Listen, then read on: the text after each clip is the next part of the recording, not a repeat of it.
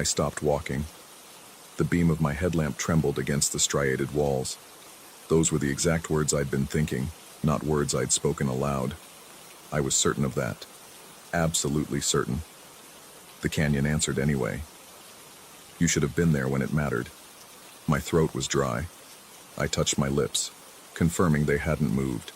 The echo, if that's what it was, had come from deeper in the canyon, from the section where the walls narrowed to barely shoulder width.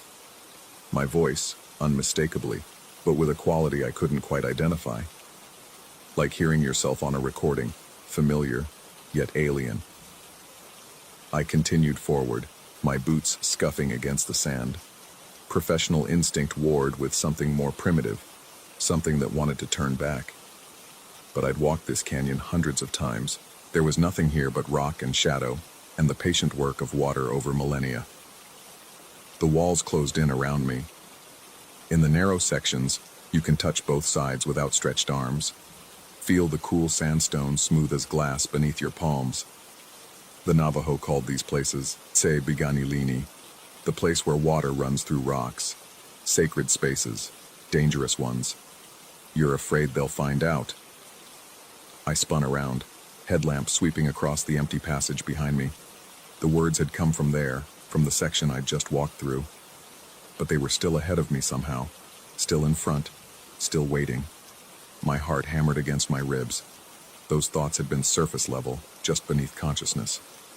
The vague anxiety I carried every day that someone would discover I didn't know what I was doing anymore. That I was lost inside my own life. Hello? My voice cracked. The word fragmented against the walls, breaking into syllables that scattered like startled birds. The canyon held its breath. Then, from multiple directions at once. Hello? Hello? Hello? But not quite.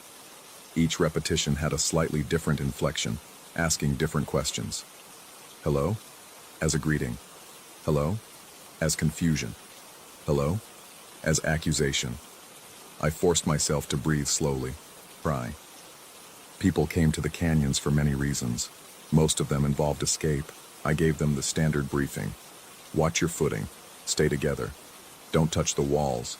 The oils from skin can darken the sandstone. Flash flood warnings had been issued for later in the week, but today's forecast was clear. We'd be fine. We descended into the canyon single file. I led, pointing out the familiar formations. The bear, the eagle, the wave. The morning light was beginning its slow descent into the depths, illuminating the rust and orange and deep purple layers of stone. The tourists murmured appreciatively, cameras clicking. I was explaining the geology, how flash floods had carved these passages over millions of years, when I heard it again. My voice coming from ahead, where the canyon curved out of sight. Tell them about the water. I faltered mid-sentence. The group stopped behind me, waiting. I tried to continue, but the words tangled in my mouth. Tell them how it sounds, how it screams. Is everything okay? One of the college students, concern creasing his young face. I nodded automatically. Fine. Just remembering something. We moved forward. The walls pressed closer. In the narrowest sections, we had to turn sideways, shuffling through passages where the sky was reduced to a ribbon of blue far above. The light took on a dreamlike quality here, filtering through the curves to paint everything in shades of amber and rust. That's when the echoes started for everyone else. The German woman gasped, pressing herself against the wall. Her husband grabbed her arm, asking what was wrong, but she just shook her head, eyes wide. One of the college students stopped walking. Did you guys hear that? Hear what? His friend looked around nervously. Someone said my name. From up ahead. I felt cold despite the trapped heat of the canyon. What exactly did you hear? I don't... It sounded like... He trailed off, face pale. It knew something, something I haven't told anyone. The woman who'd come alone started breathing faster. We need to leave, right now. Let's stay calm, I said, fighting to keep my voice steady. Sometimes the acoustics in here can be disorienting. Sound travels in unexpected ways. It's natural to... They're going to die here. My voice again, but louder now, coming from everywhere and nowhere. All of them, because of you. The group heard it too. I could see it in their faces, the way fear moves through a crowd like a visible wave. They'd all recognized my voice. They were all looking at me. I didn't say that. My hands were shaking. I didn't say anything. We need to go back. The German man's voice was tight. This isn't right. But when we turned around, the canyon behind us had changed. I know how that sounds. I know the layout of these passages like I know my own hands. But the opening we'd walked through, it wasn't there anymore. In its place was a solid curve of stone, as if the walls had grown together while we weren't looking. That's impossible. I touched the rock, felt its solidity. We just came from there. Forward is the only way. The college student who'd heard his name started laughing, a high, brittle sound. This is a joke, right? Some kind of scare tour thing? I wished I could tell him yes. We moved forward because there was no alternative. The canyon led us deeper, and with each step, the echoes grew stronger. Each person heard their own voice now, speaking their private thoughts, their buried shames. The German woman wept silently. Her husband's face had gone slack with something that looked like recognition. The college students huddled together, their earlier camaraderie replaced by mutual suspicion. The woman who'd come alone fell behind. When I glanced back, she was talking to the walls, arguing with them in a whisper, or arguing with herself. It was becoming harder to tell the difference. The light shifted. We should have been moving toward the exit by now, toward the widening of the passage and the full sun of midday. Instead, the canyon was getting darker, the walls closer. The air felt thick, difficult to breathe.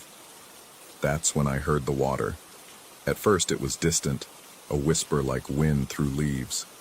But it grew louder, resolving into a sound every canyon guide learns to fear, the roar of a flash flood, churning through narrow passages, carrying boulders and debris, filling the slots with crushing force. "Run!"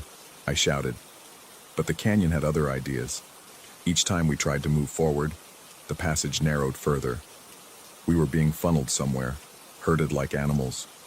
The sound of water grew deafening, though we saw nothing. No surge, no spray, just the sound, filling every space, reverberating through our bones. And through it all, the echoes continued, my voice and theirs, speaking thoughts that should have remained locked inside skulls. Confessions and accusations, fears and regrets. The canyon was pulling everything out of us, turning us inside out. I realized something then, in the chaos and the fear. The echoes weren't repeating what we'd said. They were anticipating it, responding to thoughts before they became words. The canyon wasn't reflecting sound. It was reading us, pulling meaning from the electrical firing of neurons, translating intention before action. We reached a chamber I didn't recognize. The walls opened into a roughly circular space, maybe 20 feet across. Above us, a crack in the stone showed a sliver of sky that seemed impossibly distant. The light that filtered down was wrong, too red, like sunset, though it should have been noon. The group collapsed against the walls, gasping. The sound of water had stopped. In its place was silence so complete it felt like pressure, squeezing in from all sides. "What's happening to us?" The German woman's voice was small, broken. I had no answer, but the canyon did. "You wanted to disappear." All of us, hearing it simultaneously. My voice speaking to everyone, but also their voices, speaking to themselves. A chorus of confession. "You came here to vanish, to step off the edge of your life and fall into something else, something that would make the decisions for you." The woman who'd come alone stood up. Her face had gone eerily calm. "It's right," she said. "That's exactly why I came." One of the college students nodded slowly. "I wanted to disappear. I've wanted that for months." They were all agreeing, looking at each other with a terrible understanding. And the worst part, the part that made my skin crawl, was that it was true. I felt it too. The desire to shed my life like a worn coat, to let the canyon swallow me and never emerge. I'd been thinking about it more and more lately, standing at the edges of cliffs, imagining the fall, not wanting to die, exactly, but wanting to stop being. To unbecome the person I'd twisted myself into. No. I shook my head, trying to clear it. It's doing something to us, making us think things that aren't true. Liar. My voice sharp with contempt. You know exactly what you wanted. That's why you come here every day, walking through the dark, hoping each time that you won't come back out. The walls seemed to pulse, or maybe that was my vision, blood pressure spiking. I couldn't tell anymore where I ended and the canyon began. My thoughts felt like they belonged to someone else, reflected and distorted until they were unrecognizable. Time fractured. Minutes or hours passed. We sat in that chamber while the light changed color, red to purple to a sick green that had no natural source. The echoes never stopped. They picked us apart with surgical precision, finding every weakness, every lie we'd told ourselves. The German couple sat back to back, not touching, the space between them a chasm. The college students had separated, each pressed against different walls, unable to look at each other. The woman who'd come alone stared upward at the distant sky, lips moving soundlessly. I tried to remember the way out, tried to visualize the map I carried in my head, the careful memorization of every turn and landmark.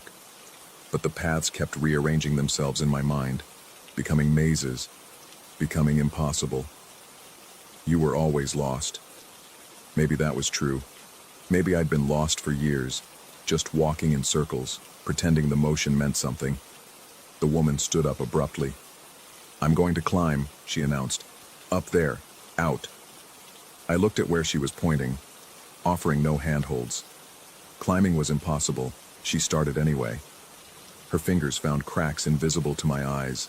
Her feet discovered ledges that shouldn't exist. She moved upward with the confidence of someone who'd already decided, who'd stepped beyond fear into something else. The others watched her ascend. 10 feet, 15, 20. Then she stopped, hanging there, looking down at us with an expression I couldn't read. "It's all the same," she called down. Her voice echoed strangely, multiplying. "Up there, down here, out or in, it's all the same canyon." She let go. I lunged forward, but she didn't fall. She just hung there, suspended in the air, defying gravity. Or maybe falling very slowly, so slowly that the motion was imperceptible. Time had gone strange again. The German man stood. "I think I understand now," he said calmly. He took his wife's hand. She didn't pull away.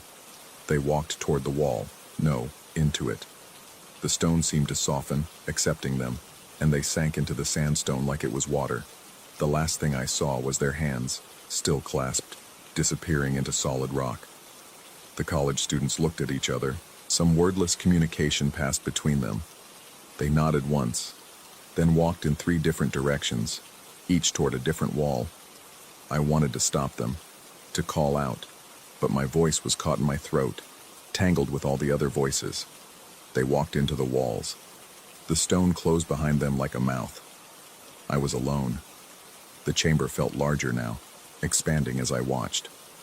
Or I was shrinking. The distinction seemed meaningless. The echoes continued, but they were gentler now, almost soothing. "You can stay here." My voice, soft and reasonable. "No one will look for you. No one really sees you anyway. You've been fading for years. Why not finish it?" I thought about my apartment, my life outside the canyon. The routine that had worn grooves so deep I couldn't see over the edges anymore. The brother I hadn't called back. The friends I'd stopped seeing. The slow erosion of everything that made a person real. The canyon was right. I'd been disappearing for a long time, but something in me, some stubborn animal part, refused. I stood on shaking legs. The chamber swayed, or I did. I chose a direction at random and started walking. Not into the walls, but along them, following the curve. My hand traced the stone, keeping me oriented. The echoes screamed. All my voices furious now, telling me all the reasons I should stop. All the ways I'd failed, all the people I'd disappointed, all the potential I'd wasted. I kept walking. The passage narrowed again. I had to turn sideways, shuffling through gaps that seemed too small for human passage. The stone pressed against my chest and back simultaneously, squeezing. I couldn't breathe. I kept walking. The light changed. That sick green faded to natural amber, then to the clean white of noon sun. The air temperature shifted. The quality of silence changed from oppressive to peaceful. I emerged into a section I recognized, the approach to the canyon exit. The real one. Sunlight streamed down through the widening walls. I could see the parking area ahead, my truck exactly where I'd left it. I stumbled out into the heat and light and collapsed onto the hood of my vehicle, gasping. My hands were shaking so badly I could barely fish my phone from my pocket. No signal. Out here, there never was. I drove to the ranger station in a daze. The woman at the desk looked up as I entered, her expression shifting from bored to concerned. "Jesus, are you all right? You look like you've seen a ghost." I tried to explain. The words came out jumbled, incoherent. A tour group, strange echoes, people walking into walls. She listened with increasing alarm, then picked up her radio. Within an hour, a search and rescue team was deployed. They asked me questions I couldn't answer properly. How long had we been in the canyon? Which route had we taken? Could I describe the members of my group? I gave them what details I could remember. The German couple, the 3 students, the woman alone. But when they checked their records, there was no tour scheduled for that day. No reservations. No waivers signed. "You sure you took a group in?" the lead ranger asked. His tone was gentle, the way you talk to someone who might be delirious. "Maybe you went in alone and got disoriented. It happens. The heat, dehydration." I didn't imagine them. But even as I said it, doubt crept in. Had I? The morning was already feeling dreamlike, details slipping away like water through cupped hands. They searched for 3 days, covered every inch of Lower Antelope Canyon and the surrounding area, found nothing. No signs of struggle. No evidence anyone else had been there at all. The official conclusion was heat exhaustion, possible hallucinatory episode. They recommended I take some time off, see a doctor, get checked out. I did.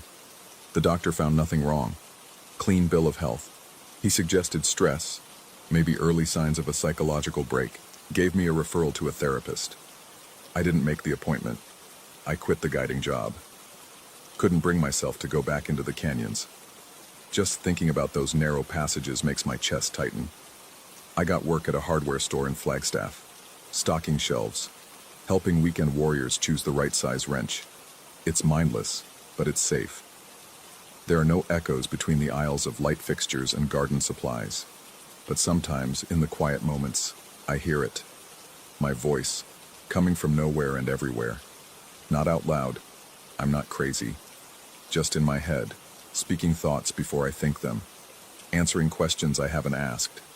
And I wonder, did I really leave the canyon that day?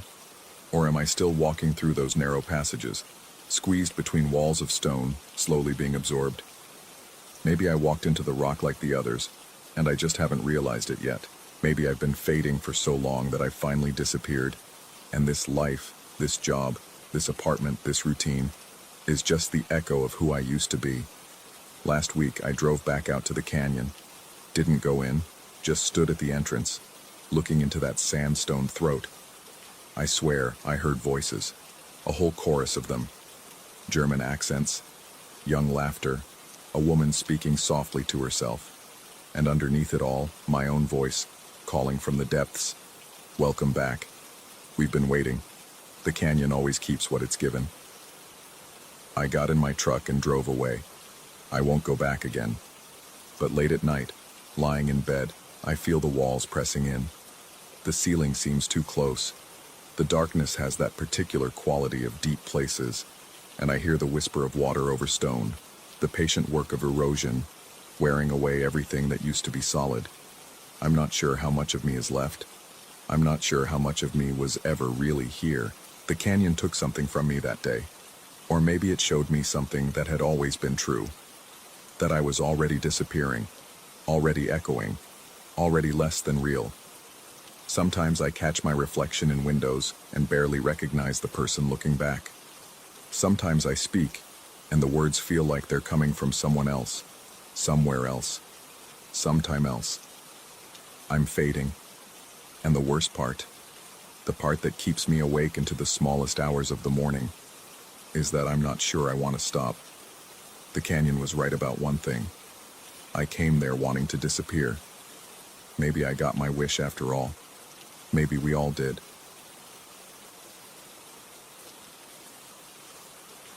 Story 2. The highway stretched ahead like a ribbon of ink across the Nevada desert, my headlights carving tunnels through the 3 a.m. darkness. I'd been driving for 6 hours straight, and the monotony had settled into my bones, the kind of exhaustion that makes your eyes feel like they're coated in sand. The refrigerated trailer behind me hummed its constant song, keeping 20 tons of frozen meat at exactly -10 degrees. My coffee had gone cold an hour ago, but I kept sipping it anyway, more ritual than refreshment. The CB radio crackled with static, the way it always did out here in the empty stretches. Most drivers kept their radios on channel 19, just for the company of distant voices, proof that someone else existed in the vast nothing. I reached for the dial, about to switch it off, when a voice cut through the white noise. "Roadhawk, you got your ears on?" My hand froze. The styrofoam cup slipped from my other hand, spilling lukewarm coffee across my lap. I barely noticed. Nobody had called me Roadhawk in 7 years. Not since the accident. Not since I'd stopped driving long haul and taken that desk job in Reno, pushing papers and pretending I didn't miss the open road. The name had died with that chapter of my life, buried deep where I thought it would stay. I grabbed the radio handset, my pulse suddenly loud in my ears. "This is Roadhawk." "Who's asking?" Nothing but static answered. I stared at the radio, watching the green LED flicker as if something invisible was breathing on the other end of the line. The desert stretched on both sides of Highway 50, empty and eternal under a sky so thick with stars it looked diseased. "Must be hearing things," I muttered, but my voice sounded unconvincing even to myself.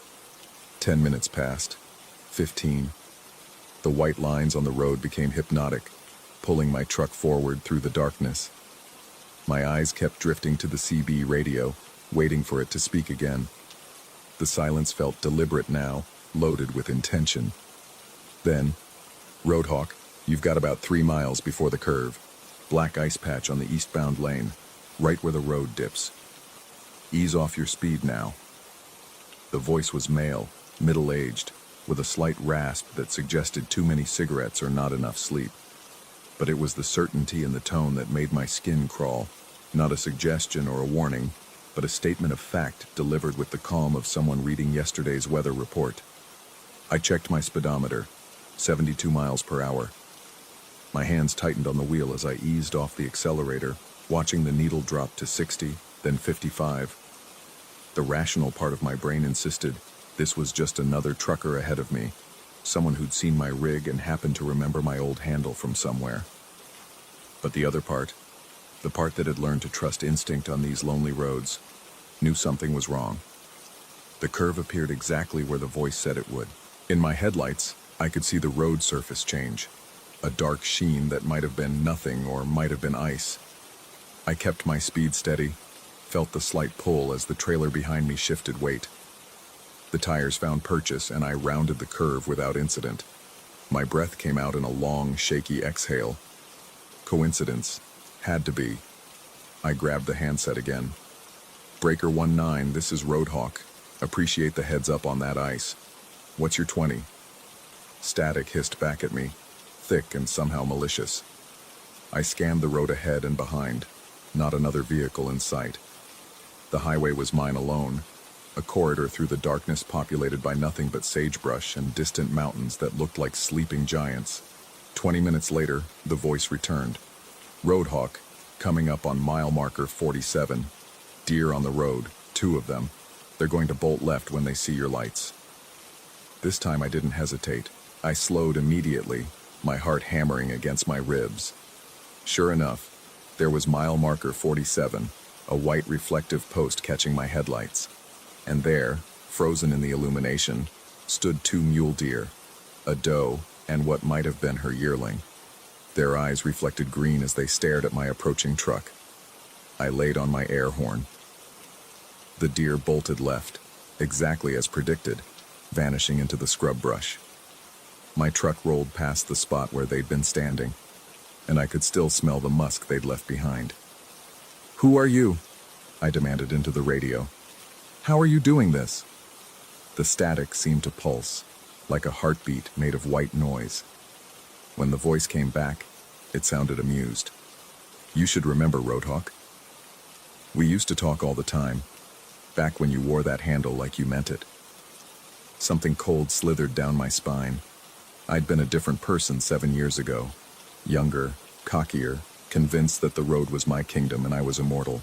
I'd made friends on the CB back then, dozens of faceless voices that became familiar over hundreds of miles. But that was before the blowout on I-80, before the jackknife, before the 6-month hospital stay and the nightmares that still sometimes woke me at 3 a.m., gasping for air that smelled like burning rubber. "I don't know who you think you are," I said carefully, "but I dropped that handle years ago. You've got the wrong driver." "Oh, I've got exactly the right driver. You're in the same truck, aren't you? Same model Kenworth, same navy blue paint with that scratch on the passenger door where you clipped that loading dock in Sacramento. You buffed it out, but the paint never quite matched. You can see it if the light hits it right." My eyes jerked to the passenger window. In the faint glow of the dashboard lights, I could just make out the door's surface. I'd never noticed any scratch, but then again, I rarely looked at that side of the cab from the inside. A tendril of panic began to wrap itself around my thoughts. "That could apply to any number of trucks," I said, but my voice had lost its conviction. "2 miles ahead," the voice continued, ignoring my protest. "Semi coming the other way is going to drift into your lane. He's falling asleep. You'll need to hit your shoulder, all the way to the rumble strips." I wanted to laugh it off, to convince myself this was some elaborate prank. But 2 miles later, I saw the headlights approaching in the distance. They looked normal at first, steady and centered. Then, so gradually I almost didn't notice, they began to drift toward the center line. I hit my horn, one long blast that echoed across the empty desert. The other truck jerked back into its lane, and we passed each other with maybe 6 inches to spare. In the split second as we crossed paths, I caught a glimpse of the other driver through his window, head snapping up, eyes wide with the sudden realization of what had almost happened. My own truck was halfway onto the shoulder before I even realized I'd moved. Gravel pinged against the undercarriage. I eased back onto the pavement, my hands trembling so badly I had to grip the wheel with all my strength just to keep it steady. "You've still got good reflexes," the voice observed. "That's good. You're going to need them." "Stop," I said. The word came out barely above a whisper. I tried again, louder. "Just stop. Whatever this is, whatever you want." "What I want." The voice sounded genuinely puzzled. "I'm helping you, Roadhawk. Like I always did. Someone has to watch out for you on these roads. Someone has to see what's coming." The radio went silent again, but this time the absence of the voice felt worse than its presence. I became hyper-aware of every sensation, the vibration of the engine through the seat, the play of shadows at the edges of my headlight beams, the way the darkness outside seemed to press against the windows like something alive and hungry. I'd been planning to drive straight through to Ely. Another 2 hours of darkness before dawn would start to gray the eastern horizon. Now that seemed impossible. Every mile stretched before me like a threat, every curve a potential trap. But what choice did I have?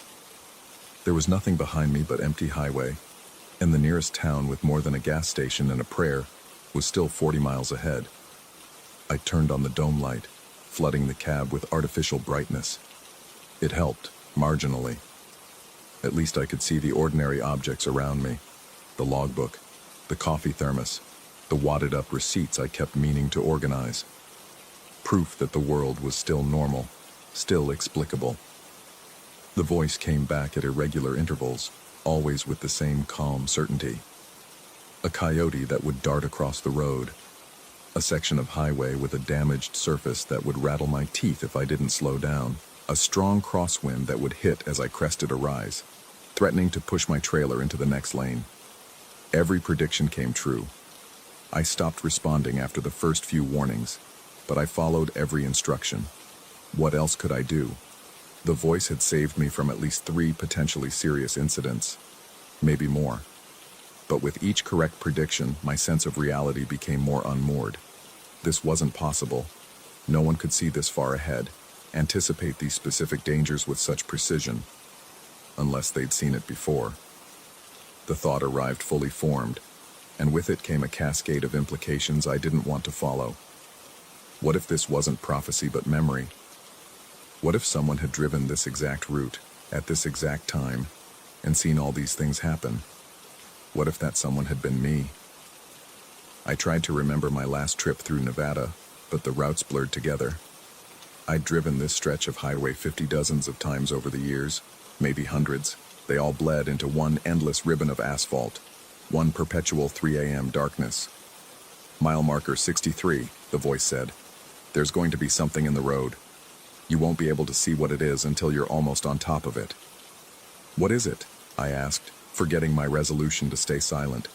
Does it matter? You'll swerve. You always swerve. The way he said it, you always swerve, sent ice water through my veins. As if this had happened before. As if I'd driven this route countless times, encountering the same obstacles, making the same decisions, caught in some cosmic loop I couldn't perceive. Mile marker 63 appeared in my headlights. The road ahead looked clear, but I slowed anyway, my foot hovering over the brake. My headlights swept the pavement, searching for whatever danger the voice had promised. Then I saw it. Something dark and irregular lay across the right lane, exactly where my tires would track. My brain couldn't make sense of it at first. Too big to be an animal, wrong shape to be debris. I jerked the wheel left, my trailer swaying as I crossed the center line. As I passed, my headlights finally caught the object at the right angle. It was a tire, a truck tire. The steel belts exploded outward like the petals of some mechanical flower. It must have blown off another rig and been left there, invisible until a driver was close enough to hit it. You swerved, the voice said, and now there was something different in its tone. Satisfaction, maybe, or confirmation of something it had already known. I was breathing hard, my shirt soaked with sweat despite the cool air conditioning. The mile markers continued to slide past, each one a small eternity, 70, 75, 80. The desert had taken on a surreal quality, the landscape repeating itself endlessly, as if I were driving through a loop of film rather than across actual miles. Who are you? I asked again. Are you me? The static pulsed. When the voice returned, it sounded contemplative. Does it matter what I am? Or does it only matter that I'm here keeping you safe? Keeping you on the road? Safe? I laughed, but it came out wrong. Too high. Too brittle. This isn't safe. This is insane. You're telling me things no one should be able to know. I know what you need to know, that's all. Mile marker 96, there's going to be a patrol car on the shoulder. Radar trap. You're doing 73 right now. Bring it down to 65. I glanced at my speedometer. 73 exactly. My foot found the brake without conscious thought, watching the needle drop as the fear became something cold and solid in my chest. How could the voice know my speed? How could it know everything? The patrol car appeared right where it had been promised, a county sheriff's vehicle tucked into a turnout, its silhouette barely visible in the darkness. My speed was 65 as I rolled past. In my side mirror, I saw no flash of lights, no movement. The cruiser sat there like a monument to all the things that might have happened but didn't. The sky began to lighten as I approached Ely. Not dawn yet, but that deep blue that comes before, when the stars start to fade and the world holds its breath. The voice had been silent for the last 30 miles, and I'd started to hope it was gone. That whatever had hijacked my radio had finally released its grip. Then, You're almost there, Roadhawk. Last stretch. Stay sharp. Why? The question burst out of me. Why are you doing this? Why help me? Why now? Because someone has to, the voice said. And for the first time, it sounded tired. Someone always has to. The road takes care of its own. That's not an answer. It's the only answer you're going to get. The radio went silent one final time. I drove the last few miles into Ely as the world slowly materialized around me. Mountains taking shape against the lightening sky. The desert floor emerging from shadow. The first scattered buildings of civilization appearing like islands in the dark. I pulled into a truck stop just as the sun breached the eastern horizon, painting the sky in shades of orange and pink that seemed obscene after the night I'd just endured. My hands were shaking as I killed the engine. Around me, other drivers were beginning their days, checking their loads, filling coffee thermoses, exchanging morning greetings that sounded impossibly normal. I sat in my cab for a long time, staring at the CB radio. Channel 19 showed green, receiving normally, no static, no voice, just the occasional chatter of other drivers starting their routes. Eventually, I climbed down from the cab. My legs felt weak, my body hollowed out by adrenaline crash. I needed food, needed coffee, needed to feel human again. But first, I walked around to the passenger side of my truck. There, just above the door handle, was a scratch in the paint. Small enough that I'd never noticed it, but clear as day when I looked for it. The buffed-out repair work was slightly lighter than the surrounding color, visible if the light hit it at the right angle, just like the voice had said. I stood there for a long moment watching the sun climb higher, feeling its warmth on my face but finding no comfort in it. Other trucks rumbled past, their drivers anonymous behind glare-struck windshields. Any one of them might have a radio tuned to Channel 19. Any one of them might be receiving messages from voices that shouldn't exist. Or maybe it was just me.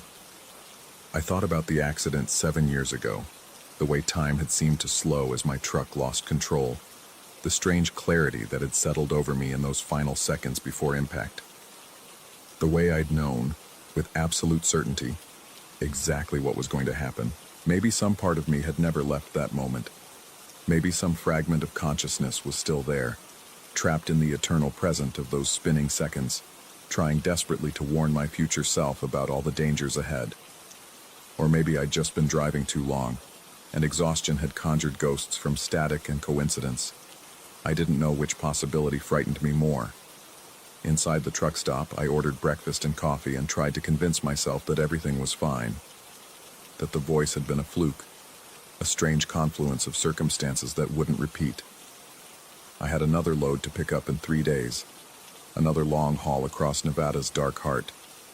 I told myself I wouldn't drive at 3 a.m. next time, wouldn't let my radio drift to Channel 19, wouldn't listen for a voice that called me by a name I'd buried. But even as I formed these resolutions, I knew I'd break them, because some part of me, maybe the same part that had been speaking on the radio, understood the truth. The road always takes you back, and when it does, someone will be waiting to guide you through the darkness. Someone who knows exactly what's coming. Someone who sounds just like you. Story 3. The realtor had called it charming and full of character, which I'd later learn was code for small and probably haunted. But the rent was reasonable for Chicago, and the Lincoln Park location put me close enough to the office that I could walk to work. I signed the lease on a Tuesday afternoon in late September, handed over my deposit, and got the keys to apartment 3B. The studio wasn't much, maybe 400 square feet of hardwood floors, exposed brick on one wall, and a kitchenette tucked into an alcove. The previous tenant had left in a hurry, according to the super, a gruff man named Kowalski who spoke in grunts and avoided eye contact. He'd mentioned something about a family emergency, then changed the subject when I asked for details. I didn't notice the marks at first. I was too busy arranging my life into those 400 square feet, deciding where to put my desk, my bed, the small bookshelf I'd salvaged from my old place in Milwaukee. It was only on the third day, When the afternoon light came through the window at just the right angle, that I saw them. Scuff marks on the walls, rectangular impressions in the paint, faint but unmistakable. They circled the entire studio, here, where a dresser might have stood, there, where a bed frame had pressed against the baseboard. The strange thing was that none of them matched where I'd placed my furniture. My bed sat against the north wall, but the mark suggested it belonged against the east wall, angled differently. My desk faced the window, but according to the ghost impressions, it should have been in the corner, facing inward. I ran my fingers along the marks that evening, feeling the subtle indentations in the paint. The previous tenant must have had a different layout, I told myself. Nothing unusual about that. People arrange furniture differently. It was logical, reasonable, but the marks bothered me in a way I couldn't articulate. They felt wrong, like someone had drawn a map of my apartment according to rules I didn't understand. The first night it happened, I thought I was dreaming. I'd fallen asleep around midnight, exhausted from unpacking. Then I was awake, completely, absolutely awake, staring at the ceiling in the darkness. The digital clock on my nightstand glowed red, 3:17 a.m. That's when I heard it. A low, dragging sound. Wood on wood. The scrape of furniture legs against hardwood floor. My body went rigid under the sheets. The sound came from across the room where my desk stood. Slow, deliberate movement. Then it stopped. Silence pressed against my eardrums like water. I held my breath, listening so hard I could hear the blood rushing through my veins. Another sound. My bookshelf, judging by the direction. The same slow drag, like someone pushing it with immense effort, or like it was moving itself. I wanted to turn on the light. Every instinct screamed at me to flood the room with brightness, to see what was happening. But I couldn't move. My muscles had locked. My hands clenched the blanket, and I lay there in the dark while my furniture rearranged itself around me. The sounds continued for maybe 10 minutes.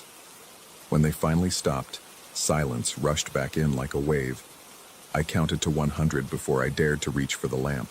Light exploded across the room, and I blinked against it, my heart hammering. Everything looked normal. My desk sat by the window. My bookshelf stood against the wall. The small dresser remained in its corner. Nothing had moved. I checked the clock. 3:28 a.m. I told myself it was the building settling. Old buildings make noises. Pipes expand and contract. Wood shifts. There were 1,000 rational explanations for sounds in the night. I repeated these facts like a prayer as I lay awake until dawn. The next night, I stayed up past 3. I sat on my bed with all the lights on, laptop open, pretending to work while I watched the clock. 3:15, 3:16, 3:17. Nothing happened. At 3:30, I felt foolish. I'd psyched myself out, let my imagination run wild in a new place. I shut the laptop, turned off the lights, and went to sleep feeling almost relieved. I woke at 4:47 a.m. with the certainty that something had changed. The room felt different. The air pressure, the way shadows fell, something I couldn't name. I turned on the light. My desk had moved. Not far. Maybe 2 feet to the left, angled slightly inward. The legs sat perfectly aligned with the scuff marks on the wall behind it. I stood there in my boxers and t-shirt, staring at the desk, trying to make sense of it. Had I moved it myself? Was I sleepwalking? The idea terrified me more than ghosts. But no. I remembered going to bed. I remembered lying awake, watching the clock. I would have noticed if I'd gotten up and rearranged furniture. I checked the bookshelf. It had shifted too, maybe 6 inches to the right. The dresser had rotated slightly clockwise.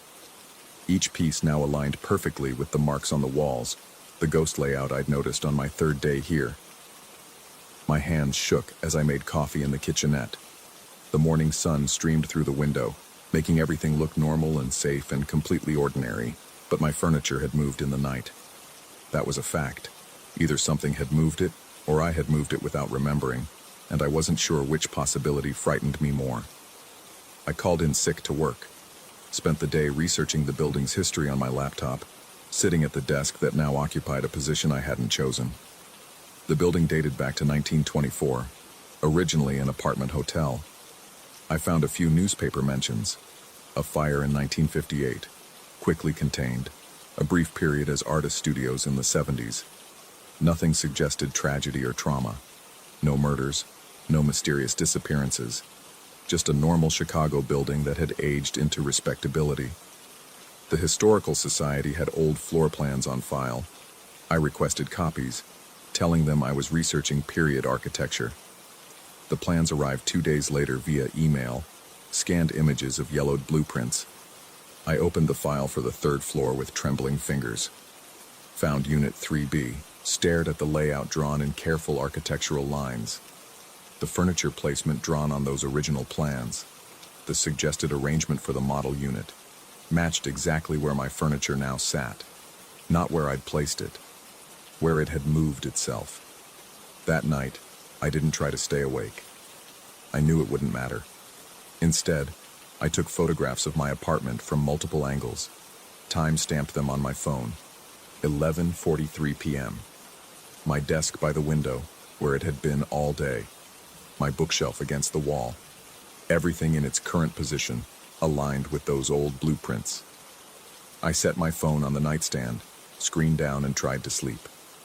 The sounds woke me at 3:17 a.m. exactly. I didn't open my eyes this time, just lay there listening to my furniture drag itself across the floor piece by piece, returning to positions drawn by an architect nearly a century ago. The sounds were methodical, patient. Whatever was moving these objects had all the time in the world. When silence returned, I waited, counted to 200. Then I picked up my phone and took new photographs. 3:34 a.m. Nothing had moved. Everything remained exactly where I'd placed it. I looked at the pictures side by side, comparing them. Same angles, same positions. No difference at all. But when I looked up from my phone, my desk sat 2 feet to the left. The bookshelf had shifted. The dresser had rotated. I looked back at the photographs on my phone. They showed the current layout, the moved furniture, as if they'd always been in these positions, as if the earlier photos had never existed. My hands wouldn't stop shaking. I scrolled through my camera roll frantically, looking for the time-stamped images from 11:43 p.m. Gone. Only the 3:34 a.m. photos remained, showing furniture that had definitely, absolutely been in different positions when I took them. I didn't sleep the rest of that night. Didn't sleep the next night either. I sat in the living room, the only room, really, in a studio, with every light burning, watching my furniture and waiting for 3:17. The apartment began to feel wrong during the day, too. The angles weren't quite right. Walking from the kitchenette to the bathroom, I'd think the distance had changed, stretched, or compressed. The ceiling seemed higher some days, lower others. The window let in too much light or not enough, regardless of the weather. I tried moving the furniture back. Spent an entire Saturday hauling my desk to the window, the bookshelf against the far wall, the dresser into the corner where I wanted it. My back ached from the effort. I stood in the center of the studio, sweating, surrounded by furniture arranged according to my preferences, not some century-old blueprint.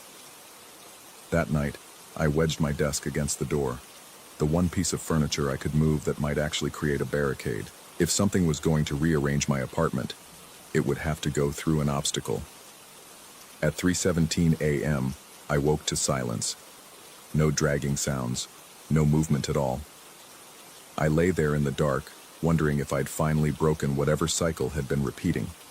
Maybe the force, or my own sleepwalking mind, or whatever was responsible, had given up. Then I heard it. Not from the main room, from inside the walls. Dragging sounds muffled by plaster and brick. The scrape of furniture legs moving through space that shouldn't exist. Behind the walls, below the floor, above the ceiling. Sounds of rearrangement happening in dimensions I couldn't see. I fumbled for the light. The switch clicked uselessly. The power was out, though I could see the streetlight glow outside my window. I grabbed my phone, turned on the flashlight, and swept it around the room. Everything had moved, including the desk I'd wedged against the door. It sat in its ordained position, 2 feet from the wall, aligned with the scuff marks. The door stood clear and unobstructed. The sounds in the walls continued for another few minutes, then stopped. In the silence that followed, I heard something else. Footsteps in the apartment above me. The same dragging sounds. Then from below, from the apartment beneath mine. All around me, through the entire building, furniture was moving at 3:17 a.m., returning to positions drawn in blueprints from 1924. I moved out that week, broke the lease, lost my deposit, didn't care. Found a newer place in Wicker Park, a building from the 1990s with bland walls and no character whatsoever. The super, Kowalski, barely acknowledged my departure, just grunted and took back the keys, already reaching for his phone to call the next prospective tenant. I've been in the new place for 3 weeks now. It's fine, safe. The furniture stays where I put it. I sleep through the night. But last Tuesday, I noticed something. Faint marks on the walls, barely visible. Rectangular impressions in the paint. They don't match where I've placed anything. My desk sits against the south wall, but the marks suggest it belongs against the east wall. My bed faces the window, but according to these ghost impressions, it should be in the corner. I looked up the building records yesterday. This place was built in 1992, but the land beneath it had been occupied before. There was a boarding house here from 1923 to 1989, demolished to make way for modern development. I found architectural drawings from the original boarding house in the city archives. Room 312, third floor, where my apartment now sits. The furniture layout in those old drawings matches the marks on my walls. Tonight, I'm not going to sleep. I'm going to sit here with every light on and watch the clock. When it hits 3:17, I'm going to keep my eyes open. I'm going to see what happens. What's been happening, what might have always been happening in every apartment I've ever lived in, but never noticed. Because now I'm wondering, in all those other places, all those other rooms, did the furniture move when I wasn't looking? Did I just never check? How many blueprints am I living inside? How many layouts have been drawn for the space I occupy by architects and planners and whoever else decides how a room should be arranged? The clock reads 3:12 a.m. I can feel it approaching, like barometric pressure before a storm. My furniture sits where I placed it, but I can sense its restlessness, its desire to return home to marks I never made. 3:13 a.m. I've started noticing the marks on other walls too. In the hallway outside my door, in the building's lobby. Faint impressions everywhere, suggesting the placement of objects that aren't there, or objects that are there, just not visible. Phantom furniture for phantom rooms, all of them overlapping, all of them real. 3:14 a.m. My desk just creaked. Not the settling of wood, but the sound of something preparing to move. 3:15 a.m. I'm gripping my phone so hard my fingers ache. The room feels smaller suddenly, or larger. I can't tell which. The walls seem farther away and closer at the same time, as if distance itself has become negotiable. 3:16 a.m. I can see them now, or I think I can. Translucent impressions in the air where furniture should be. A bed that isn't mine, a dresser from another era, all of them waiting to become solid. The room is crowded with ghost objects, all of them trying to occupy the same space. The clock changes to 3:17, and I understand finally what I should have realized from the beginning. It's not that my furniture is moving to match old blueprints. It's that I'm the one who doesn't belong to this room's original design. Story 4. The job posting had been specific. Lighthouse keeper during renovations, October through December. Lodging included. What it hadn't mentioned was that the Keeper's Point light had been dark for 17 years, or that the nearest town was 40 minutes down a logging road that turned to mud when it rained, which it did, constantly. I arrived on a Tuesday afternoon when the fog was so thick I nearly drove past the access road. The lighthouse stood like a bone-white finger pointing at the low gray sky, its paint peeling in long strips that reminded me of dead skin. The keeper's cottage hunched beside it, shingled in weathered cedar that had gone black with age and moisture. Everything smelled of salt and rot and something else I couldn't quite place, something organic and old. The foreman met me at the cottage door, A wiry man with calloused hands who seemed eager to finish his business and leave. He gave me the keys, pointed out the generator, showed me where the tools were stored. The renovation crew would arrive in 2 weeks, he explained. Until then, my job was simple. Keep an eye on the place. Make sure no vandals or weather damage complicated the work ahead. The beam itself was disconnected, he assured me. Wiring's all torn out. No power to it at all. He was gone before the sun set, his truck's taillights swallowed by the fog before he reached the main road. That first night, I unpacked my things in the cottage's single bedroom and tried to ignore the way the floorboards creaked under my weight, each groan sounding almost deliberate, almost responsive. The windows rattled in their frames. The wind coming off the ocean carried voices, or seemed to, murmuring conversations just below the threshold of comprehension. I told myself it was the waves, the way water and rock can conspire to sound like human speech. I made dinner on the ancient gas stove and ate standing at the kitchen window, looking out at the lighthouse. It was maybe 50 yards away, connected to the cottage by a gravel path that the fog had turned into a gray river. In the dying light, the structure looked less like architecture and more like something that had grown there, something that had pushed its way up through the rocks like a fungus. The beam came on at 2:17 a.m. I woke to light flooding through the bedroom window. Not the sweeping rotation I'd expected, but a steady, focused shaft of illumination that didn't move. For a moment, still caught in the confusion of interrupted sleep, I thought nothing of it. Then I remembered. Wiring's all torn out. No power to it at all. I got out of bed and went to the window. The beam was brilliant, almost painful to look at directly, cutting through the fog with unnatural clarity, but it wasn't pointing toward the ocean. It was aimed inland, into the dense pine forest that pressed against the eastern side of the property. The light carved a tunnel through the mist, and in that tunnel I could see the trees, their trunks black and skeletal, their branches reaching like clutching fingers. I should have been more alarmed, I suppose. Should have wondered about electrical faults or trespassers. But standing there in the dark cottage with that impossible light streaming past, I felt something else instead. A pull, a curiosity so intense it was almost compulsion.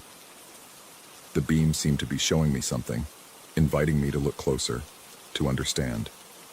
I dressed quickly and stepped outside. The fog was thicker than I'd ever seen it, a living presence that moved around me in slow currents. The beam cut through it all, unwavering and absolute. I walked toward the lighthouse, my shoes crunching on the gravel, and as I got closer, I could hear something, a low hum, almost subsonic, that I felt in my chest as much as heard with my ears. The lighthouse door was locked. I tried it twice, rattling the old brass handle, but it didn't budge. So I stood there in the spill of light, looking up at the beacon room high above, and then turned to face the forest where the beam pointed. The trail was obvious. It cut through the underbrush in a straight line, perfectly aligned with the beam's direction. The thing was, and I was certain of this, there had been no trail there before. I'd walked the property perimeter 2 days ago in daylight, had seen nothing but unbroken forest. Trees growing so close together, you'd need a machete to get between them. But now there was a path, clear and well-defined, as if it had been used for years. The beam illuminated it perfectly, showing smooth dirt scattered with pine needles, showing the way forward like an invitation or a command. I walked to the forest edge and stopped. The sensible thing would be to go back to the cottage, to call someone, to wait for morning. But I've never been particularly sensible, and besides, I could still feel that pull, that insistence that I needed to see what lay ahead. The beam wanted me to follow it. The thought was absurd, but I couldn't shake it. I followed it. The forest was different under the beam's light. The trees seemed taller, their branches creating a canopy so dense that even the fog couldn't penetrate it.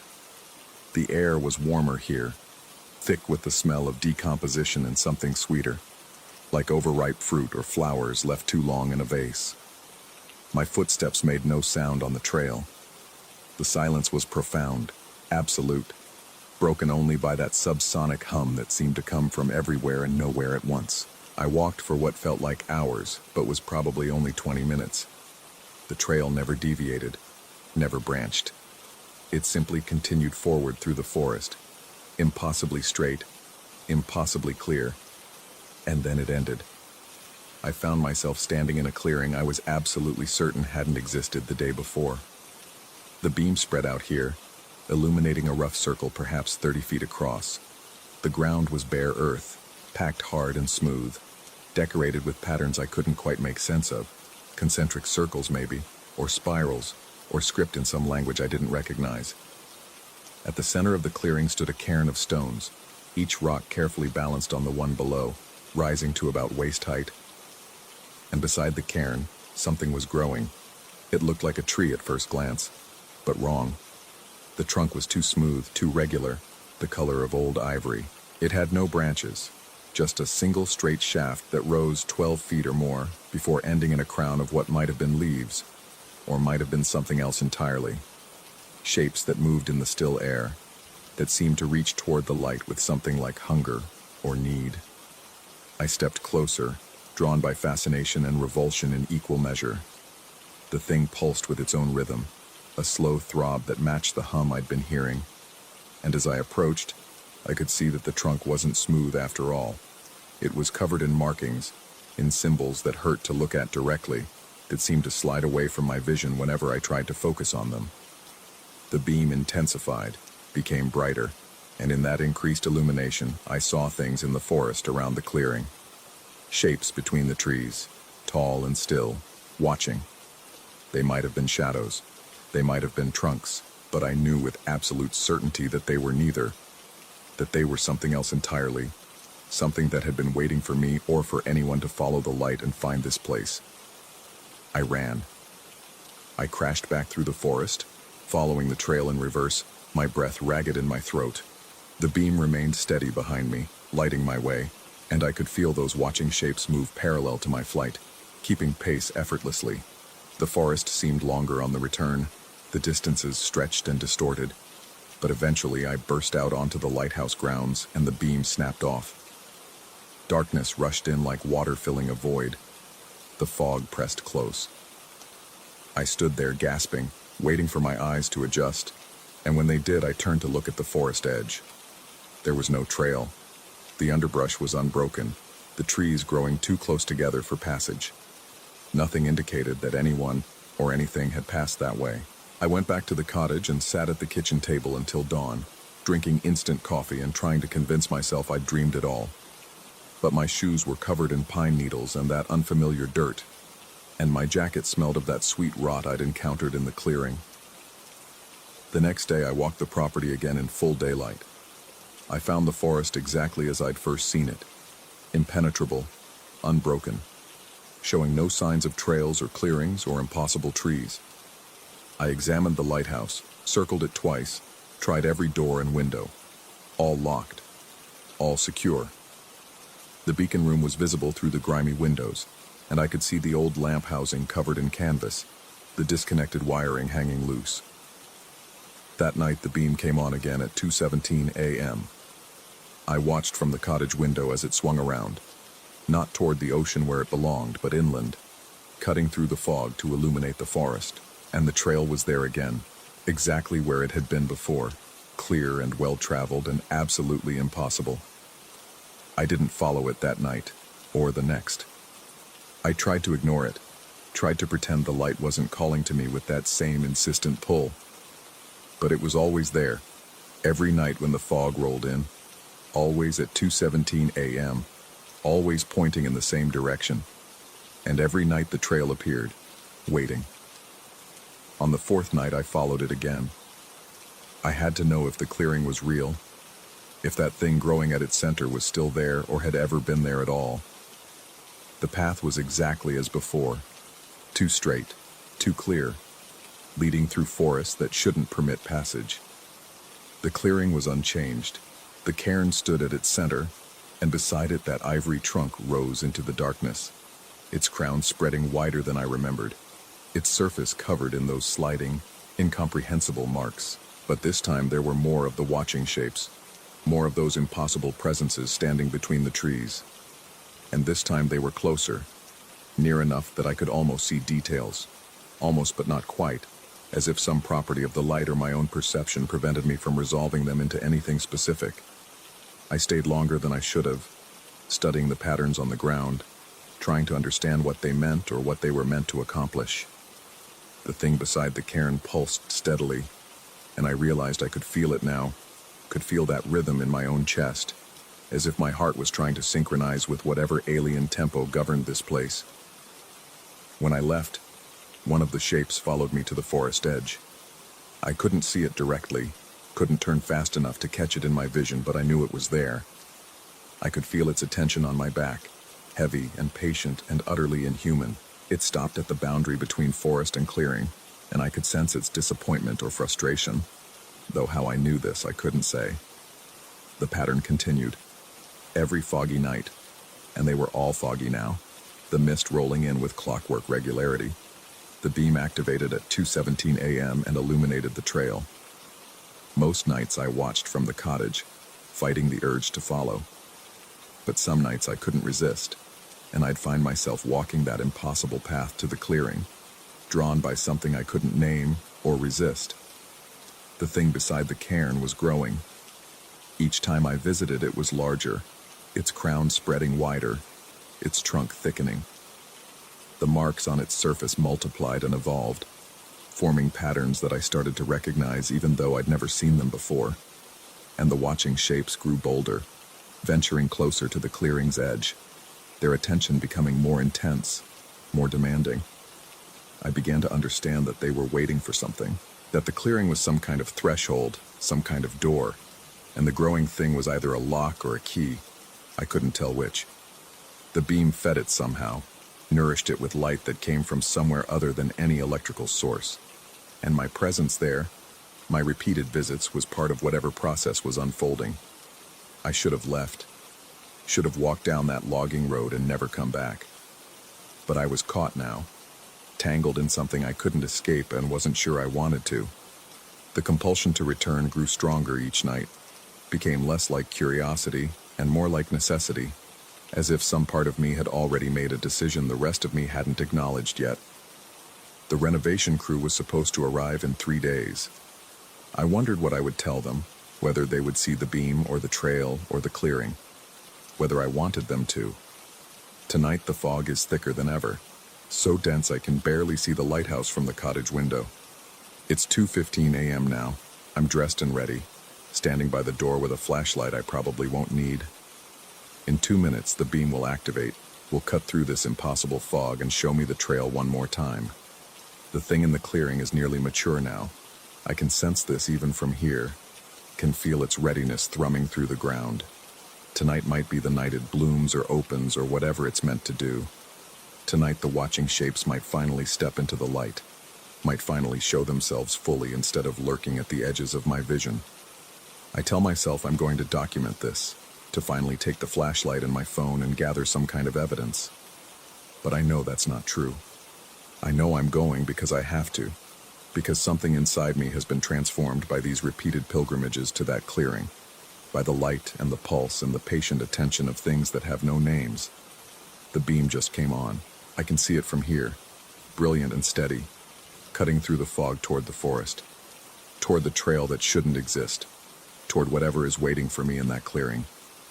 And I'm walking toward the door, reaching for the handle, stepping out into the fog. The beam guides me forward like a hand on my back, gentle but insistent. The forest opens before me, the trail clear and welcoming, and I can already hear the humming, can already feel that alien rhythm calling to my chest. The shapes are gathered at the clearing's edge. I can see them now, almost visible in the beam's light, waiting as they've always been waiting. The thing beside the cairn has split open at its crown, revealing an interior that defies geometry, that exists in more dimensions than my eyes were built to perceive. They're not hostile. I understand that now. They're simply other. They've been here much longer than the lighthouse, longer than the forest, longer than the land itself. The beam doesn't summon them. It never did. It only makes visible what was always present, always watching, always patiently waiting for someone to follow the light and understand. I step into the clearing, and the shapes move closer, and the thing beside the cairn opens wider, And I finally, begin to see what they've been trying to show me all along. Tomorrow morning, the crew will find the cottage empty, my belongings undisturbed, no signs of struggle or flight. They'll wonder where I went, might even search the forest, but they'll find nothing but trees growing too close together, find no trail at all. And tomorrow night, when the fog rolls in thick and heavy, the beam will activate again at 2:17 a.m. It will point inland into the forest, illuminating a path that leads to a clearing that doesn't exist in daylight. And maybe someone will follow it, drawn by that same irresistible pull, walking into the forest to discover what waits there in the light. Maybe they'll understand, as I finally do, that some invitations are impossible to refuse. Maybe they'll take my place beside the cairn, standing with the others who followed the beam before me, becoming part of whatever watches from between the trees. Or maybe they'll be smarter than I was. Maybe they'll run.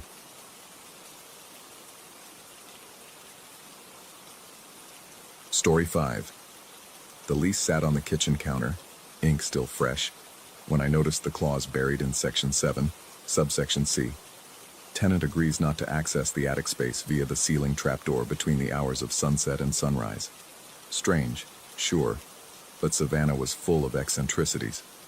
Historic homes came with their quirks, their creaking floorboards and draft-prone windows, their stories of yellow fever and Civil War ghosts. I signed anyway. The rent was too good to question.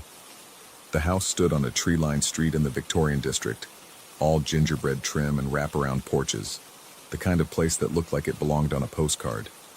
3 stories of weathered clapboard, shutters painted a fading hunter green, and windows that caught the afternoon light in ways that made the glass look liquid, as if the house were watching through half-closed eyes. My landlady, Mrs. Holloway, handed me the keys with arthritic fingers and a smile that didn't quite reach her eyes. She mentioned the clause only once, standing in the hallway beneath the trapdoor itself. The rope hung down like a noose, swaying slightly in a breeze I couldn't feel. "Don't open it after dark," she said, her voice carrying the weight of something more than a simple request. The previous tenant had been careless about the rules. She didn't elaborate, and I didn't ask. For the first 3 weeks, I kept my word. I worked late at the architectural firm downtown, came home to microwave dinners and streaming services, fell asleep to the ambient noise of the neighborhood settling into its nightly rhythm. The house made sounds, as old houses do. Footsteps that were just pipes expanding, whispers that were just wind through ancient insulation. I convinced myself of normalcy with the determination of someone who'd paid first, last, and security deposit. The trapdoor occupied my thoughts more than I cared to admit. During daylight hours, I'd stand beneath it, studying the square outline in the ceiling, the rope frayed at the edges from decades of use. What could possibly be up there that couldn't be accessed after sunset? Storage, probably. Maybe old belongings from previous tenants. Nothing worth the prohibition, surely. The clause seemed increasingly absurd the longer I lived there. A superstitious remnant from an elderly woman who probably believed in moon phases and tarot cards. It was a Thursday when I broke the rule. October in Savannah clung to summer heat with stubborn humidity, and the air conditioning had given out around noon. By 8 in the evening, the house had become an oven. I'd opened every window, set up fans in strategic positions, and still sweat pooled in the hollow of my collarbone, soaked through my shirt. The attic, I reasoned, might have better cross-ventilation, or at least I could check if there was a window that could be opened. A practical concern, nothing to do with curiosity or that persistent itch in my brain every time I passed beneath the trapdoor. The sun had set 20 minutes earlier. The neighborhood glowed with that peculiar twilight that made everything look staged, theatrical. I pulled the rope. The trapdoor creaked open on hinges that clearly hadn't been oiled in years, releasing a breath of air that smelled of dust and something else. Something organic and faintly sweet, like flowers left too long in a vase. The folding ladder descended with a groan. I climbed into darkness. My phone's flashlight cut through the gloom, illuminating a space larger than I'd anticipated. The attic stretched the full length of the house, peaked ceiling lost in shadows, floorboards covered in a thick layer of dust that showed no footprints. No one had been up here in a very long time. The beam of light swept across forgotten furniture draped in sheets, cardboard boxes stacked against the walls, the detritus of lives lived and abandoned, and the suitcases, 3 of them, arranged in a neat row in the center of the attic floor. Old leather, the kind with brass clasps and reinforced corners, travel stickers from places that maybe didn't exist anymore layered across their surfaces. They sat in a space conspicuously clear of dust, as if they'd been placed there recently, or as if the dust refused to settle on them. I approached slowly, phone held out like a talisman. The first suitcase bore a tag tied to its handle with string. The handwriting made my stomach drop. It was mine. Unmistakably, undeniably mine, down to the way I looped my R's and crossed my T's. The ink looked fresh. The date written below the name read, November 8th, 2025. 3 days from now. My hand shook as I unfastened the clasps. They opened with a click that echoed too loudly in the enclosed space. Inside, I found clothes I didn't own but somehow recognized. A gray cardigan I'd seen in a shop window downtown last week, had almost purchased but decided against. A pair of shoes still in their box, the exact brand and size I wore. Beneath the clothes, letters, dozens of them, sealed in envelopes addressed to people I knew. My mother, my boss, a college friend I hadn't spoken to in 5 years. I opened one with trembling fingers. The letter inside detailed things that hadn't happened yet, apologizing to my mother for missing Thanksgiving this year, explaining that I'd been dealing with some health issues, nothing serious but enough to keep me homebound. But I'd already bought my plane ticket for Thanksgiving. I had every intention of going. The second suitcase bore a date of November 15th. Inside, more clothes, more letters. These were darker in tone. One spoke of insomnia, of sounds in the house that kept me awake. Another mentioned taking a leave of absence from work. The handwriting was still mine but deteriorated, letters slanting at odd angles, words occasionally trailing off mid-sentence. The third suitcase terrified me before I even opened it. December 4th. The tag read, a month away. The handwriting on this tag was barely legible, as if written by someone whose hand wouldn't stop shaking. I reached for the clasps, then pulled back. Some instinct, primal and insistent, told me not to look. Not yet. Maybe not ever. I heard the sound then. Footsteps. Directly below me, in the hallway where I'd been standing just minutes ago. Slow, deliberate steps moving from the front of the house toward the ladder. I froze. Phone light pointed at the trapdoor opening. The footsteps stopped at the base of the ladder. Silence stretched thin as membrane. I didn't breathe. The phone trembled in my grip, casting shadows that seemed to move independently of the light source. Nothing appeared at the opening. No face peering up, no voice calling out, just the absence of sound where sound should be, a void that pressed against my eardrums with physical weight. The footsteps resumed, moving away, heading toward the stairs, going up. But I was on the top floor. There was nowhere to go up except into the attic itself, into the space where I stood. I killed the phone light and backed away from the suitcases, away from the trapdoor opening, pressing myself against the far wall. The darkness swallowed everything. I could hear my heartbeat, could hear my breath coming in short gasps that sounded too loud, could hear the house settling around me with groans and creaks that formed patterns almost like words. The footsteps climbed the ladder. I saw nothing. The darkness remained absolute, unbroken. But I heard each rung groan under weight, heard the breathing that wasn't mine but sounded exactly like mine, heard the rustle of movement as something pulled itself up into the attic space. It stood there. I couldn't see it, but I felt its presence, felt the way the air pressure changed, felt the displacement of space that indicated something occupying the area near the suitcases. For a long moment, nothing happened. Then I heard the sound of clasps being unfastened, the third suitcase opening, papers rustling. The person, or thing, or whatever it was reading through the contents of the December suitcase. I heard what might have been a sigh, or might have been just the house breathing. Then the footsteps moved again, not toward me, but toward the far end of the attic, toward a corner I hadn't yet explored. I waited. 5 minutes. 10. The silence returned, but it felt occupied now, populated with absence. Finally, I turned my phone light back on with shaking hands. The beam revealed the attic exactly as I'd found it, except the third suitcase now stood open, its contents spilled across the floor. Letters, dozens of them. I gathered them up with hands that wouldn't stop trembling, shoving them back into the suitcase without reading them. But I couldn't help seeing fragments, phrases that burned themselves into my vision. I can't tell anymore what's real. The house won't let me leave. I see myself everywhere, in every reflection, but it's not me. Or maybe I'm not me. One letter was addressed to Mrs. Holloway, but it was sealed. I almost opened it. Almost. I closed the suitcase and descended the ladder faster than was safe. Feet slipping on rungs, skin scraped raw. The trapdoor shut above me with a sound like finality. I stood in the hallway, chest heaving, staring at the rope swaying in air that shouldn't be moving. Sleep was impossible. I sat in the kitchen with every light in the house blazing, drinking coffee that had gone cold hours ago, watching the sun rise with relief so intense it felt like physical pain.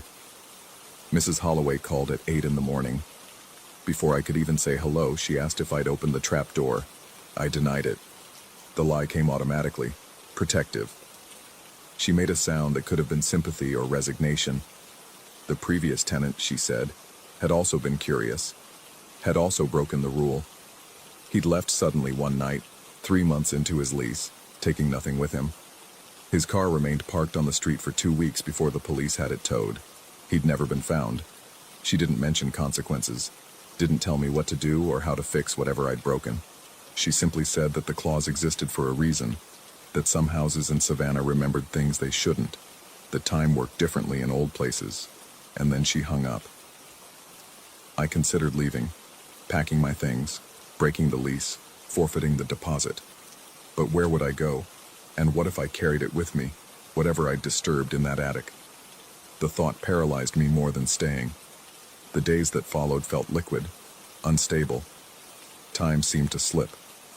I'd look at a clock and see it was 3 in the afternoon, blink, and find it had become evening with no memory of the intervening hours. Work became a blur of forgotten meetings and incomplete projects. My boss sent concerned emails. I replied with assurances I didn't believe. November 8th arrived, the date from the first suitcase. I woke that morning with a gray cardigan laid out on my bedroom chair, tags still attached. The shoes from the suitcase sat by my door. I hadn't bought them, couldn't have bought them, but there they were, solid and real, smelling of new leather.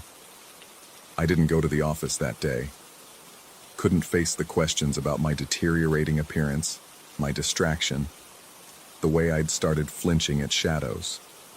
Instead, I sat in the kitchen and wrote letters. The words flowed without conscious thought, my hand moving across paper as if guided by muscle memory of things I hadn't yet done. Apologies to my mother, explanations to my boss, messages to friends that started with, "I know this will seem strange," but grew stranger with each sentence. I sealed the envelopes and stacked them on the counter, then stared at them with growing horror. These were the letters from the suitcase. I was writing the future I'd already seen. The attic called to me. That's the only way to describe it. A pressure building behind my eyes, an itch in my brainstem, a certainty that I needed to go back up there, that the answers waited in the darkness above, in suitcases containing progressively more disturbing versions of my own future. I resisted for 3 days. November 11th, the calendar on my phone insisted, though I couldn't account for how I'd lost track of entire days. The house felt different. Rooms seemed larger than they should be, hallways longer, shadows darker and more substantial. I'd catch movement in my peripheral vision, always just out of direct sight. Myself, I thought. Other versions, other timelines, other choices that led to other outcomes. Mrs. Holloway's words echoed. Time worked differently in old places.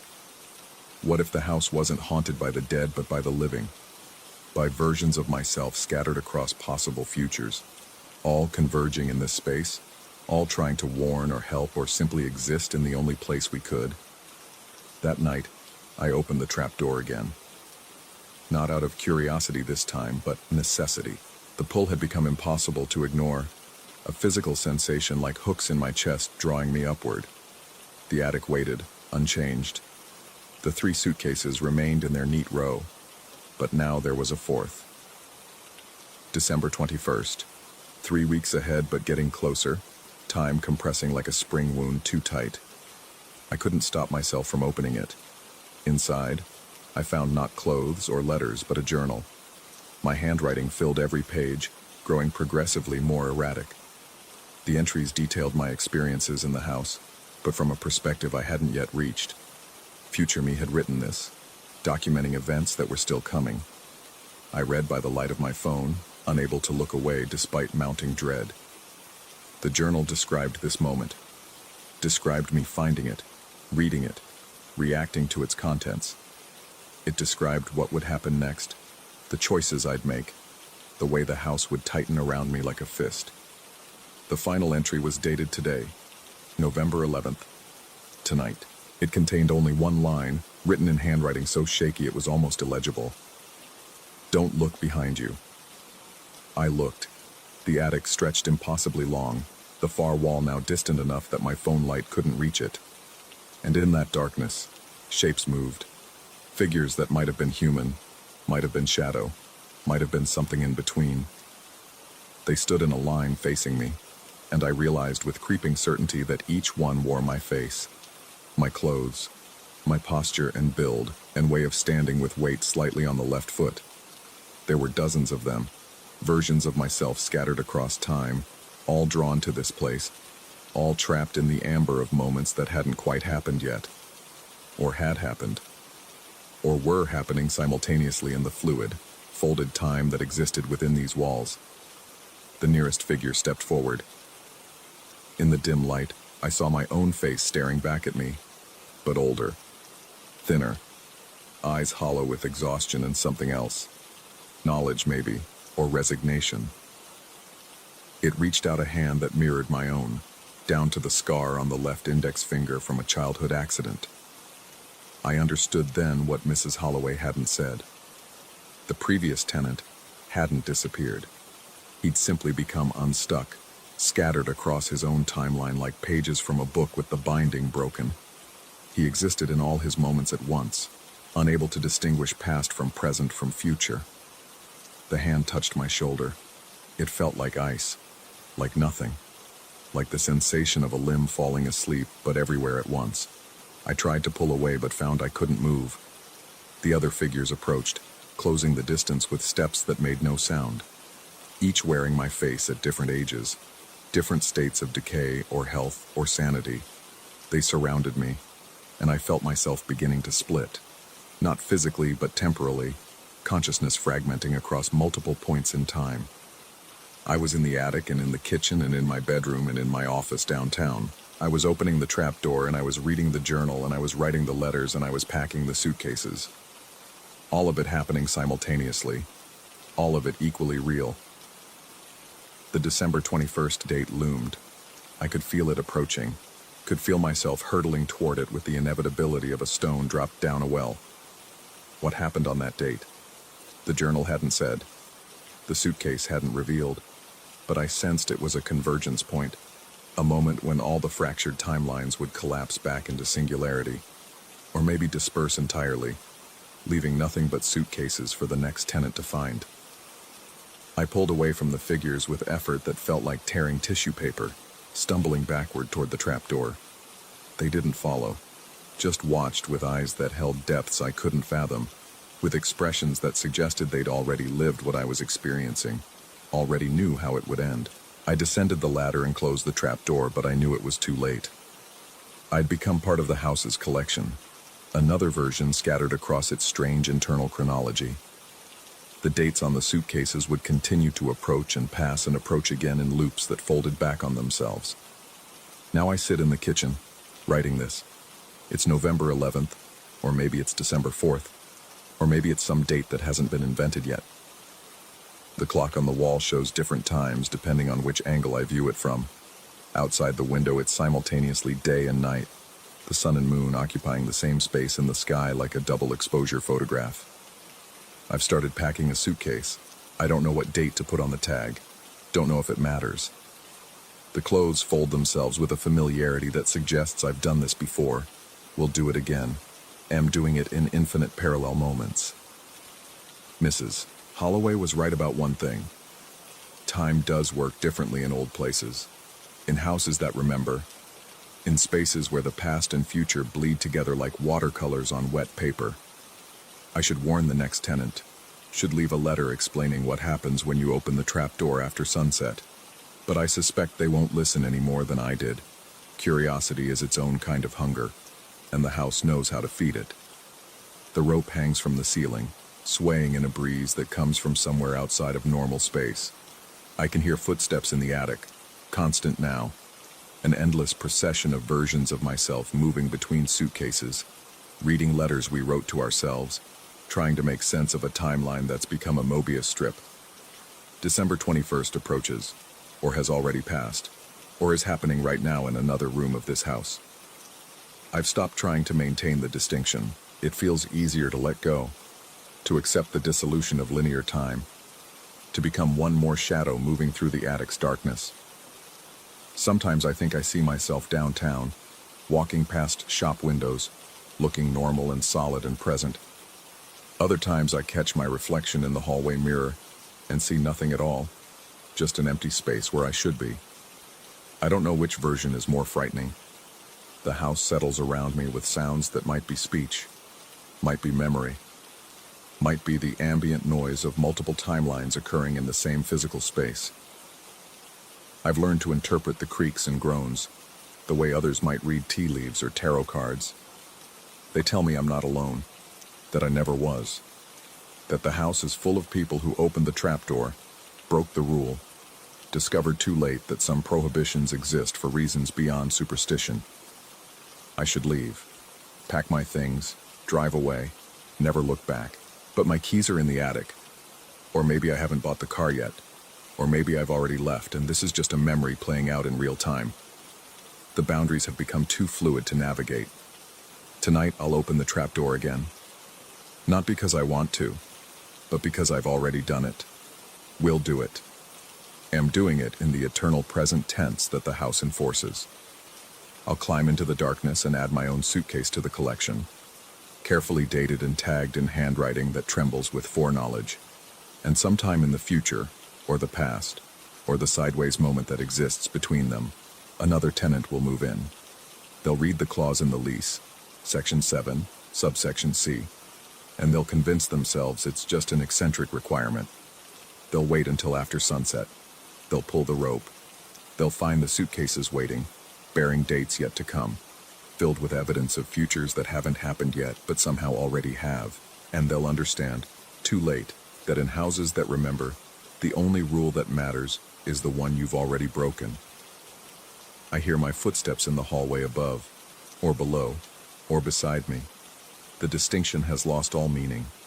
Time folds, and I fold with it, becoming a palimpsest of moments layered one atop another until the individual instances blur into a continuous present that never quite resolves into anything definitive.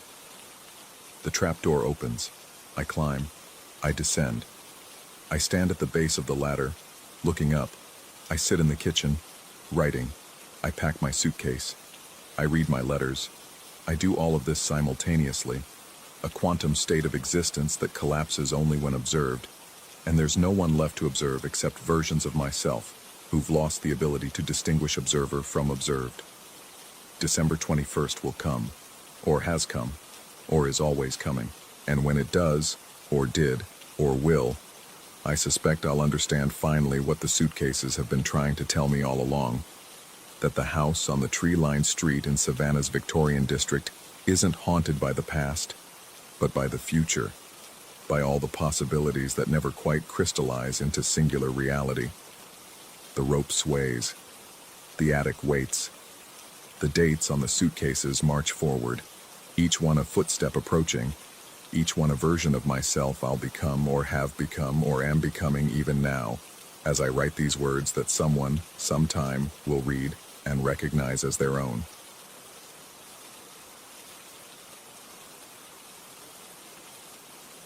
Story 6. The thermal camera's screen flickered between shades of orange and purple, painting the night in false colors. I'd been staring at it for 3 hours straight, watching the mountain's heat signature bleed away into the January cold. My shift at Rocky Peak National Park usually meant watching elk drift across infrared valleys and the occasional lost hiker stumbling toward the ranger station. But tonight was different. Tonight, the mountain had opened. The controlled avalanche had gone exactly as planned.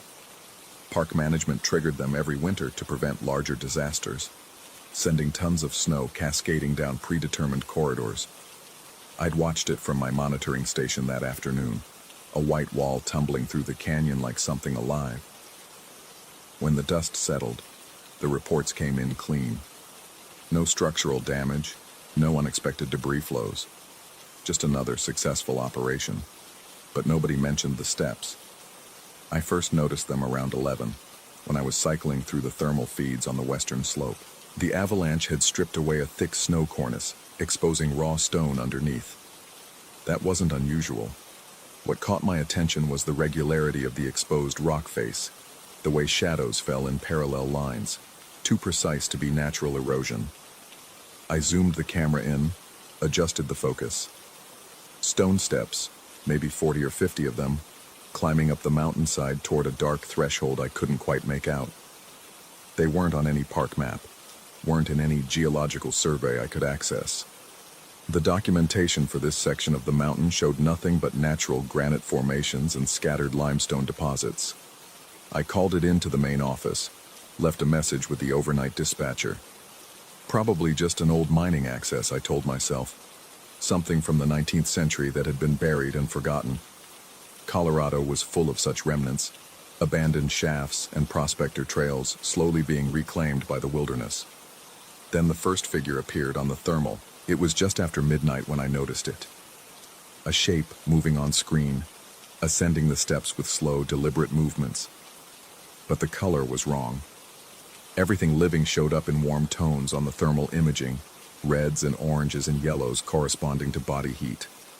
This figure registered in deep blue, the color of stone and ice, the color of things that matched the ambient temperature of a winter night.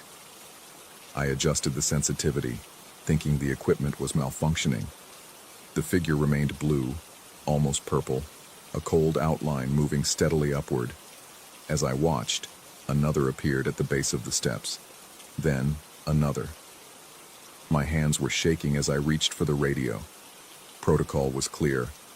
Any unusual activity near avalanche sites needed immediate reporting. But something stopped me. The figures weren't doing anything threatening. They were just climbing, and I was watching them on a screen that might be malfunctioning, showing me artifacts that weren't really there. I switched to the visible spectrum camera. The steps were there, pale stone gleaming in the moonlight. But the climbers didn't show up at all. Just empty stairs ascending into darkness. Back to thermal. 3 figures now, all moving upward in that same methodical pace. A fourth appeared, materializing at the bottom of the steps, as if it had simply stepped out of the surrounding rock. The coffee in my thermos had gone cold hours ago, but I drank it anyway, needing something to anchor me to the ordinary routines of my shift. I'd been doing this job for 7 years, ever since I moved to Colorado looking for something quieter than city life. The isolation had been welcome at first, the long nights in the monitoring station a kind of meditation. But now the silence felt oppressive, the mountains pressing in through the windows like they were watching me watch them. I pulled up the historical data, searching for any previous anomalies in this sector. Nothing. The thermal cameras had been operational for 5 years, and in all that time they'd recorded exactly what they were supposed to record. The normal rhythms of wildlife, the occasional human visitor, the slow cooling of stone after sunset. The figures kept climbing. I counted 6 now, all following the same path upward. They moved without hesitation, never pausing, never looking back. Something about their movement pattern bothered me, some quality I couldn't quite articulate. They climbed like people who knew exactly where they were going, who had walked these steps before. My phone buzzed. A text from the dispatcher. Checked with park geology. No record of any structures in that sector. Could be historical. Don't approach alone. We'll send day team to investigate at dawn. Dawn was 6 hours away. I should have left it alone. Should have kept monitoring from a distance, waiting for morning and proper backup. Instead, I found myself pulling on my heavy coat, checking my flashlight, telling myself I was just going to get a closer look from the base of the slope. The monitoring station felt too small suddenly, the walls too close, the air too stale and recycled. The night was brittle with cold, the kind that makes your breath freeze in your lungs. My boots crunched through snow as I followed the access trail toward the western sector. The park stretched around me in monochrome, everything reduced to varying shades of white and black and gray. Above, stars burned with painful clarity in the thin mountain air. It took me 20 minutes to reach the avalanche zone. The path the snow had taken was obvious, a wide scar of disturbed earth and scattered debris. And there, just beyond the main debris field, the steps rose into the mountainside. They were more impressive in person than they'd appeared on screen. Each step was roughly 3 feet wide, cut from the same gray stone as the surrounding mountain, but shaped with unmistakable intentionality. The edges were sharp, despite what should have been centuries of weathering. No moss grew on them, no lichen. They looked freshly carved. I played my flashlight over the lower steps, looking for tool marks, any sign of who had made them or when.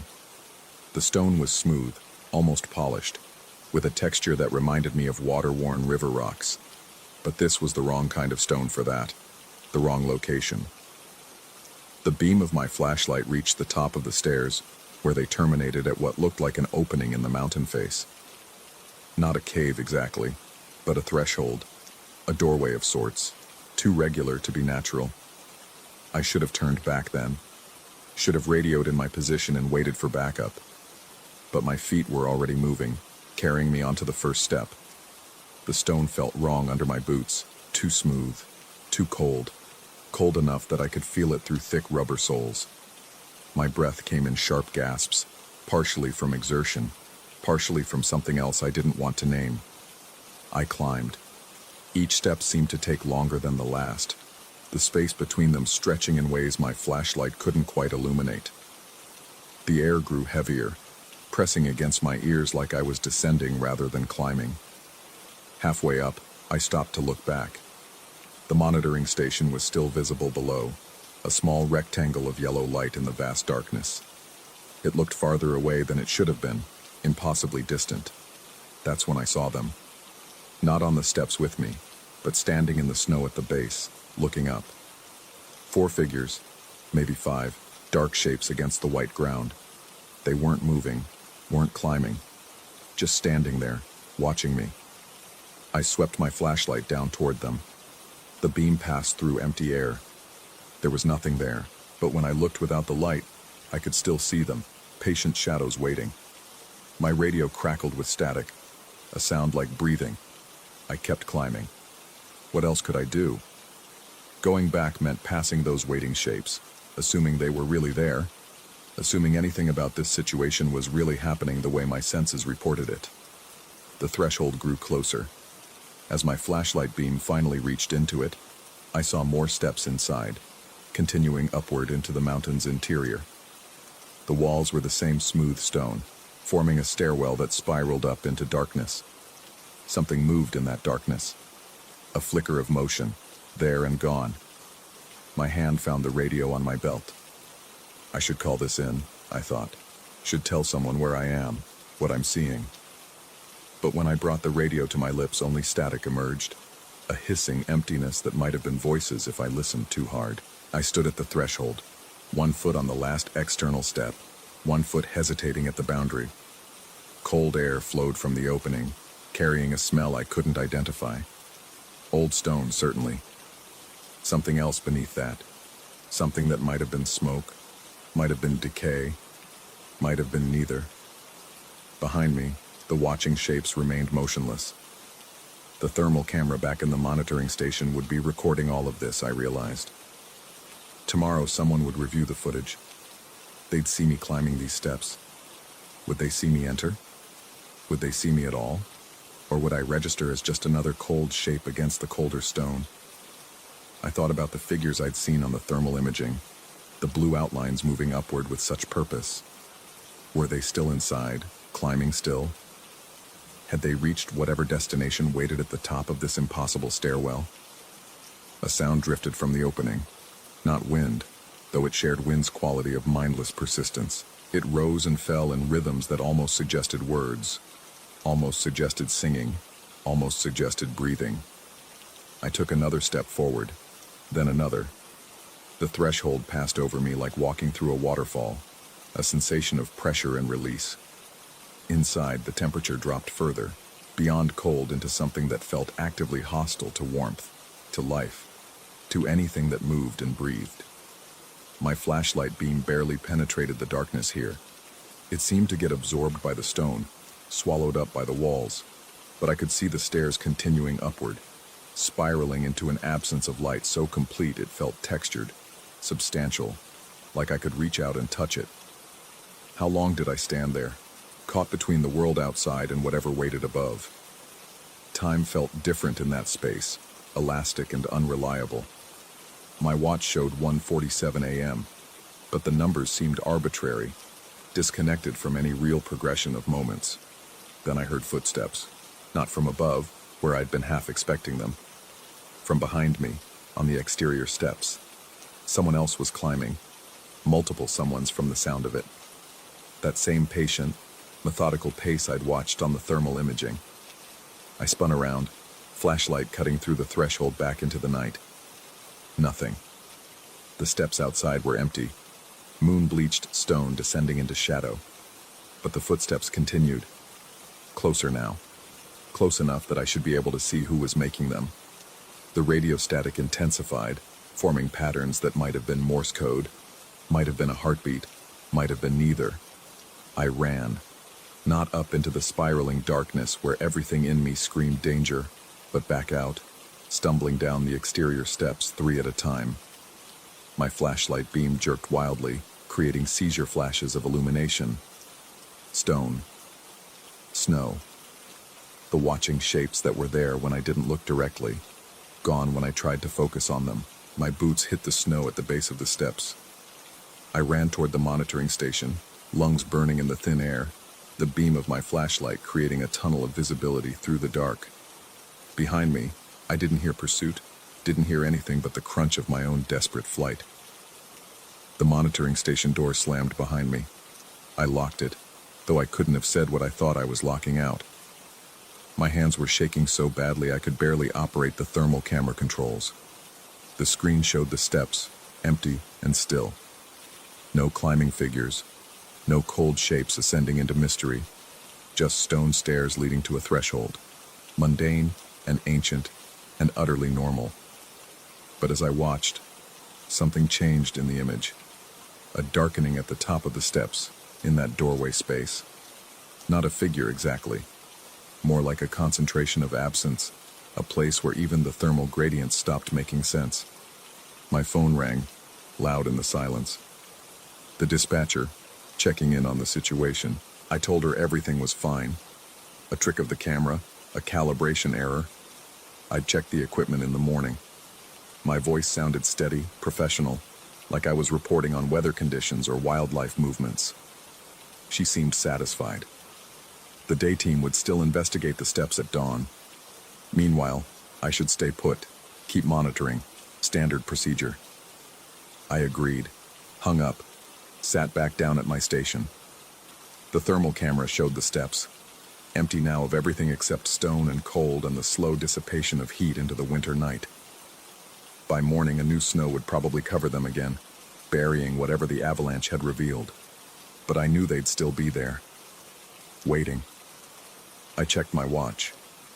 4 hours until dawn.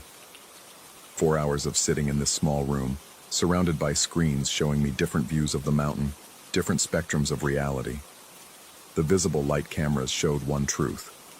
The thermal imaging showed another, and what I'd seen with my own eyes showed a third version, somewhere between or beyond the others. Which was real? Which was reliable? The coffee machine burbled as it started a fresh pot. Routine sounds, ordinary sounds, the sounds of a normal night shift in a national park. I focused on them, letting them anchor me. The thermal screen flickered.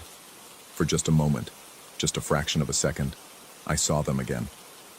Dozens of figures now, all climbing the steps in single file. Then the image stabilized, and there was only empty stone. I didn't look away from the screen for the rest of the night. When the day team arrived at sunrise, I showed them the recording.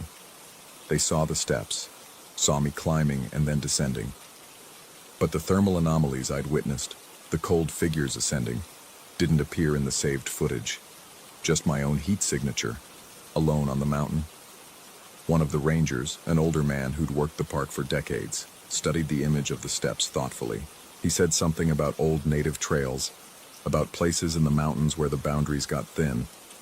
He didn't elaborate, and I didn't ask him to. They closed the area for investigation, sent geologists and historians to examine the steps. The reports came back inconclusive. The stone didn't match any known quarrying techniques from any known period. The structure defied easy categorization.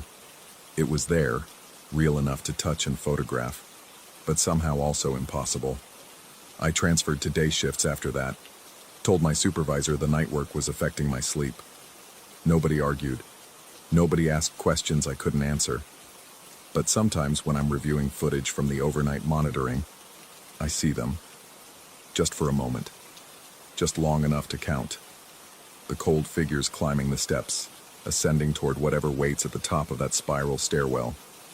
They're always there, in the margins of the thermal imaging, in the spaces between visible and invisible, in the darkness that even infrared can't fully penetrate.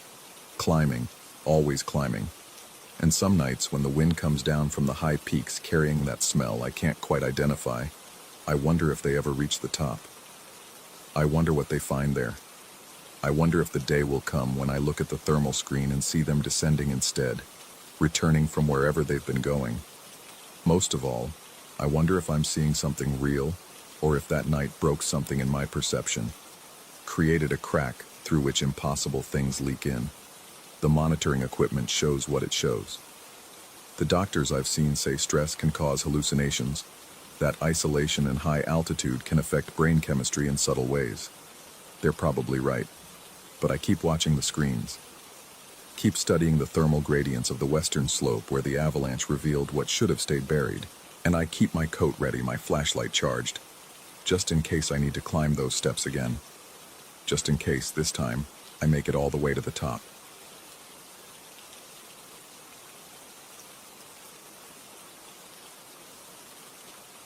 Story 7.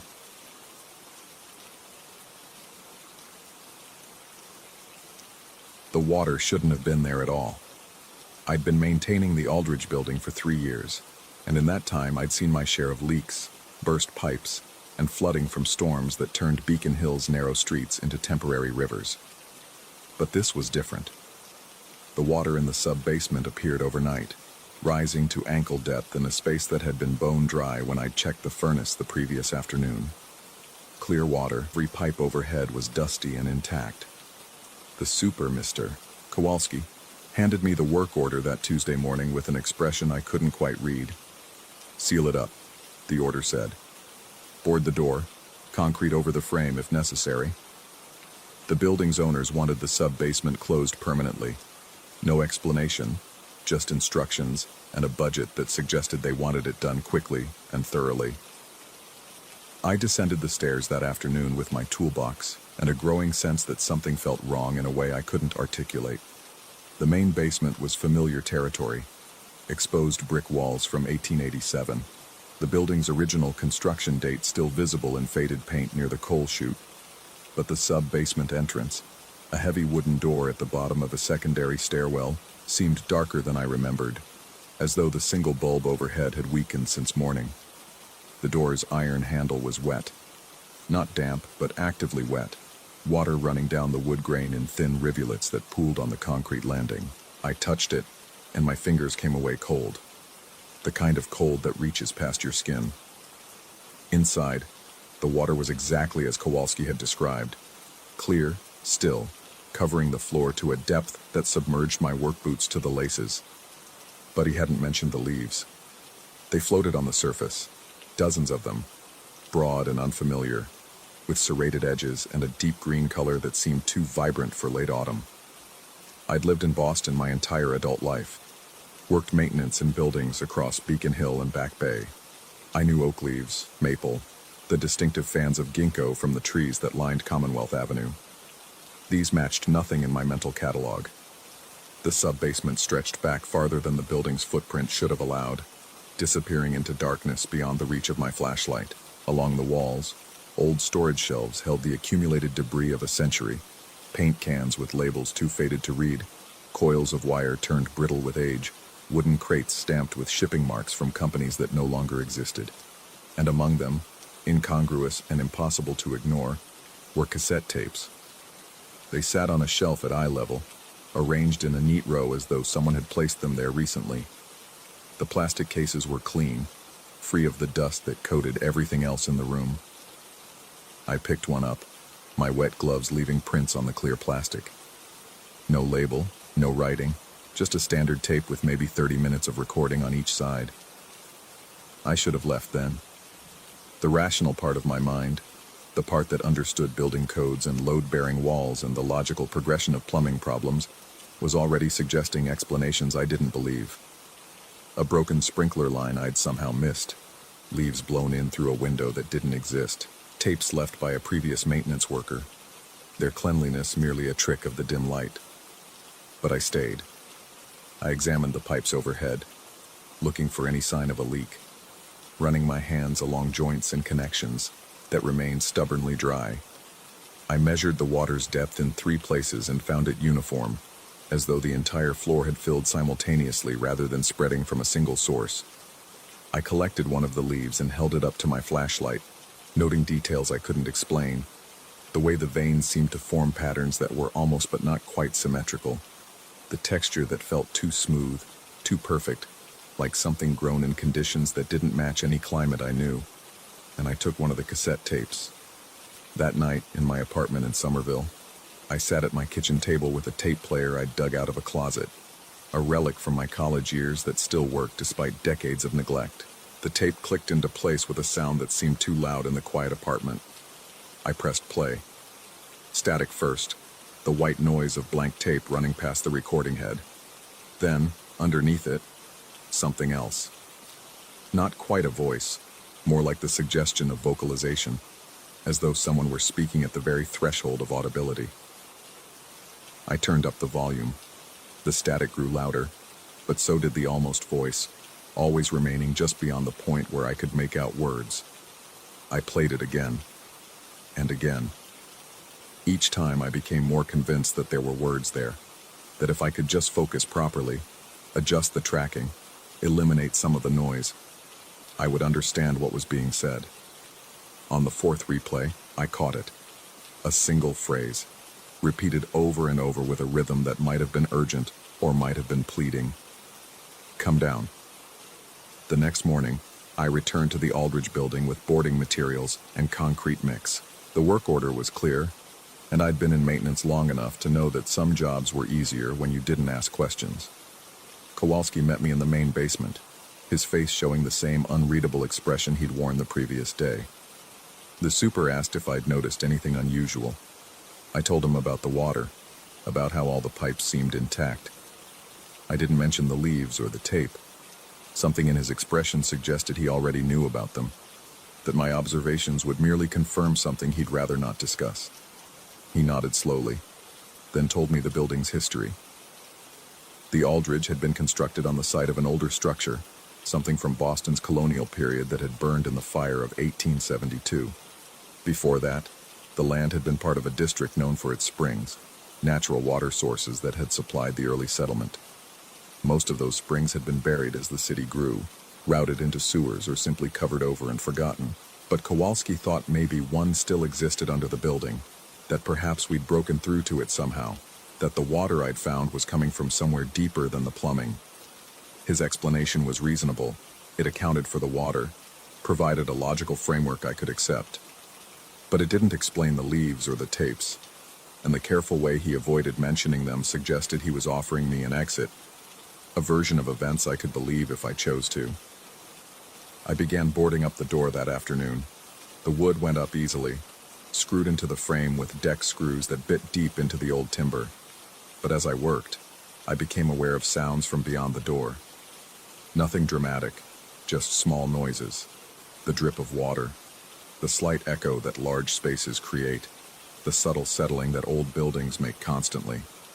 And underneath it all, that same almost voice from the tape, still saying words I couldn't quite distinguish. I completed the boarding in silence, trying to focus on the work, on the measured precision of cutting and fitting and fastening.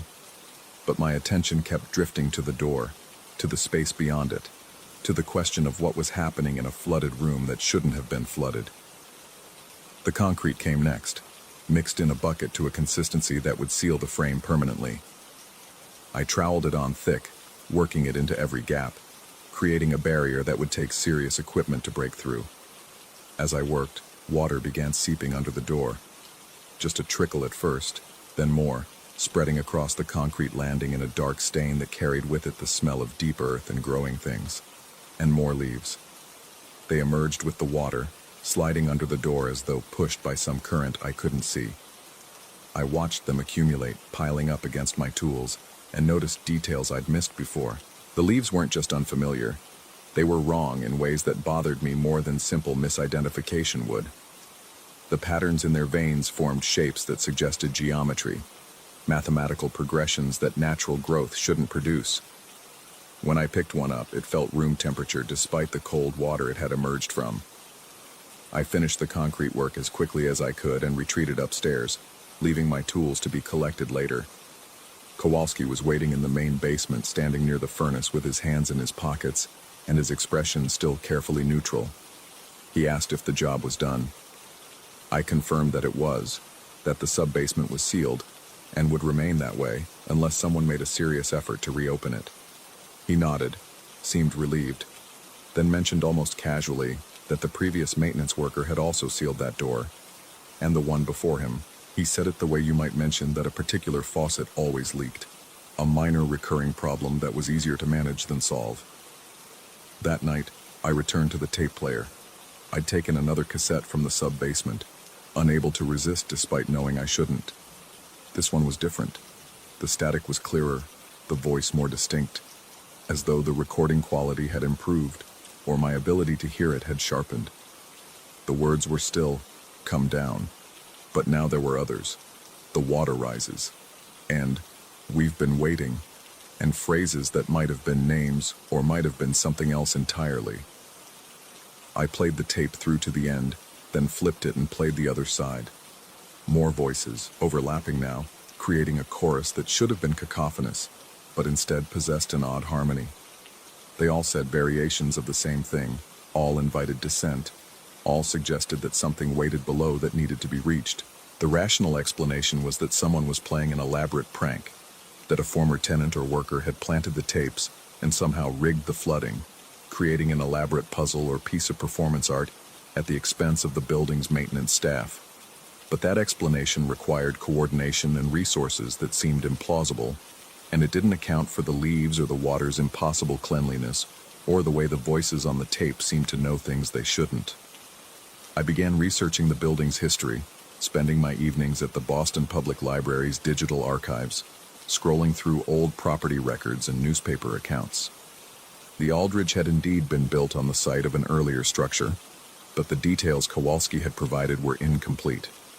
The previous building hadn't just burned, it had been deliberately demolished after several years of abandonment, and before that, when it had been occupied, residents had reported problems with flooding, with strange sounds from the basement, with the sensation of being watched by something that existed just beyond the range of normal perception.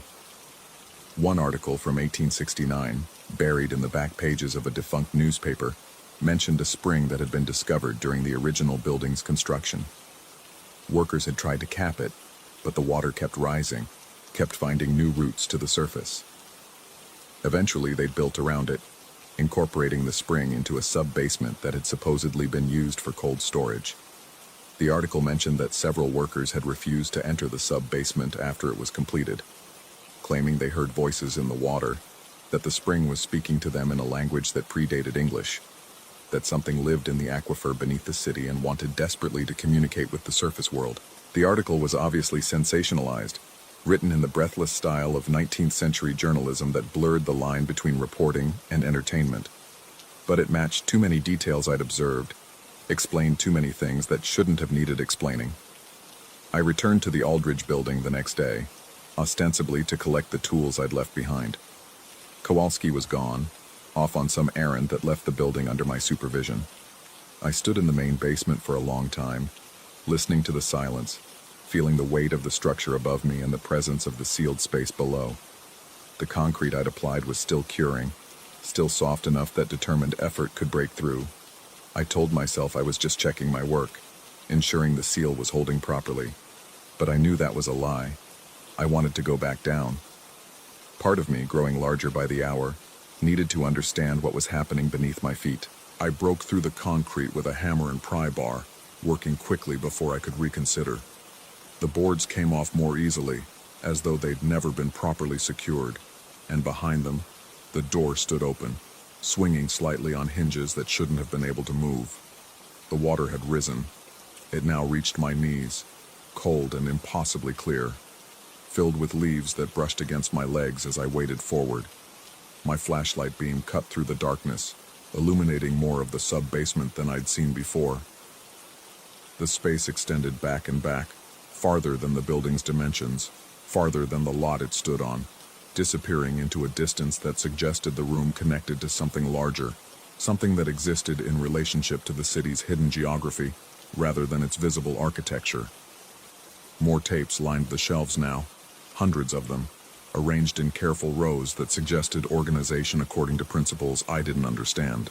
I took one at random and found it was labeled, though the handwriting was unfamiliar, and the words were in a script that might have been very old or might have been invented for purposes I couldn't guess. The voices were clearer here. They echoed off the brick walls, emerged from the water itself, filled the air with their patient repetition. Come down. The water rises. We've been waiting. You were always going to come down. I should have been terrified. Every instinct I possessed, every learned response to danger, should have been screaming at me to leave, to get out of the water and back to the rational world of plumbing and electrical systems and problems with definable solutions. But instead I felt calm. The voices weren't threatening. They were inviting, welcoming, as though I'd finally arrived at a destination I'd been traveling toward without knowing it. I waded deeper, following the flashlight beam into the increasing darkness. The shelves gave way to bare walls, then to walls that seemed organic rather than constructed, with surfaces that moved slightly as though breathing. The water grew warmer, losing its initial chill, becoming body temperature and then warmer still, carrying sense of growth and decay and something else. Something that might have been described as alive if that word could be stretched to include things that existed outside normal biological categories. And at the back of the sub-basement, where the flashlight beam finally found a wall, or what passed for one, I discovered the source of the water. Not a spring, not exactly. More like an opening, a passage that led down into darkness so complete my light couldn't penetrate it. The water flowed upward from this opening, defying gravity in a way that should have been impossible, rising to fill the sub-basement with its clear liquid that carried leaves from trees that didn't grow anywhere I'd ever been.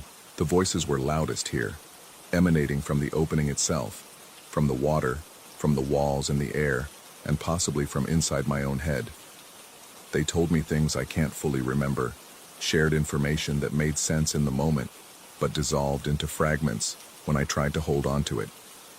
They explained that the spring was ancient, that it connected to systems beneath Boston that predated human settlement, that the water rose and fell according to rhythms measured in centuries, and that when it rose, it brought growing dim as the batteries weakened, and felt the weight of that choice. Behind me was the rational world, work orders and building codes, rent payments and routine maintenance, the comfortable predictability of problems that had solutions. Ahead was something else, something that operated according to rules I didn't understand. That might have been beautiful, or might have been terrible, or might have been both simultaneously in ways that made those categories meaningless. I don't know how long I remained there, balanced between two versions of reality. Time felt strange in the sub-basement, as though the rising water affected more than just physical space. Eventually, I turned around and waded back toward the entrance, my flashlight flickering but still providing enough illumination to guide me through the floating leaves and past the shelves of cassette tapes. When I reached the door, I looked back one final time. The sub-basement seemed longer than it had been, the darkness at its far end more complete, as though the opening had grown or my perception of it had changed. The voices continued their patient repetition, neither disappointed nor surprised by my departure, simply maintaining their vigil as they had for however long they'd been calling. I sealed the door again.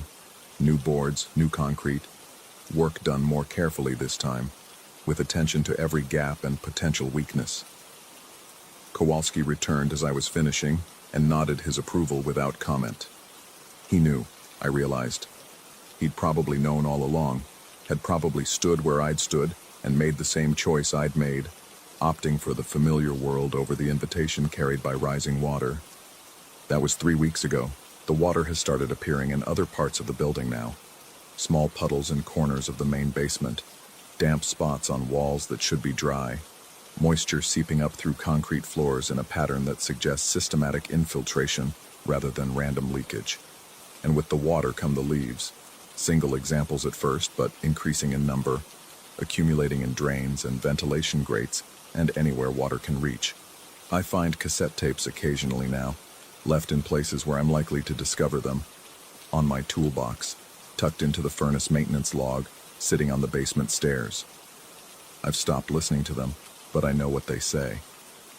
The voices haven't changed their message, haven't grown impatient or altered their tone. They simply continue their invitation, their patient insistence that someone should come down, that the water is rising, that they've been waiting, and will continue to wait for as long as necessary. The building's owners have stopped issuing work orders about the sub-basement. The door remains sealed, and we all pretend that solves the problem, that concrete and wood can contain whatever exists beyond them. But I know better now. I know that the water will keep rising, that the voices will keep calling, that eventually someone will make a different choice than I did, will wade through that impossibly clear water and follow it to its source. And on nights when I can't sleep, when the sounds of my own apartment feel too loud and the familiar world seems paper thin, I wonder if I made the right decision. I wonder what I would have found if I'd kept walking, if I'd entered that opening and let the water carry me down to wherever the voices originated.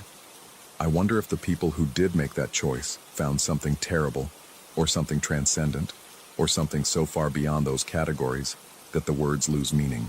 The water in my own apartment has started running cold lately, colder than the heating system should allow.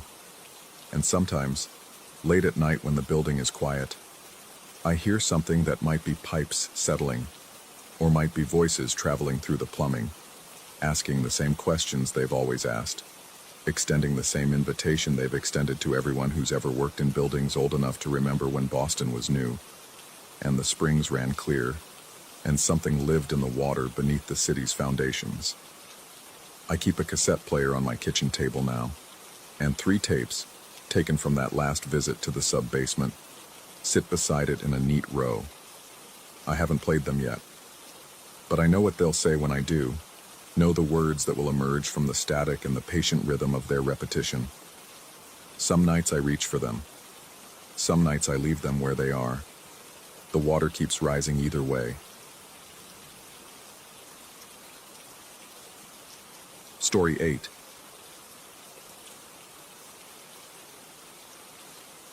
The bathroom mirror in room 112 had become a companion of sorts, though I'd never wanted one. 5 weeks now, same rotation through the Southwest Territories. 5 weeks sleeping in the Desert Rose Motel outside Alamogordo, where the neon sign buzzed like a dying wasp and the ice machine groaned through the night. The company liked consistency. Same routes, same lodgings, same morning coffee at the same truck stop. They said it built efficiency. I was beginning to think it built something else entirely. The first message appeared on a Tuesday. I'd returned from dinner at the diner across the highway, my mouth still tasting of burnt coffee and yesterday's meatloaf. The shower had been scalding, the way I needed it after 10 hours of driving, and another 4 demonstrating industrial refrigeration units to restaurant owners who looked at me like I was selling them their own graves. Steam filled the bathroom when I stepped out, and the mirror had fogged completely white, a blank canvas against the yellow tile. Then the condensation began to move, not dripping, moving, forming letters, slow, deliberate strokes as if drawn by an invisible finger. Welcome back. My hand shot forward reflexively, swiping across the glass. The words disappeared under my palm, leaving only streaks and the faint chemical smell of the mirror cleaner the housekeepers used. I stood there, towel around my waist, water cooling on my skin, staring at my own distorted reflection emerging through the clearing fog. The logical part of my brain, the part that calculated commission rates and fuel efficiency, supplied reasonable explanations. Old plumbing creating air currents, residue from previous guests' bathroom habits. Maybe someone had written on the mirror with soap before I checked in, and the heat made it visible again. That part of my brain was a liar, but I listened anyway. The next night I came prepared. I'd spent the day in Roswell, appropriately enough, selling cooling systems to a hotel owner who kept glancing at his watch. On the drive back, I convinced myself I'd imagined the whole thing. Stress. Too many nights in identical rooms. Too many meals eaten alone while spreadsheets glowed on my laptop screen. The mind played tricks when routine became indistinguishable from imprisonment. But I still took the shower hotter than necessary. Still watched the mirror fog over with something between dread and anticipation. The letters appeared faster this time. You left your keys in Denver. My heart performed an arrhythmic dance. I had lost my spare keys 2 weeks ago. I'd assumed they'd fallen somewhere in the motel parking lot. But Denver, I'd been through Denver 3 weeks back. A quick overnight before pushing south. How could anyone know that? How could condensation know that? I grabbed my phone, hands shaking, and snapped a photo. But by the time the camera focused, my breath had already fogged the lens. And when I looked back, the words were bleeding into each other. Letters losing coherence like a message being recalled. My palm hit the glass again. The coldness of it shocked me. How could it be cold when steam still hung in the air? The words smeared away, but this time I felt something else. A texture. Not the smooth glass I expected, but something that yielded slightly under pressure, like pressing against the surface of gelatin. I jerked my hand back and left the bathroom, leaving the light on, the door open.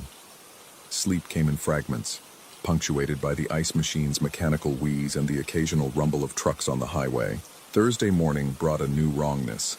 My sample case, a professional aluminum number with foam inserts for the equipment demos, sat on the desk where I'd left it, but attached to the handle was something that hadn't been there the night before.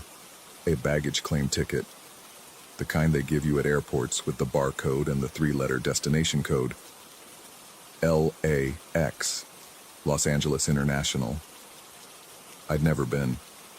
My territory was New Mexico, West Texas. Occasionally a foray into Arizona. Never California. Never needed to. The paper felt authentic under my fingers, the adhesive still slightly tacky. I peeled it off slowly, examining it in the weak morning light filtering through the heavy curtains.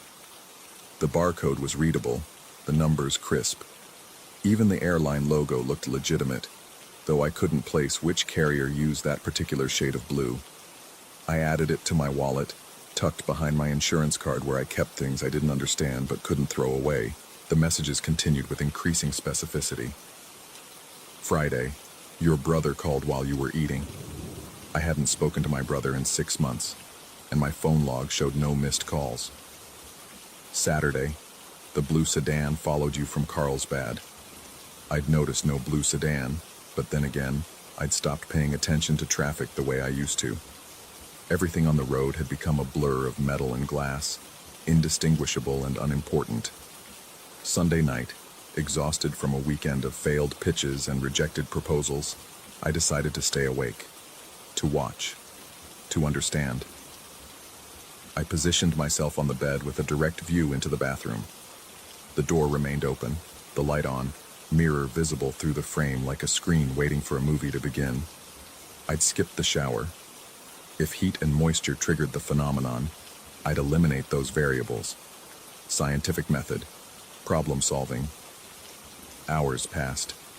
The clock radio's red digits crawled toward midnight, then past it. My eyes burned. The air conditioning cycled on and off, its rhythm hypnotic and disorienting. Outside, the Desert Rose's neon sign flickered, throwing shifting shadows across the ceiling. At 1:47 a.m., the mirror began to fog. No steam, no heat. The bathroom was cool, almost cold, yet moisture appeared on the glass as if breathed upon by an invisible mouth. I couldn't move. My muscles had locked. My breath caught somewhere between my lungs and my throat.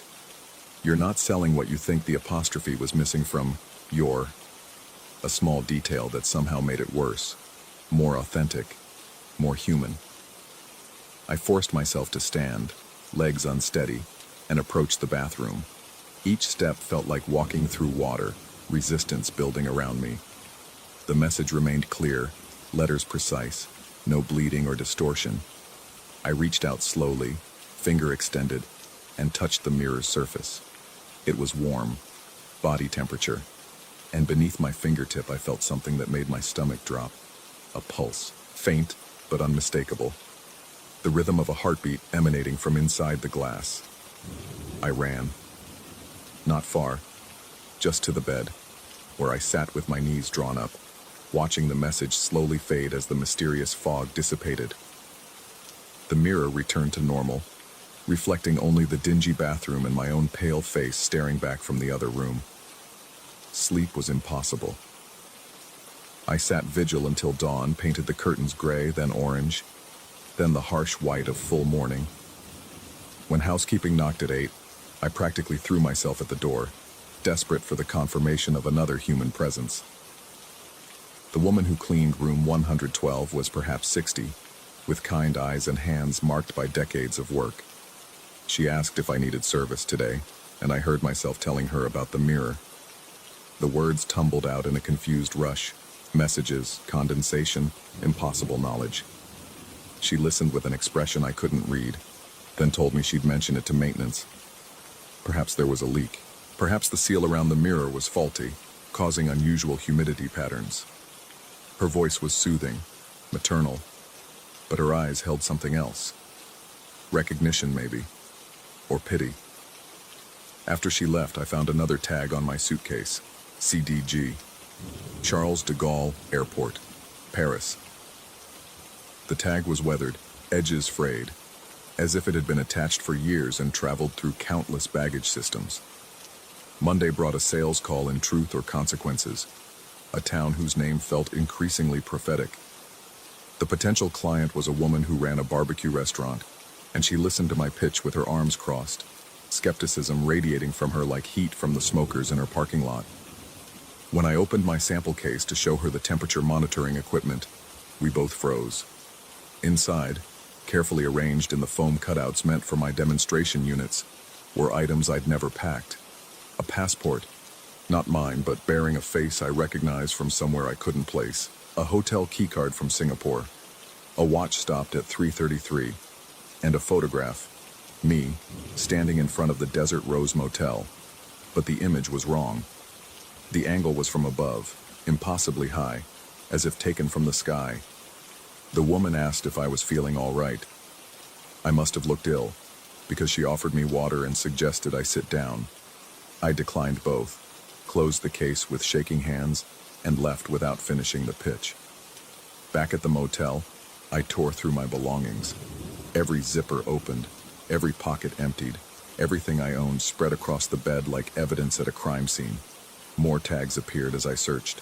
NRT, Tokyo, DXB, Dubai, SYD, Sydney. Each one attached to items I'd packed myself, cities I'd never visited appearing like accusations on my own possessions. The mirror that night delivered its longest message yet. Every version of you is traveling. We see all the routes. You chose this one. The others chose different. Tomorrow you'll remember, or tomorrow you won't. The case knows which. I read it 3 times before my hand moved automatically to wipe it away, but this time, I stopped myself. Let it remain. Documented it with my phone, though I knew the image would be useless. the words already degrading at the edges like they were being erased from the far side of the glass. That night, I didn't sleep at all. I sat in the chair by the window, watching the parking lot and occasionally glancing at the bathroom mirror, which reflected only darkness and the faint glow of the clock radio. The ice machine wheezed. The highway hummed. The world continued in its rotation, indifferent to the unraveling happening in room 112. At some point before dawn, I must have closed my eyes. When I opened them, gray light was seeping around the curtains and my sample case was open on the desk. I had no memory of opening it. Inside, my demonstration equipment was back in place, precisely arranged, as if the passport and the photograph and the impossible watch had never existed. But attached to the case's handle was a new tag. A BQ, Albuquerque, the airport I'd flown into 6 weeks ago when this rotation began. The tag looked fresh, printed perhaps hours ago, the barcode sharp and clean. I checked out that morning, told the desk clerk I was changing motels, trying somewhere closer to my next sales territory. He nodded without interest, processed my credit card, and wished me safe travels. His eyes never met mine. The new motel was in Socorro, 40 miles north. Different chain, different room layout, different view from the window. No ice machine groaning through the walls. The shower had a curtain instead of a door, and the mirror was small, mounted above a pedestal sink. That first night I stood under hot water until it ran cold, stepped out into a cloud of steam, and looked at the mirror. It remained fogged but blank. No messages, no invisible fingers drawing words from the other side. Just condensation behaving exactly as physics demanded. Relief flooded through me so intensely I had to sit on the toilet lid, head in my hands, breathing slowly until the shaking stopped. Stress. It had been stress all along. Overwork, isolation, the monotony of the road creating hallucinations. Now, in a different space, my mind could reset. Recover. I slept well that night, dreamless and deep. The next morning I found baggage tags on every item I owned. My suitcase, my sample case, my briefcase, my laptop bag. HND, Tokyo Haneda. LHR, London Heathrow. AMS, Amsterdam. FRA, Frankfurt. Each tag crisp and recent, adhesive still tacky, attached while I slept my first peaceful sleep in weeks. And on the bathroom mirror, written in what I first thought was soap, but realized was something else, something that didn't wipe away, something etched directly into the glass itself, were 2 words, room 112. I'm sitting in my car now, in the Socorro Motel parking lot, as dawn breaks over the desert. My belongings are still inside, tagged and labeled with destinations I've never chosen. The sample case is in the passenger seat. I haven't opened it. I'm afraid of what I'll find. What version of my inventory exists today? My phone shows 17 missed calls from the company, wondering why I haven't checked in, why I've missed my appointments. I should call back. I should drive to my next sales call, demonstrate cooling systems to indifferent restaurant owners, maintain the routine that's been my life for the better part of a decade. Instead, I'm looking at the most recent tag attached to my briefcase. I peeled it off, held it up to the growing light. The 3-letter code is unfamiliar. Not a major airport, not any airport I recognize. But below the barcode, in small print, is a date. Tomorrow's date. And below that, in handwriting I'm beginning to recognize as my own, though I have no memory of writing it. Found you. Coming home. Wait there. The highway stretches in both directions, east and west, offering escape or continuation. The desert rose is 40 miles south. Room 112 is waiting, has always been waiting, will always be waiting. I don't know which version of me wrote that note, or which version is reading it. I don't know if I'm the one who left, or the one who's returning. The case sits beside me, and I can hear something shifting inside it when the wind rocks the car. Not the familiar click of demonstration equipment, but something else. Something that sounds like keys. Lots of keys.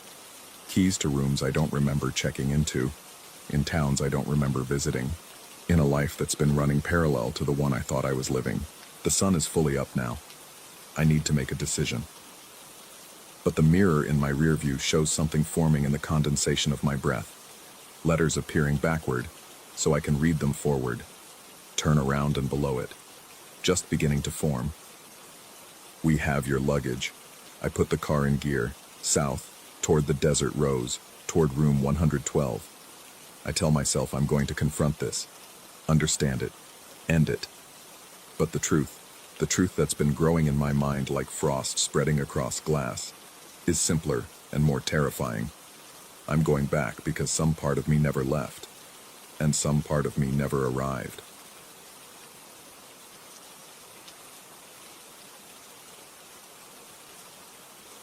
Story 9.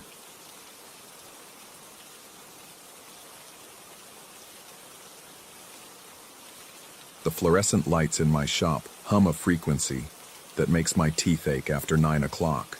That's when the rational part of Crockett, Texas, goes to sleep. When the empty streets outside my window become a stage for shadows that move wrong. And when I start questioning whether I should have locked up hours ago like everyone else on Main Street. But I don't, because he comes at 9.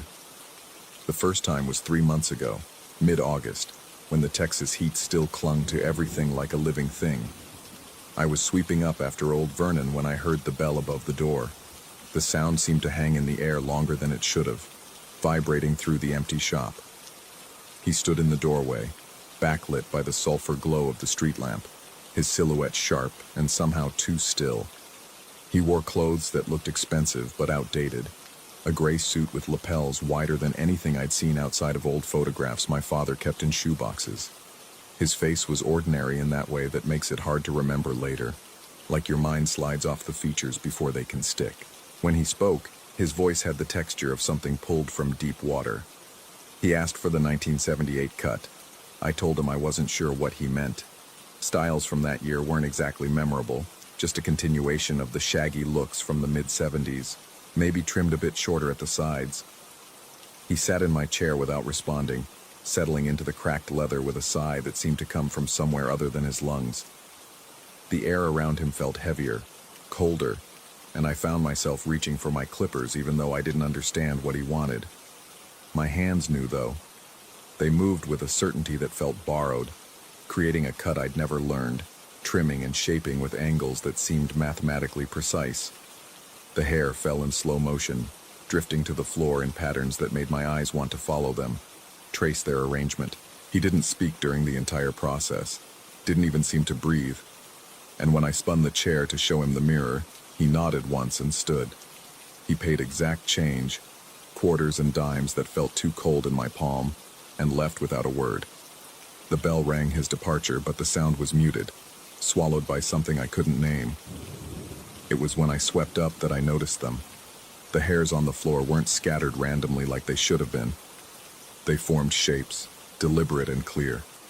Letters. 3 of them, arranged in a line across the worn linoleum. H-E-L. I swept them up quickly, my heart hammering against my ribs, telling myself it was coincidence, pattern recognition run amok in a tired mind. But my hands shook as I dumped the dustpan into the trash, and I locked up 15 minutes early, checking the deadbolt 3 times before I could force myself to walk home. He came back the next week. Same time, same entrance, same impossible stillness. I'd spent 7 days convincing myself I'd imagined the letters. That stress and isolation had conjured meaning from chaos. But when he sat in my chair again and requested the 1978 cut, my mouth went dry and my fingers fumbled with the cape.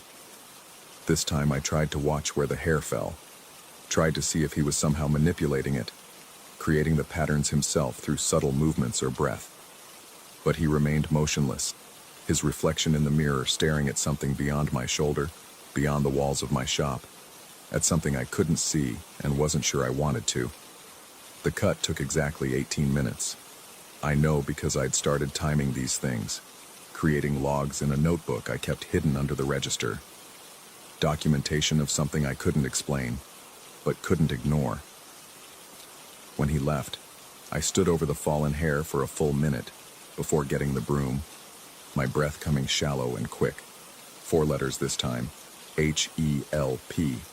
I didn't sweep immediately. I took a photograph with my phone, the flash making the individual strands gleam like thin wires against the floor. The image looked wrong on the screen, the letters somehow clearer than they should have been, as if they'd been printed there rather than fallen. I deleted it 3 times that night, but each time I reopened my photo gallery, there it was again, persistent as a stain. The pattern continued. Every week, Tuesday nights at 9, he would appear. The bell would ring its too long note, and I would feel my stomach drop, like I'd missed a step in the dark. Some part of me considered closing early, being conveniently absent, but a larger part, a part I was beginning to distrust, needed to see what came next. The messages grew longer. Help became help me, then help me please. Each letter formed with impossible precision from the scattered remnants of his haircut. I started researching, spending my afternoons at the county library, scrolling through microfiche of old newspapers, looking for anything connected to 1978, to barber shops, to disappearances or deaths or anything that might explain what was happening in my shop after dark. I found accidents, sure, a fire at the old mill, a car crash on Route 71, but nothing that connected, nothing that resonated with the cold certainty growing in my chest that whatever this was, it was specific, intentional, and directed at me. The other barbers in town, the 2 remaining besides myself, noticed I looked tired. They asked if I was sleeping enough, if the late hours were wearing on me. I laughed it off, made jokes about insomnia and too much coffee, but I could see the concern in their eyes, the way they'd glance at each other when they thought I wasn't looking. Small towns are good at collective worry, at sensing when one of their own is slipping off the edge of something. By October, the messages had evolved. Help me please became, help me please don't let. And then, horrifyingly, help me please don't let them find. Find what? Find who? I wanted to ask him, wanted to grab his shoulders and shake him and demand answers. But every time I considered it, my voice would dry up in my throat, and my hands would continue their automatic work, guided by knowledge I didn't possess. I started noticing other things. The way the mirror would fog slightly when he was in the chair, despite the cool October air. The way my clippers would grow heavy in my hand, as if they were cutting through something denser than hair. The way the shadows in the corners of the shop would lean forward when he arrived, like spectators at a performance they couldn't quite see. My sleep became fractured. I'd wake at 3 in the morning convinced I could hear the shop bell ringing, that he was standing in my bedroom doorway requesting the 1978 cut. I started drinking more, bourbon from the bottle my father left me when he died, trying to blur the edges of whatever was happening. It didn't help. If anything, the alcohol made the boundaries thinner, made me more aware of the wrongness permeating my life. The week before Halloween, I decided to break the pattern. I would speak to him, demand answers, refuse to cut his hair until he explained what he wanted, why he was doing this. I rehearsed the words, practiced them in the mirror until they sounded firm and sure. But when 9 o'clock came and the bell rang, when he walked through the door with that too smooth gait, all my preparation evaporated. He sat in the chair and looked at me through the mirror, and his eyes, which I'd always thought were brown, were suddenly and definitively black. Not dark brown or shadowed, but black like the absence of light, like holes punched through to somewhere else. My prepared speech died, and my hands reached for the clippers without conscious thought. This cut took longer, 23 minutes. I know because I was counting seconds, using the rhythm to keep myself tethered to something concrete, something real. The hair fell faster than usual, accumulating on the floor in thick drifts that seemed to writhe and shift even after they'd settled. When he stood and paid and left, the bell's sound was almost a relief. Almost. The message on the floor made my knees weak. Help me, please don't let them find me in the walls. I stood there for an hour, staring at those words, my mind racing through implications I didn't want to acknowledge. In the walls. Of my shop? Of somewhere else? I thought about the building's history, how it had been a barber shop since the 50s, how the previous owner had died of a heart attack in this very room, how the one before him had simply disappeared one winter, leaving everything exactly as it was, clippers on the counter, appointments still marked in his book. That night I brought a crowbar to work. After he left, after I'd photographed the message with shaking hands, I started prying at the panels behind the mirrors, pulling away layers of cheap wood paneling and ancient wallpaper. The walls were solid, containing nothing but insulation and mouse droppings, and the accumulated dust of decades. But I kept searching, kept tearing, until my hands bled and my arms ached and the shop looked like it had been ransacked. I found nothing, nothing but the growing certainty that I was losing my grip on reality, that the stress and isolation were manufacturing a mystery where none existed, that maybe I needed help of a different kind than what was being spelled out on my floor each Tuesday night. But I couldn't stop. The next week, I arrived early, set up a video camera in the corner, hidden behind a stack of towel boxes. I would have proof, evidence that the hair was falling in patterns, that this wasn't some elaborate trick of my deteriorating mind. I checked the camera 3 times before 9 o'clock, making sure the angle was right, that the battery was charged, that the memory card had space. He came. The cut proceeded as always, my hands moving through the familiar, unfamiliar motions. This time the message read, "Help me please, don't let them find me in the walls, he knows." He knows. My blood turned to ice water. Who knows? The previous owner? Someone else? Me? I rushed to the camera as soon as the shop was empty, my hands fumbling with the small screen, rewinding to 9 o'clock. The footage showed me preparing, showed the empty shop, showed 9 o'clock passing, showed 9:15, 9:30, showed me standing motionless in the center of the room for 23 minutes, clippers in hand, cutting the air, moving in precise patterns around an empty chair.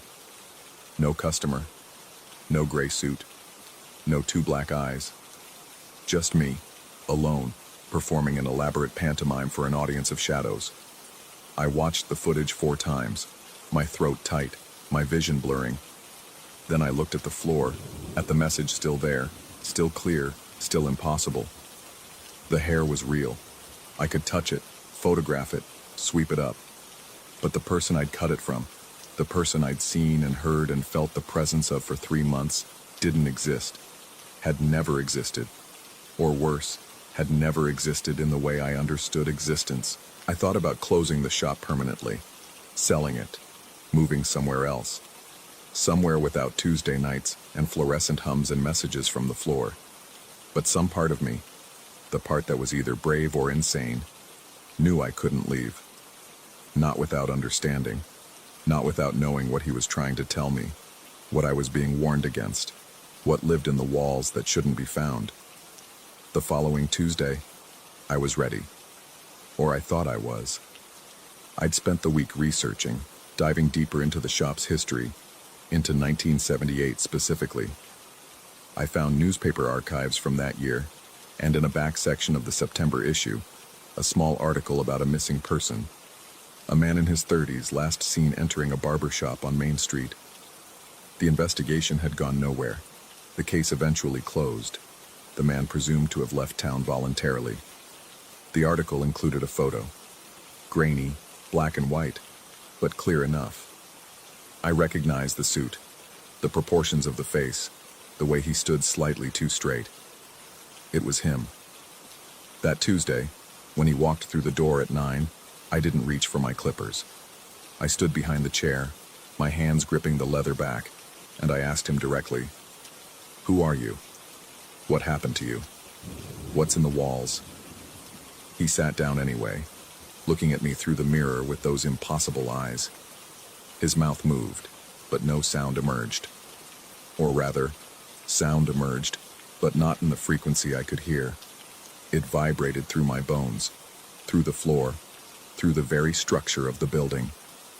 The lights flickered, the mirror rippled like water. And then I understood. Not with my mind, but with something deeper, some instinct inherited from ancestors who knew to fear the dark. He wasn't haunting my shop.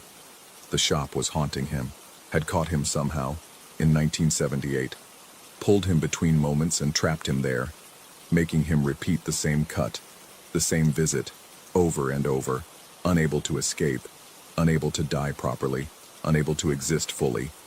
And the walls. Something was in the walls. Something that had been there longer than the shop, longer than the town maybe. Something that fed on these caught moments, these trapped souls. And it knew that I knew, that I'd been warned. My hands moved without me willing them to. They picked up the clippers, began the cut, finished it in exactly 18 minutes. When he stood to leave, he looked at me with something that might have been gratitude or might have been apology or might have been warning. The message that night was different. Run. But I didn't run. I'm still here in my shop waiting for Tuesday nights, for 9 o'clock, for the bell that rings too long, because running means leaving him there, trapped, repeating, suffering in whatever way a thing caught between moments can suffer, and it means letting whatever is in the walls remain undiscovered, unnamed, free to catch others.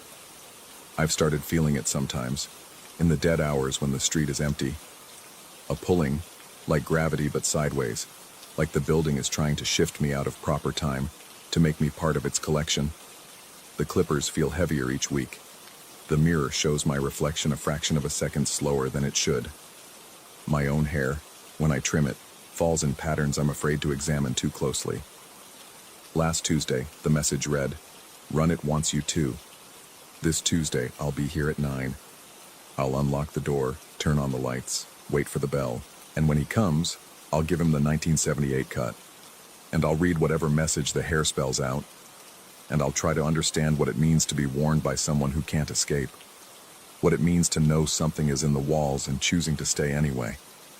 Because maybe I'm brave, or maybe I've already been caught, and everything since August has been the building digesting me slowly, making me part of its pattern, preparing me for my own Tuesday night visits, my own impossible requests.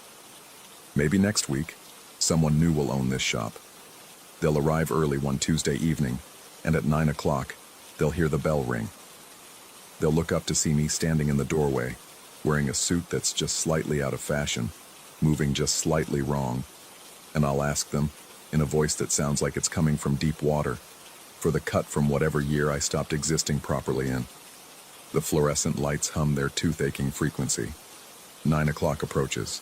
The bell will ring soon, that too-long note that announces visitors from between moments, and I'll be ready, clippers in hand, to continue the pattern, to add another message to the floor, to warn whoever comes after me about the things in the walls, the traps in time, the ways a place can eat you slowly while you're still walking around, still cutting hair, still pretending you're alive in all the ways that matter.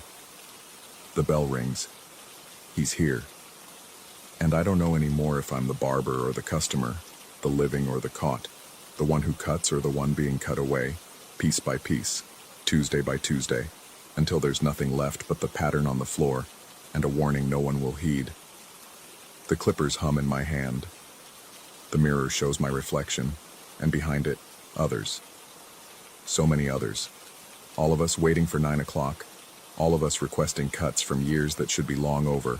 All of us leaving messages that spell out truths too terrible to acknowledge in daylight. I raise the clippers. The hair begins to fall. And in its descent, I can already see the words it will form, the message it will leave, the warning that will go unheeded because warnings always do.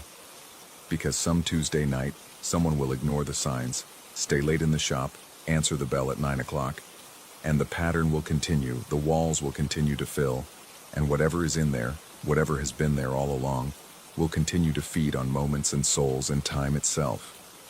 The hair falls, the letters form, and I read them while I still remember how to read, while I still remember I was once something other than this, something that existed in proper time, in proper space.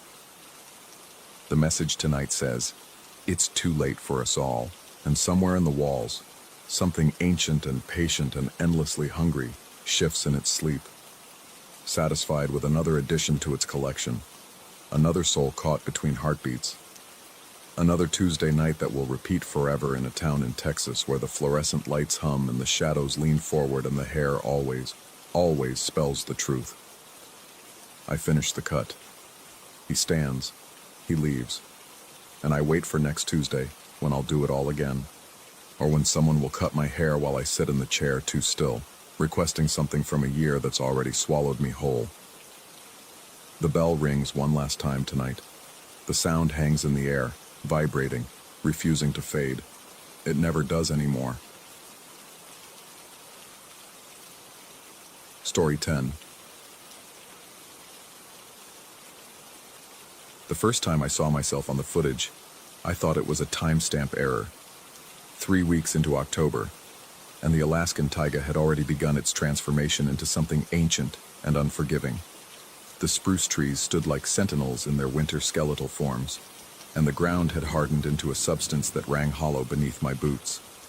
I'd placed 12 trail cameras throughout a 40-square-mile territory, each one programmed to capture whatever moved through their invisible trigger zones.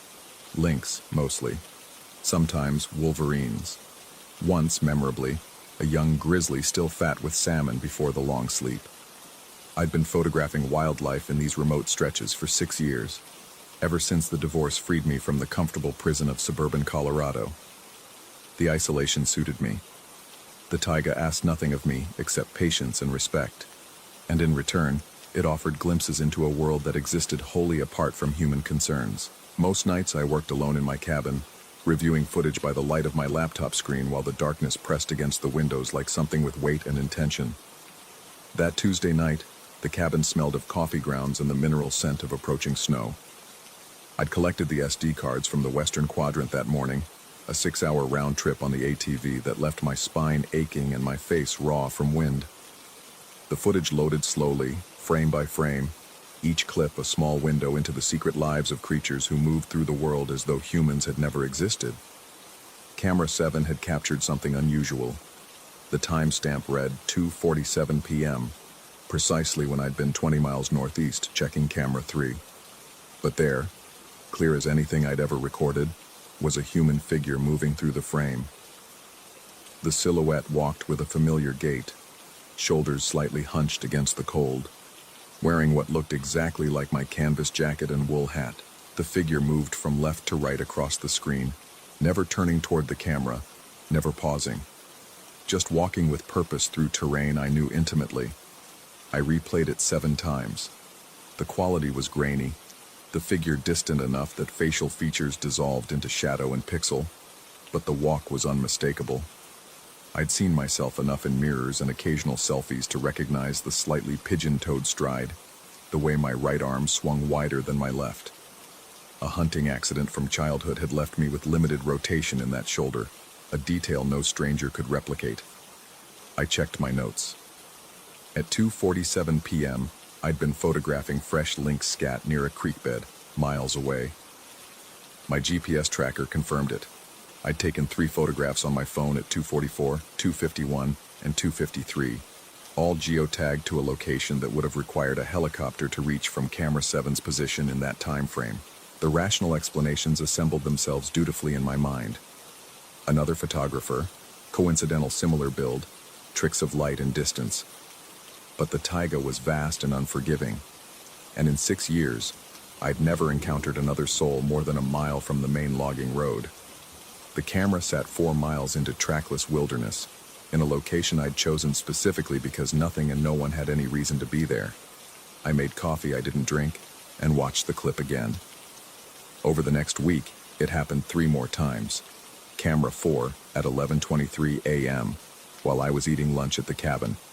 Camera 9 at 4:15 p.m. during my afternoon supply run to Fairbanks. Camera 2 at dawn, when I was quite definitely asleep, proven by the sleep tracker on my watch that showed I hadn't stirred until 6:47 a.m. Each time, the same figure, the same walk, the same jacket and hat, always in the background, never approaching the camera directly, moving through the frame as though I were simply going about my daily routine in places I had never been. The worst part was the direction. The figure always moved toward the cabin. Not directly, the paths were oblique, tangential, but the overall trajectory was unmistakable. Whatever wore my shape was converging on the place I slept. I stopped reviewing footage at night. The darkness beyond the windows had begun to feel occupied, as though the spaces between the trees contained an audience I couldn't see, but could somehow feel. During the day, I checked and rechecked my trail cameras, examining each one for signs of tampering. The devices were intact. the mounting straps undisturbed, the lenses clear. I changed the locks on the cabin door and began sleeping with a flashlight beside the bed, though I couldn't have articulated what I planned to do if I actually needed it. By the third week of October, I'd lost 11 pounds. Food had become an abstract concern, something I remembered to address only when dizziness forced the issue. Sleep arrived in fragments, broken by the conviction that something stood just outside the reach of my vision, matching my breathing, waiting for me to turn my head. Then came the night I made the mistake of reviewing the footage with the sound on. I'd been watching the clips muted, focusing on the visual evidence, cataloging each appearance in a spreadsheet that had begun to resemble a conspiracy theorist's obsession board. But that night, exhausted and frustrated, I forgot to mute the laptop. The clip from camera 11 loaded, and the speakers filled the cabin with the ambient soundscape of the taiga, wind moving through spruce branches, the distant cry of a raven, the subtle creak of ice forming on a nearby stream, and footsteps. Not just any footsteps, my footsteps. I recognized the slight drag of my left boot. The sole had worn unevenly, creating a distinctive scuff-shuffle rhythm I'd heard 10,000 times without conscious acknowledgement. The sound moved across the audio field from left to right, perfectly synchronized with the figure crossing the frame. The clip ended. The cabin fell silent except for the hard drive's mechanical whisper and the hammer of my pulse in my ears. I clicked to the next video. Camera 4, time-stamped 11:23 a.m. The figure appeared at the edge of the frame. The speakers emitted the same scuff-shuffle rhythm, growing louder as the silhouette moved closer to the camera's position, then fading as it passed beyond the motion sensor's range. I went through every clip, one after another, volume turned high enough that the sounds filled the cabin like a second presence. Every recording containing the figure also contained those footsteps. My footsteps. The audio signature was identical to recordings I'd made of myself walking near the cameras, testing their sensitivity. Same cadence, same subtle irregularity, same weight distribution. And then I heard them outside. Not immediately, not during the footage. But after I'd closed the laptop and sat in the darkness, trying to convince myself that audio could be faked, that someone was playing an elaborate prank, that there was a rational explanation I simply hadn't considered yet. That's when the sound began.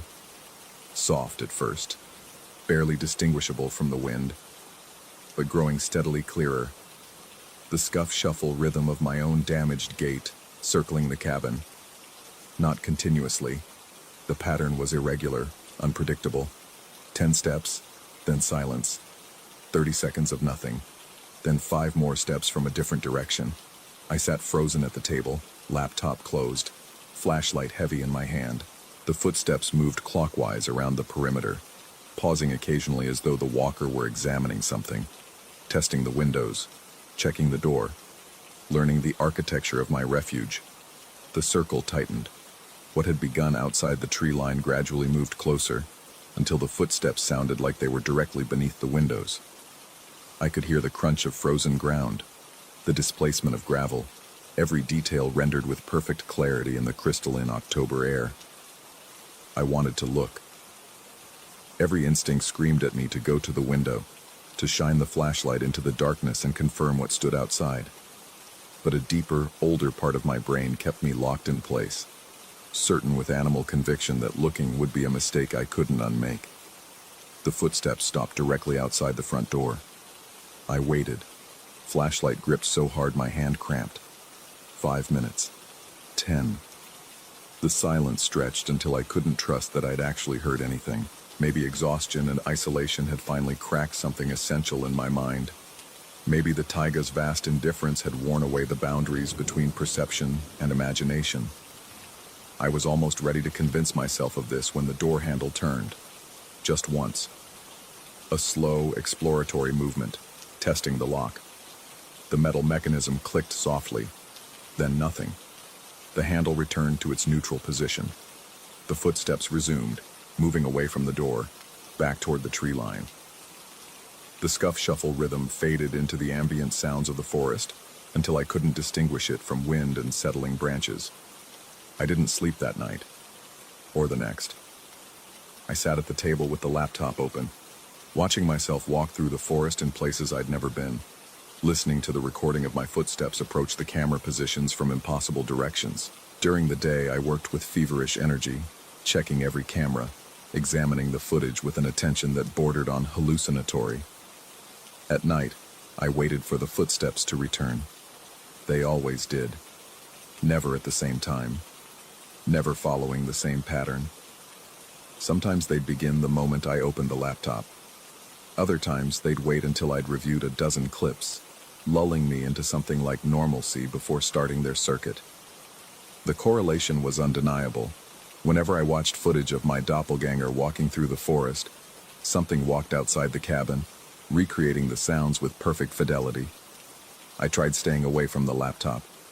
For 3 nights, I left it closed, occupied myself with maintenance tasks, forced myself through the motions of normal life. The cabin remained silent except for natural sounds. No footsteps, no testing of the door handle. But on the 4th night, curiosity or compulsion, or simple human inability to leave a mystery unsolved, drove me back to the footage. Camera 8 had captured something new. The figure stood motionless in the center of the frame, facing directly toward the camera, not walking through, not passing by, just standing there, too distant for facial features but somehow conveying a quality of attention, of focus. The timestamp read 3:33 a.m., right down to the second, an hour I'd spent staring at the ceiling, sleep paralyzed by anxiety and exhaustion. I checked my GPS tracker. At 3:33 a.m., I'd been in bed, confirmed by the lack of movement in my tracking app's timeline. The figure in the footage stood perfectly still for exactly 3 minutes.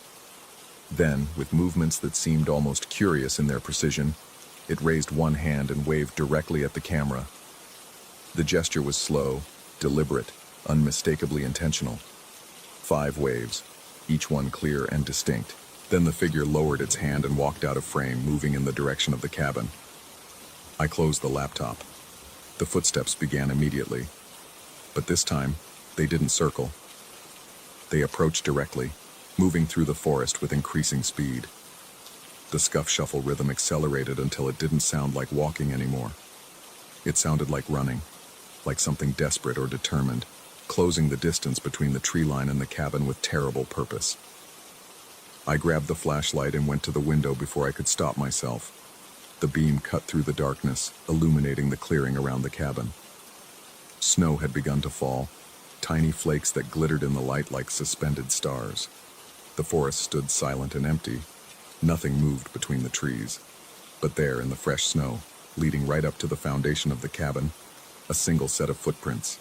They approached from the forest, crossed the clearing, and stopped directly beneath the window where I stood.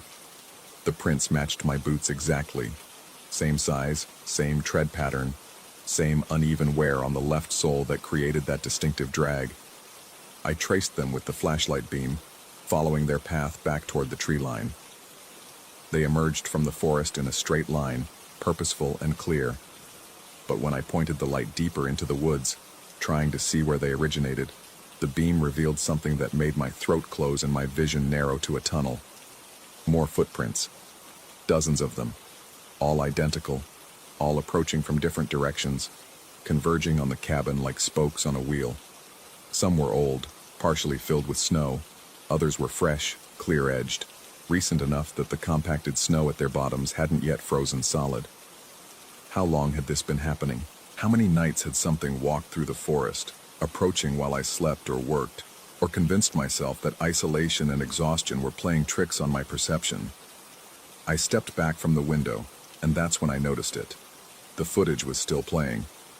I'd closed the laptop, I was certain of it, but the screen glowed in the darkness, and from its speakers came the unmistakable sound of footsteps.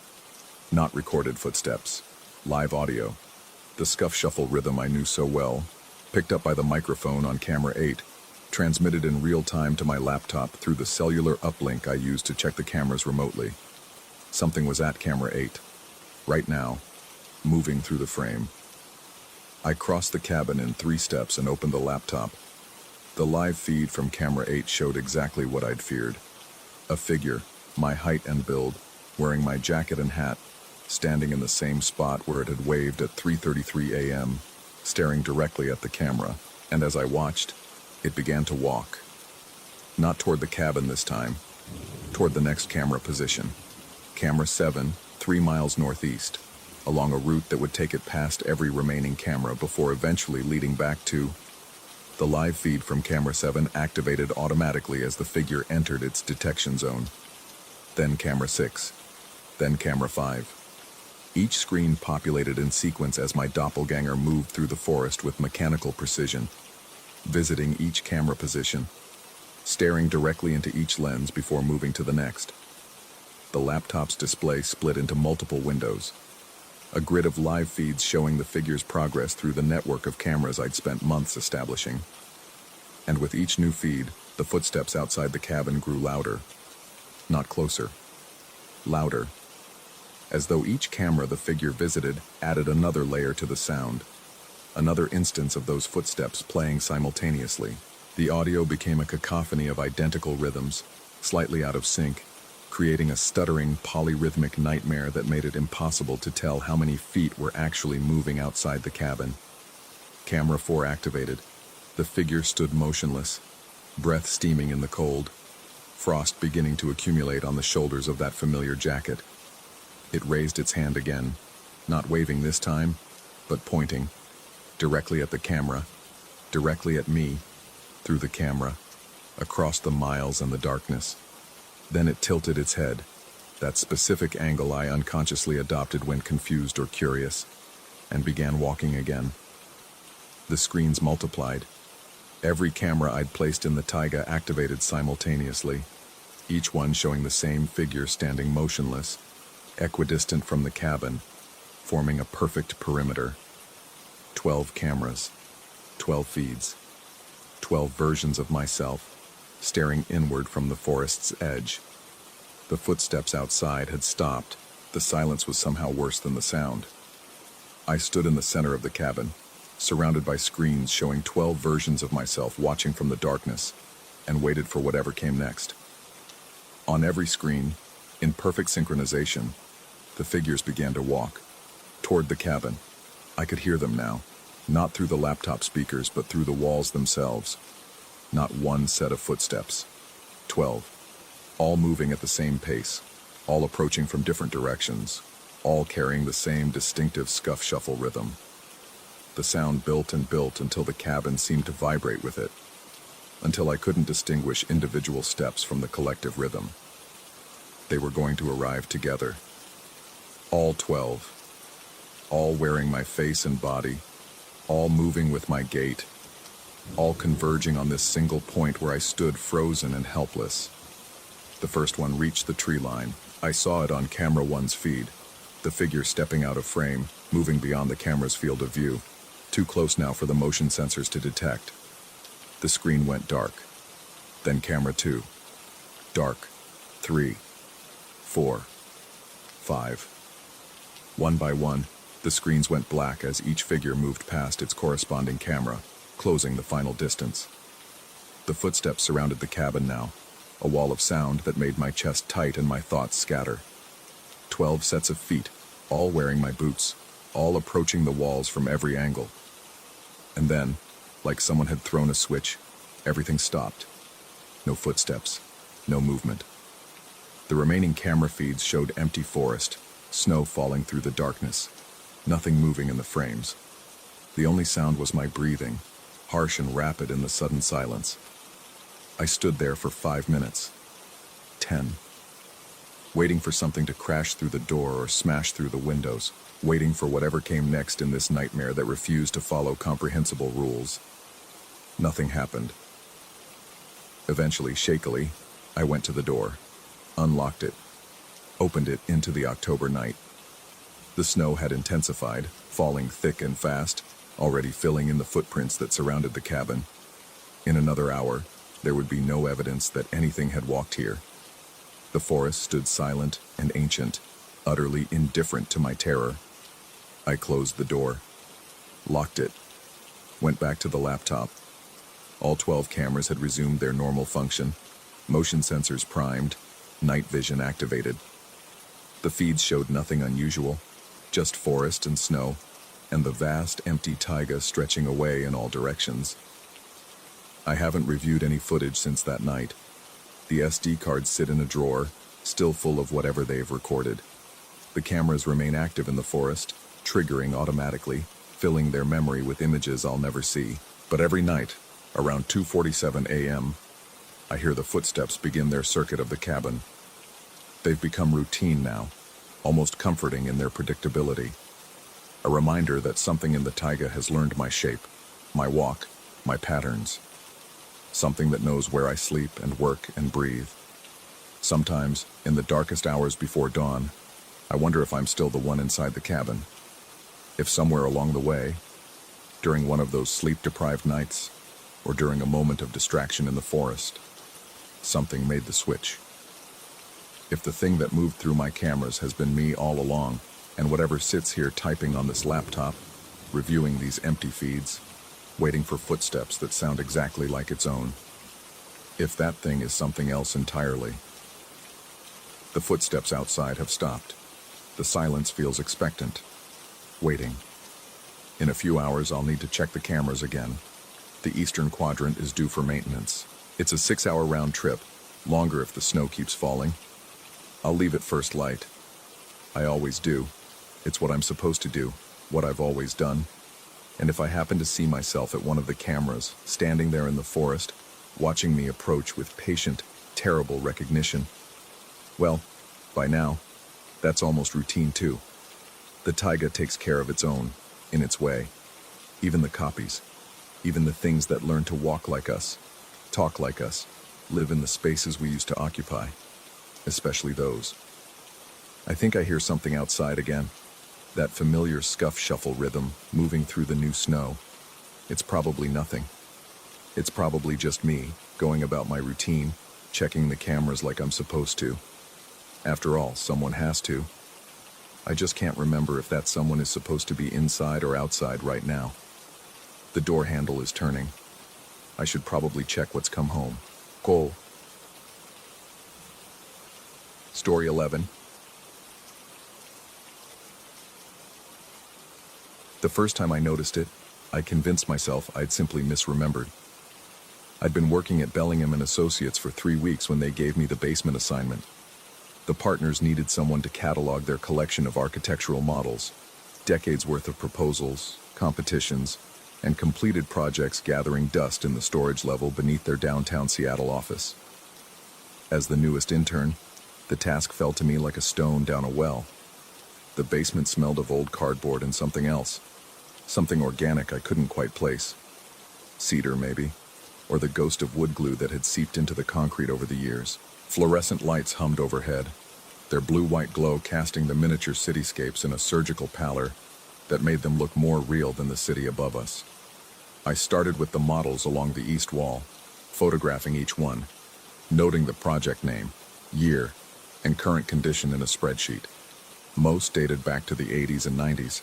Shopping centers that were never built, office complexes that lost funding, residential towers that fell victim to zoning disputes.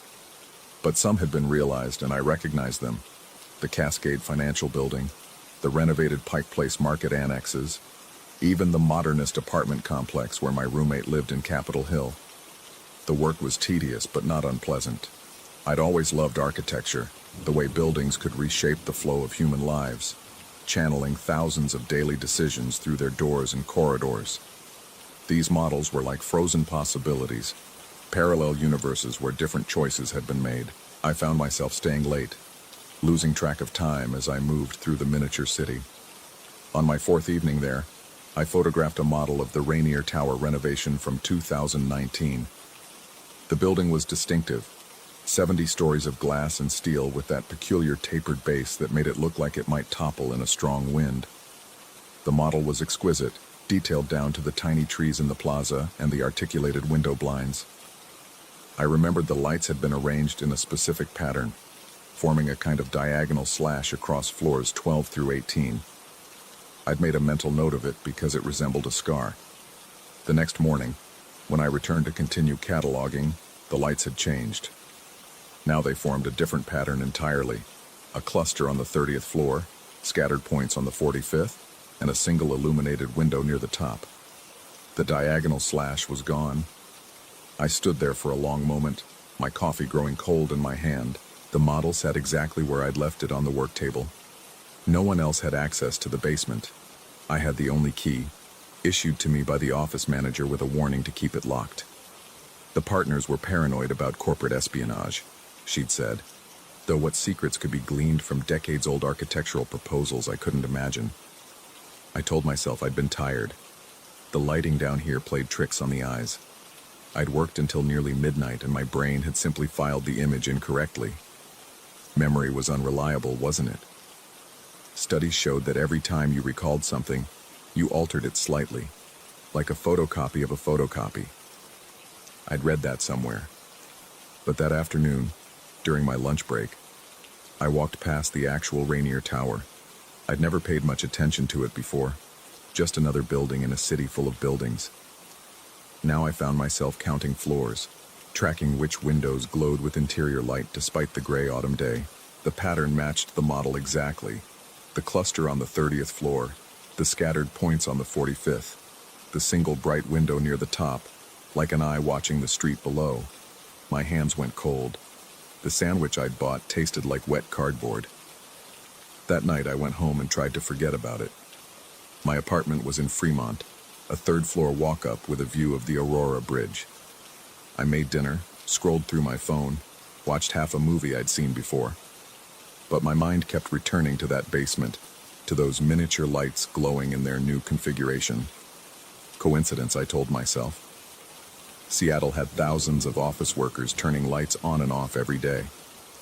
Random patterns emerged from chaos. It meant nothing. I didn't sleep well. In my dreams, I walked through a city made of models, my footsteps echoing in empty plazas no larger than dinner plates. Tiny windows reflected my passing, and somewhere behind them, I sensed movement. Infinitesimal figures rearranging themselves to watch me pass. The next evening, I stayed late again. Not because I wanted to, but because I needed to know. I positioned my phone on a tripod, set it to record time-lapse video, and aimed it at 3 models I'd cataloged that day. The Cascade Financial Building, a mixed-use development in South Lake Union, and a modernist office complex in Pioneer Square. Then I turned off all the lights except for one distant fluorescent, locked the door, and went home. I barely made it through the next day at work. My actual assignments, redrafting floor plans, updating material specifications, felt distant and unimportant, like tasks from someone else's life. The partners noticed my distraction. One of them, a sharp-eyed woman named Patricia, asked if I was feeling well. I told her I was fine, just adjusting to the late nights. She studied me for a moment longer than comfortable, then nodded and turned back to her screen. At 6 o'clock, I descended to the basement. My hands shook as I unlocked the door. The models sat exactly as I'd left them. I rushed to my phone, fumbled it from the tripod, and pulled up the video. 8 hours of footage compressed into 2 minutes. I watched the timestamp tick forward, watched the unchanging models sit static and perfect under their perpetual fluorescent sun. Then, at 3:47 a.m., they changed. It happened in a single frame. One moment, darkness and stillness. The next, lights had shifted in all 3 models. In the Cascade Financial Building, a window on the 23rd floor went dark while 2 on the 31st floor illuminated. In the South Lake Union development, an entire section that had been lit now stood dark, while the ground floor retail spaces blazed with light that hadn't been there before. The Pioneer Square model showed the most dramatic change. What looked like every window on the east face now glowed, creating a wall of light that hadn't existed in the previous frame. I watched the frame over and over, searching for anything that might explain it. A trick of the camera, a glitch in the software, anything. But the change was absolute and undeniable. One frame to the next, the models had transformed themselves, or something had transformed them. I left the basement and walked through downtown Seattle in a daze. The November night was cold and damp, the kind of penetrating chill that sank into your bones and stayed there. I found myself moving from building to building, checking each one against my memory of its model. The Cascade Financial Building, 23rd floor dark, 31st floor lit, exactly as the model now showed.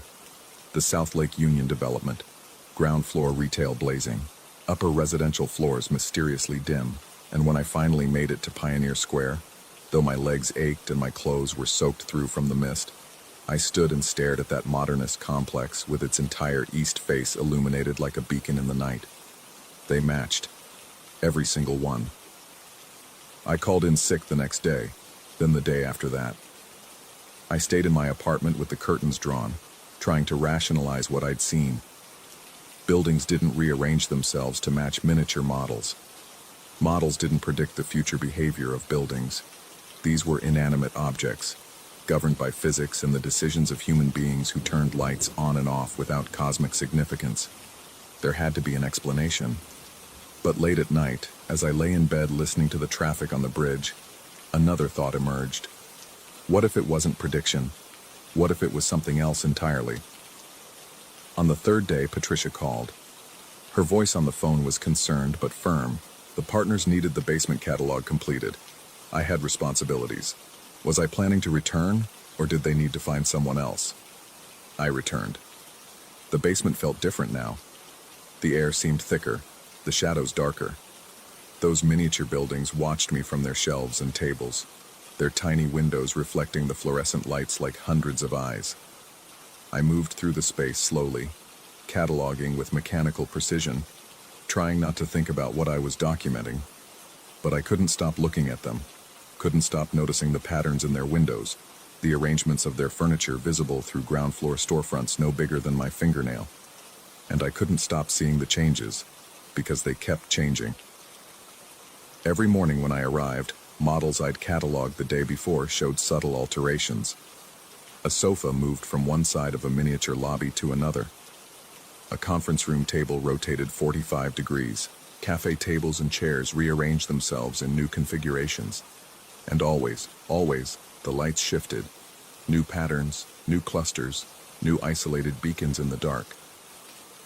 I started documenting the changes obsessively, photographing the same models day after day, building a visual timeline of their transformations. My official catalog work slowed to a crawl. The spreadsheet remained half-finished, frozen at 127 out of 284 models, but my phone filled with comparison shots, time-stamped evidence of the impossible happening in this forgotten basement. And then I started checking the real buildings. It became a compulsion. Every evening, I walked through downtown Seattle, comparing reality to the models. I developed routes, efficient paths that took me past the maximum number of buildings in minimum time. I learned to read architecture in a new way, not as static structures, but as living things that breathed and shifted and rearranged their internal organs when no one was watching. They always matched. Always. A model would change overnight, and the next day, the actual building would reflect that change perfectly. Not just the lights, but everything. I watched building maintenance crews move furniture in the Cascade Financial Building lobby, repositioning the waiting area to match exactly what I'd photographed in the basement that morning. I saw office workers at the South Lake Union Development spontaneously rearrange their conference room, shifting the table from its position against the north wall to the center of the room, precisely as the model now showed it. It was as if the models were instructions, and the city was following them. Or, and this thought came to me at 3 a.m. one sleepless night, as if the models were the real city, and the full-scale version was just a reflection, copying changes from its miniature original. I stopped going home, started sleeping in the office, on the couch in the break room upstairs. I told myself it was to save commute time, to focus on finishing the catalog. But the truth was, I couldn't bear to leave. I needed to understand what was happening, needed to catch whatever force was rearranging these miniatures in the dead of night. I set up more cameras, not just one, but 5, positioned at different angles, recording continuously. I scattered tiny objects around the models, paper clips, grains of rice, coins, creating a perimeter that would reveal any physical interference. I even spread a fine layer of dust on the work tables, thinking that any hand or tool that touched the models would leave traces. Every morning, the models had changed. Every morning, my scattered objects lay undisturbed, the dust unmarked by any passage. The cameras showed the same single-frame transformation at 3:47 a.m. exactly, as if the models existed in one state, and then in the space of a heartbeat, they existed in another, with no transition between. Patricia came down to check on me. I didn't hear her enter. I'd been staring at the Rainier Tower model, trying to decipher some meaning in the new pattern of lights that had appeared overnight. She spoke my name 3 times before I registered her presence. The concern in her face frightened me more than the changing models. It was the look someone gave to a stranger, to something that had stopped being quite human. She asked gentle questions about the catalog, about my health, about whether I was eating and sleeping. I answered mechanically, hearing my own voice from a distance. Yes, I was fine. Yes, I was making progress. Yes, I'd go home and rest soon. After she left, I realized I couldn't remember the last time I'd showered, or changed my clothes, or eaten anything more substantial than vending machine crackers. The face that looked back at me from my phone's camera was hollow-eyed and strange, belonging to someone I didn't quite recognize. But I was close to understanding. I could feel it. The models weren't just changing randomly. There was a pattern, a sequence I almost grasped. Each night the alterations moved through the collection in a specific order, starting with the oldest models and progressing toward the newest. And the changes themselves weren't arbitrary. They followed certain rules, certain principles of architectural logic I was beginning to intuit, but couldn't quite articulate. It was like watching someone play an elaborate game, moving pieces on a board according to rules I hadn't learned. And the city above, the real city, the full-scale city, was the board itself, reconfiguring to match each move. But who was playing? And what were they playing for? I started finding notes in the margins of old architectural drawings stored with the models. Not many, just occasional penciled annotations in a crabbed handwriting I couldn't identify. They said things like window pattern revised and lobby configuration confirmed, and once, in a hand that looked shakier than the others, the scale is wrong. The scale is wrong. I thought about that phrase obsessively. Wrong how? The models were built to standard architectural scales, 1 to 100, 1 to 50, sometimes 1 to 200 for larger projects. The measurements were accurate, verified against the original plans. So what scale was wrong? Unless it wasn't about measurement, unless it was about ontology, about which version of the building was the original and which was the copy. What if the models weren't small, but the full-scale buildings were grotesquely, impossibly large? What if we'd gotten it backwards, and the true architecture existed here, in this basement, while the city above was merely an enormous, inefficient duplication? I laughed when that thought occurred to me. A high, thin sound that echoed off the concrete walls and frightened me into silence. That night, or morning, I'd lost track. I pulled every model off the shelves and arranged them on the floor, creating a miniature version of Seattle laid out in proper geographic relationship. North to south, east to west, I positioned each building where it would stand in the actual city. It took hours. My back ached. My eyes burned. But when I finished, I stood on a chair and looked down at what I'd created. It was beautiful. A complete city rendered in miniature. Every structure in its place. Every street and plaza and park represented by the gap between models.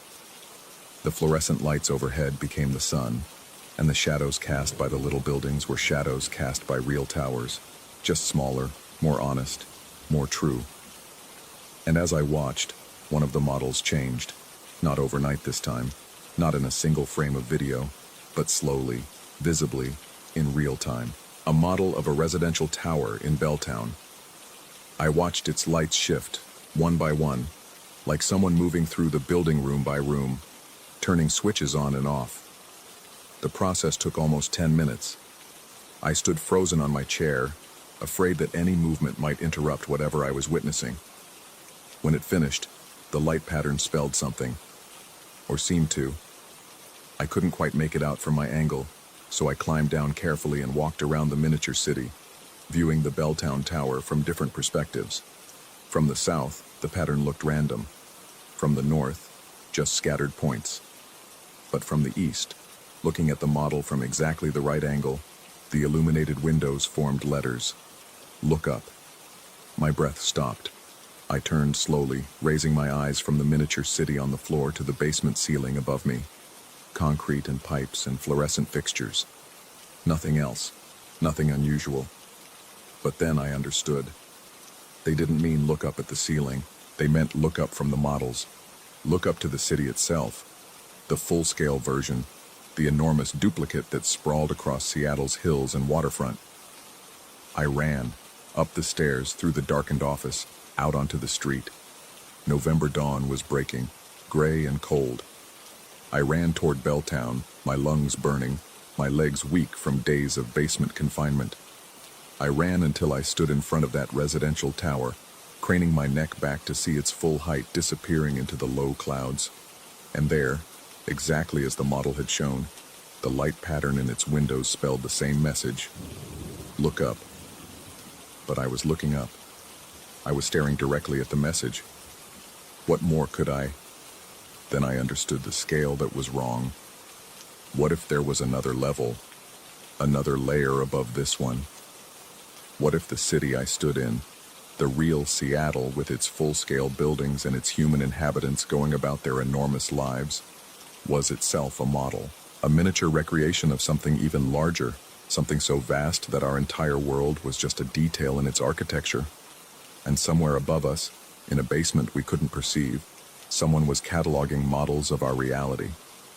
Watching as buildings changed overnight, documenting the mysterious patterns as they emerged, questioning their sanity as they realized the models were affecting the full-scale city, our world, our reality, rearranging us like furniture, repositioning us like lights and windows, playing some game according to rules that existed on a scale we couldn't fathom. I stood in the street as the morning traffic began to move around me. People walked past on their way to work, their faces illuminated by phone screens, unaware that they might be miniatures themselves, scale models in someone else's catalog. The city rose around me, and I understood that I would never know how many levels up it went, how many basements stacked on top of basements, how many catalogers documenting the mysterious changes in their architectural collections, all of us watching the patterns shift and wondering what they meant. The partners let me go a week later. Patricia delivered the news with genuine kindness, explaining that the basement work had been too much for me, that I needed rest and recovery, that they understood. They'd have someone else finish the catalog. I was not to return to the basement. I was not to return to the office at all. I wanted to warn them, wanted to explain that finishing the catalog wouldn't matter, that understanding the models was impossible because we were the models. We had always been the models, and somewhere above us in a scale we couldn't perceive, someone was watching our lights shift in the dark, trying to decode our patterns, going slowly mad in a basement none of us would ever see. But I didn't. I just nodded and took my things and left. Now I work at a different firm, across town. I don't go near architectural models anymore. I don't stay late. I don't walk through downtown cataloging light patterns or furniture arrangements. I've learned to look away, to ignore the changes, to pretend that buildings are static things that stay the way they're built. But sometimes, late at night, I feel the shift, that single frame transformation, that impossible change that happens too fast to perceive, but leaves everything different. And I wonder if somewhere above me, in a basement the size of the sky, someone is taking photographs, building a spreadsheet, documenting the mysterious rearrangements that happen every night at 3:47 a.m. in a world too large for them to fully comprehend. And I wonder if they've noticed yet that the patterns are spelling something, that the lights in our windows, the positions of our furniture, the arrangements of our lives are forming letters, when viewed from exactly the right angle, on exactly the right scale. I wonder what message we're trying to send, and whether anyone up there is listening, or if they're too busy questioning their own sanity, too distracted by their own catalog of changes, to notice that they're being watched from below. Because the scale is wrong. It's always been wrong. And there's no bottom to this particular basement. We just keep going down.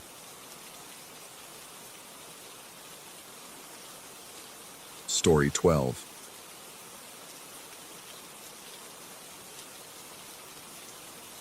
The water level was wrong again. I noticed it during my 3 a.m. rounds, when the aquarium hummed with the machinery of artificial life, and the building settled into its bones. The main tank, that cathedral of blue holding 200,000 gallons, should have been precisely 7 inches below the observation deck rail. Company policy, insurance requirements, physics. But there it was, lapping at the metal edge, leaving salt residue in patterns that looked almost deliberate. I'd worked at the Clearwater Marine Observatory for 6 years, long enough to know every pump cycle, every filtration rhythm, every predictable throb of this place, long enough to become invisible. The day shift kids with their marine biology degrees never learned my name, just called me when the toilets backed up or when someone needed the vomit cleaned from the touch tank area. That was fine. I preferred the night shift anyway, when the tourists went home and the animals stopped performing. But the water level, that wasn't fine. I pulled out my phone, 12:47 a.m., not 3 like I'd thought, and made a note. The digital clipboard the new manager insisted we use felt wrong in my calloused hands, but I logged it. Main tank 7 inches above normal. Check pumps. The pump room door resisted when I turned the handle, the metal cold enough to sting. Inside, everything looked normal. The industrial machinery thrummed its eternal song, pressure gauges reading exactly what they should. I checked the overflow drains, the backup systems, even the ancient manual controls that nobody had touched in a decade. Nothing. Everything functioning perfectly while 200,000 gallons of salt water quietly disobeyed every law that should have governed it. A sound made me turn. Not loud, just wrong. A wet slap against glass, too heavy to be fish. Through the pump room's portal window I could see into the main tank. The underwater lights created a twilight world of drifting particles and shadow. For a moment, I saw nothing unusual. Then something pale tumbled past the window, rotating slowly in the current. My flashlight beam caught it through the murky water. A key ring, old brass, green with corrosion, 3 keys attached. It shouldn't have been in the tank. Nothing should have been in the tank except water, fish, and the carefully maintained reef structure. The keys drifted to the bottom, settling in the sand near the observation tunnel entrance. I found myself walking toward the main gallery without deciding to, my rubber boots squeaking on the polished concrete. The enormous tank dominated the space, a wall of water 3 stories high. During the day, hundreds of people pressed against the glass here, watching rays glide past and reef sharks circle their eternal territory. Now, my reflection stared back at me from the dark glass, alone. The keys gleamed in the sand below, easily visible from the surface. But there was something else now. A dark rectangle, half buried near a formation of staghorn coral. I pressed my face against the glass, cupping my hands around my eyes to block the reflection. A wallet, black leather, bloated with water. My hand went to my back pocket. Empty. The wallet I'd carried for 15 years, with my license and the photo of my father, was somewhere in my apartment. Had to be. I'd had it yesterday when I bought coffee at the gas station. The woman behind the counter had smiled at me, and I'd noticed her name tag said Jennifer, and I'd thought that was a nice name, normal and safe. But I couldn't actually remember putting the wallet back in my pocket. The observation tunnel entrance was locked after hours, but I had the master key. I told myself I was following protocol, investigating contamination in the tank. Foreign objects posed a risk to the animals. That's what I told myself as I descended the stairs, as I unlocked the door, as I stepped into the acrylic tunnel that ran through the tank's center. Water surrounded me on all sides, pressing against the curved walls with incomprehensible weight. Fish drifted past, unbothered by my presence. A sea turtle glided overhead, ancient and indifferent. The underwater lights created moving patterns on the tunnel floor, caustics that looked like reaching hands. I walked toward where I'd seen the wallet, my footsteps echoing in the confined space. The keys were there, settled in the sand just outside the tunnel. I knelt, pressing my palm against the acrylic. Up close I could see the key ring clearly, It was mine. The brass anchor charm my father had given me. The spare house key I'd lost last month. The mailbox key I'd been meaning to replace. They shouldn't have been in the water. I hadn't been diving.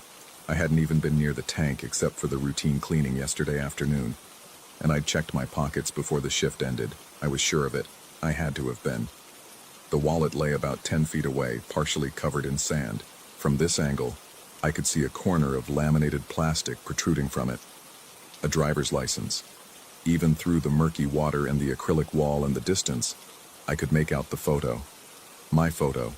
Current. From the license I'd renewed 3 months ago. My phone buzzed. A reminder, check East Wing bathrooms. I looked at the time. 1:15 a.m. I'd been in the tunnel for, how long? 5 minutes? 10? The timestamp on my last note said 12:47. That couldn't be right. I'd made that note, then checked the pumps, then walked to the main gallery, then come down here. That was at least 30 minutes, maybe more. When I looked back at the tank, there was something else in the sand. A piece of paper, weighted down with a rock. No, not a rock, a phone. Black case, cracked screen. The paper had unfurled slightly in the current, and I could see markings on it. Lines. A map. I should have called someone. The day manager, the security company, even the police. Instead, I left the tunnel and went to the equipment locker, where we kept the diving gear for the tank maintenance crew. I told myself I was retrieving contaminated items, protecting the animals, doing my job. The wetsuit was cold and tight. I'd never used the diving equipment before. That was for the trained staff, the ones with certifications. But I'd watched them often enough. Tank on back, regulator in mouth, mask sealed. The buddy system didn't apply when you were alone at 1 a.m. in a locked building, when you needed to understand why your possessions were appearing in water, when the world had started following rules you didn't recognize. The tank access ladder was behind the coral backdrop, hidden from public view.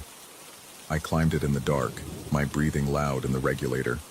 At the top, the water stretched out before me, black and infinite despite the lights. The surface was perfectly still, which was wrong. The filtration system should have created ripples, motion, life. I descended slowly, the weight belt pulling me down. The water temperature shocked my exposed face, colder than it should have been. Our marine veterinarian kept the tank at exactly 75 degrees. This felt like 60, maybe less. I could see my breath bubbling upward in silver streams. The keys found me before I found them. They drifted into my field of vision as if carried by an intentional current, tangling briefly in the hose of my regulator before I grabbed them. The brass was ice cold, even through my neoprene gloves. I shoved them into the pocket of my wetsuit and continued down. The wallet lay in a small depression in the sand, creating a perfect rectangle shadow. I didn't want to touch it. Every instinct screamed at me to surface, to get out, to leave this place and never come back. But I reached for it anyway, my gloved hand moving through the water in slow motion. The leather was slick, heavy with water. I opened it carefully, fighting against the current that seemed to want to pull it away from me. My license was there, my credit card, even the $20 bill I'd folded behind my insurance card for emergencies. Everything was wrong. Everything was exactly right. I looked up through the water toward the surface. The lights created a rippling ceiling, a barrier between this world and the one above. Something moved up there, a shadow passing across the light. For a moment, I thought it was one of the rays, but it was too large, too deliberate in its movement. The phone and map lay just ahead, partially buried. I swam toward them, my fins stirring up clouds of sand. The phone was dead, of course, its screen showing water damage beneath the cracks. But when I picked it up, I felt the weight of it, the familiar shape. My phone was in my pocket. I could feel it there. But this was also my phone, with the same crack from when I dropped it in the parking lot, the same faded case. The map had been drawn on waterproof paper, the kind sailors used. The ink hadn't run, and I could see it clearly in the beam of my dive light. It showed a coastline I didn't recognize, all jagged inlets and unnamed islands. There was an X marked in red on one of the islands, and next to it, A date written in precise handwriting. November 7th, 2025. 2 days from now. I'd been checking the calendar obsessively lately, counting down to something I couldn't remember. The date felt significant, heavy with meaning that stayed just out of reach. November 7th. That was important. That was when something would happen, or had happened, or was supposed to happen. The current shifted. All around me the water began to move, not with the artificial flow of pumps and filters, but with something else. A rhythm. A pulse. I'd spent enough time in the ocean to recognize tidal movement, the ancient pull of the moon against water. But we were in a tank, in a building, miles from the sea. The fish were acting strange. They'd gathered at the far end of the tank, schooling together in a tight formation, all facing the same direction. Toward me. Watching. I needed to surface. My air gauge showed half a tank, more than enough, but suddenly I couldn't get enough oxygen. Each breath felt thin, inadequate. I started up, fighting against the weight belt, against the water that seemed thicker now, resistant. Something grabbed my fin. Not grabbed, snagged. I twisted around, shining my light down. My fin had caught on a piece of coral, that was all. Just coral. The red glow in my peripheral vision was just a reflection, just the emergency lighting, just my imagination creating threats from nothing. I freed myself and kicked toward the surface too fast, violating every rule of safe diving. The bends were a risk, but staying down there was worse. The water fought me the entire way, or maybe I was fighting it, or maybe there was no difference anymore. I broke the surface, gasping, ripping the regulator from my mouth. The air in the building tasted wrong, too metallic, too cold. The observation deck was empty. The walls were the same. Everything was exactly as it should have been, except for the man standing by the gallery entrance. He wore the same uniform I wore, the same boots, the same water-stained jacket with the aquarium logo. His face was in shadow, but I could see enough. Enough to know. I shouted something, but my voice came out wrong, distorted. He didn't react, didn't move, just stood there, watching me thrash in the water. I swam to the ladder, hauled myself up with muscles screaming from exertion and cold. By the time I dragged myself onto the deck, shaking and dripping, the gallery was empty. The entrance showed only darkness beyond. My phone, my real phone, the one that should have been in my pocket, was still there. I pulled it out with trembling hands. 1:47 a.m. The last hour had compressed, folded in on itself, or I'd lost time. Or time didn't mean what I thought it meant anymore. I called the day manager. It rang 5 times before going to voicemail. I called the security company. Same. I called 911, and a calm voice asked me about my emergency, and I opened my mouth to explain, and realized I had nothing to say that wouldn't sound like madness. I hung up. The items I'd retrieved from the tank lay on the deck beside me, slowly forming puddles. The keys, the wallet, the phone, the map. All mine. All impossible. I spread the map out, studying the coastline in the harsh fluorescent light. There was something familiar about it, something that tugged at the edges of memory. I pulled out my phone and searched for similar coastlines, fingers clumsy on the wet screen. The results made me stop breathing. The coastline matched, almost exactly, the barrier islands off the Florida coast. But not as they were now, as they'd been before. Before the hurricane of 1935, before the developments, before the dredging and the seawalls and the transformation of Wild Shore into tourist destination. Before everything. Or after. After something that hadn't happened yet. I looked at the date on the map again. November 7th.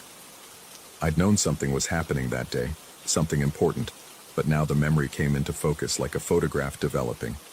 The forecast. The hurricane. Category 5, they were saying. Unprecedented strength. Expected landfall November 7th. Along the central Florida coast. Expected landfall here. The aquarium had evacuation protocols. I'd read them during orientation, forgotten them immediately. But I remembered now that we were supposed to leave, supposed to secure the facility and get inland, supposed to abandon this place to the storm. Except I'd seen the forecast.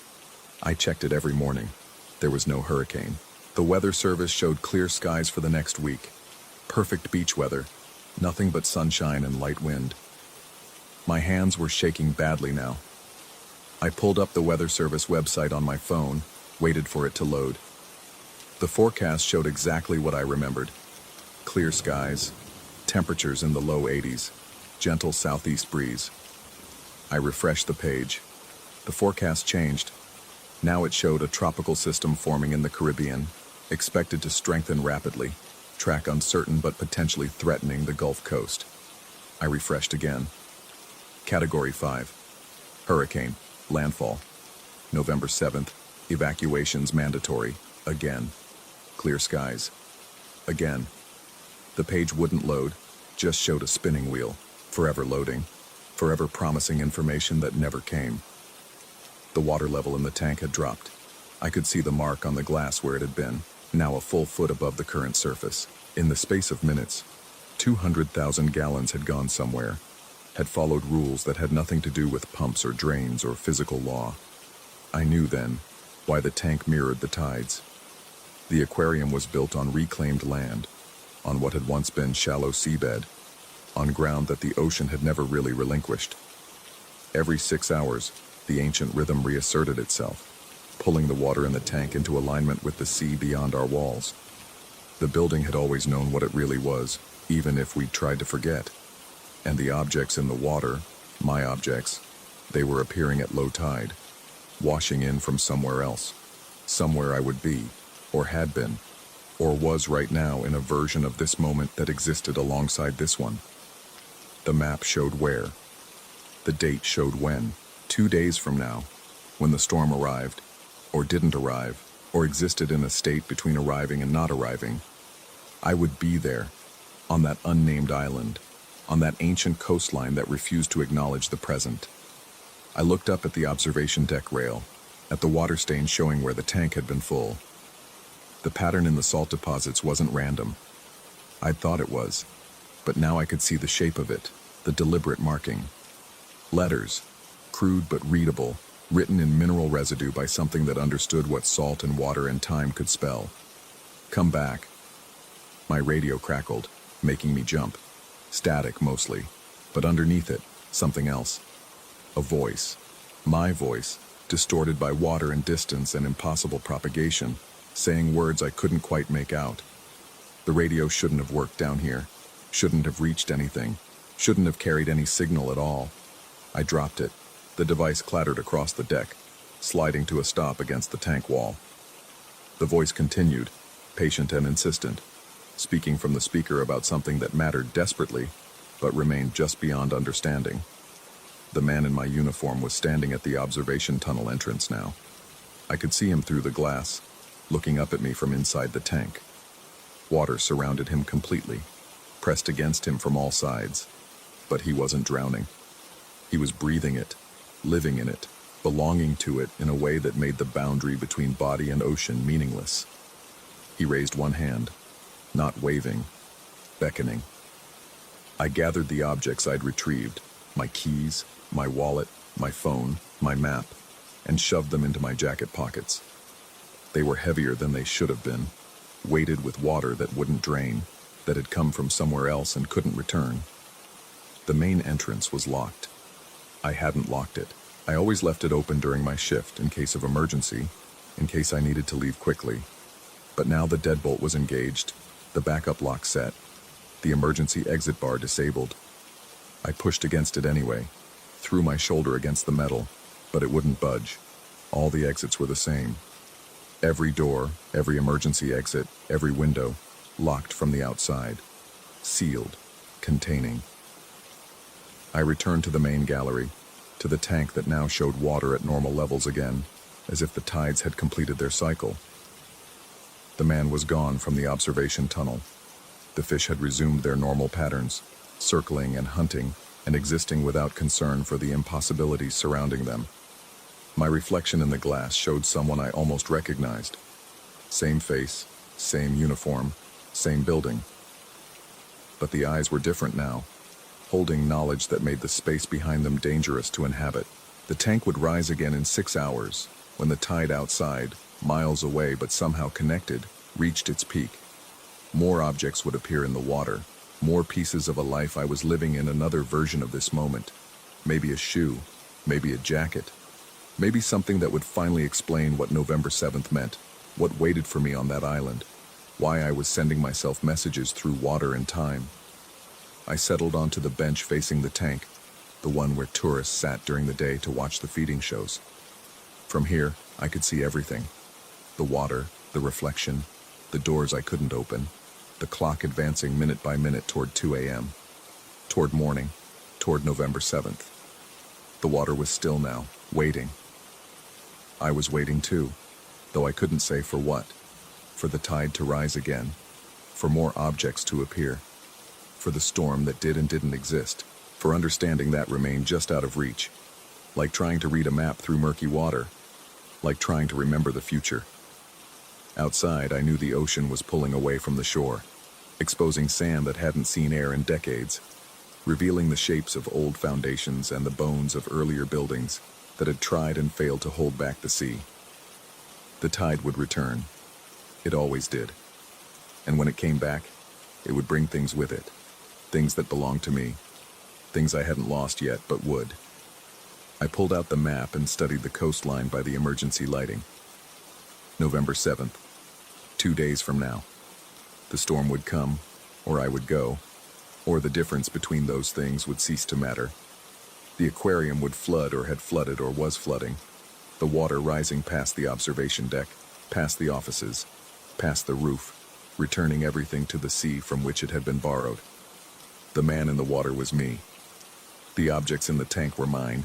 The messages written in salt and distance and desperation were warnings or invitations or both. I had 2 days to decide if I would heed them.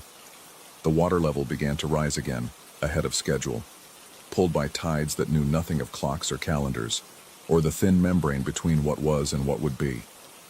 I watched it climb, inch by inch, approaching the rail, carrying with it new objects I couldn't yet see but knew were coming. Outside, the ocean breathed. Inside, the tank breathed with it. And I sat between them, watching, waiting, understanding finally that the question wasn't whether I would go to that island on November 7th. The question was whether I was already there. Story 13. The city never truly sleeps, but it dreams, and sometimes those dreams bleed through cracks in the concrete. I learned this filming location footage for indie productions, wandering New York's forgotten spaces with my camera like a digital-age spelunker. The abandoned subway platforms were my specialty. Those liminal zones where the city's bright veneer peeled away to reveal something older, something that remembered when gas lamps flickered in the tunnels and horses still pulled carriages above. Grand Central Terminal had always been a maze to me, even after a dozen shoots in its gilded halls. But the real labyrinth lay beneath, in the network of service tunnels, defunct platforms, and sealed passageways that riddled the bedrock like wormholes in reality itself. I'd heard rumors of Track 61, the secret platform built for presidents, but what I discovered that October evening existed on no map, official or otherwise. The access point was almost embarrassingly mundane, a maintenance door near the Oyster Bar, unmarked except for a faded, authorized personnel-only sign that looked as though it had been printed during the Eisenhower administration. The lock had been broken for years, judging by the rust patterns, though curiously there were no graffiti tags, no evidence of urban explorers or the homeless seeking shelter. The door simply existed, ignored, as if the city itself had forgotten it was there. My LED panel cut through the darkness beyond, revealing concrete steps slick with decades of seepage. The air tasted of rust and something else, something mineral and cold that made my sinuses ache. I counted 43 steps down before the stairwell opened onto the platform. It was wrong immediately, though I couldn't articulate why. The platform was too clean, too intact for something genuinely abandoned. No debris cluttered the edges, no rats scurried from my light. The tiles along the walls, white with a thin navy border, looked freshly grouted, yet the architectural style screamed 1920s. Electric sconces lined the walls, their fixtures dark but unstained by water damage or vandalism. The tracks gleamed dully in my light, and when I crouched to examine them, I found them free of the rust that should have claimed them decades ago. I should have left then. Every instinct honed by years of filming in New York's forgotten corners screamed at me to climb those stairs and forget I'd ever found this place. But I was already framing shots in my mind, imagining how the ambient sound would layer with the footage, the distant rumble of active trains bleeding through the earth, the drip of condensation, the peculiar acoustic deadness of sealed spaces. I set up my tripod at the platform's edge and began filming. The LED light created harsh shadows that danced as I panned slowly across the empty space. Through the viewfinder, the platform looked even stranger, the camera's eye catching details my naked vision had missed. There were benches, the kind with ornate iron armrests, positioned at precise intervals. A newspaper stand stood at the far end, its metal framework intact, but its papers long gone. Even stranger, a large clock hung above where the tunnel entrance yawned into darkness, its hands frozen at 11:47. I filmed for 20 minutes, methodically documenting every angle, every architectural detail. The footage would be gold for any production needing that eerie, timeless quality. But as I packed up my gear, I noticed my watch. 11:38. I'd been down here longer than I'd thought. The last train I could reasonably catch would leave the active platforms in less than an hour, and I had no intention of navigating the terminal's labyrinthine depths after midnight. That's when I heard it. A vibration more felt than heard at first, transmitted through the platform's concrete directly into my bones. Then came the sound itself, the distinctive rumble and squeal of an approaching train. Impossible. This platform was abandoned, the tracks almost certainly disconnected from the active system. Yet the sound grew louder, accompanied by a change in air pressure that made my ears pop. A faint breeze stirred from the tunnel, carrying that same mineral smell but stronger now, almost metallic, like blood or old pennies. I grabbed my camera from the tripod, some documentary instinct overriding self-preservation. If a train really was coming through here, if this platform was somehow still in use despite all appearances, I needed footage. My finger found the record button just as light began to glow from the tunnel's depths. The train that emerged was from another era, not vintage in the restored museum piece sense, but genuinely old.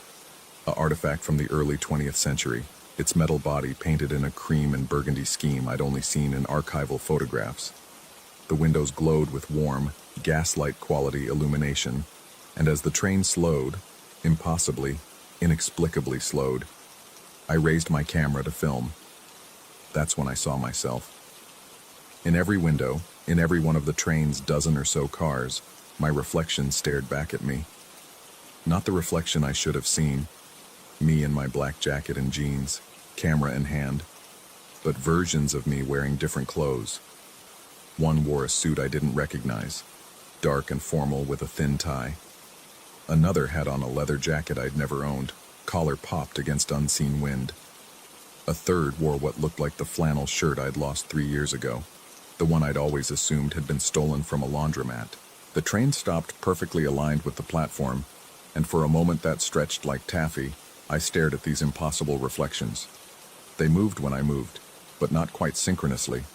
There was a delay, or perhaps they anticipated my movements. The me in the suit raised a hand to the glass, palm pressed flat, and I felt my own hand twitch upward in unconscious mimicry before I jerked it down. No one boarded, no one disembarked. The doors never opened. The train simply sat there, idling with a mechanical patience while I filmed and tried to control my breathing. Through the viewfinder, the scene looked even more surreal, the camera's digital eye making the gaslight flicker in ways that hurt to watch. Then, as smoothly as it had arrived, the train began to move.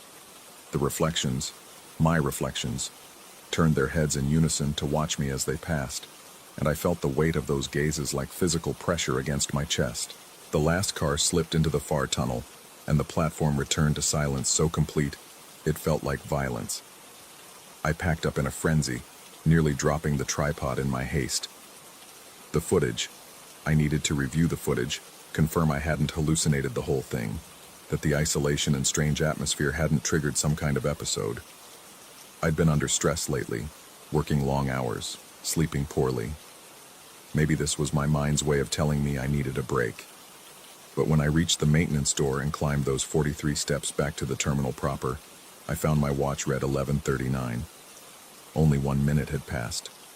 1 minute for what had felt like half an hour of filming and the 5 minutes I'd spent watching the train.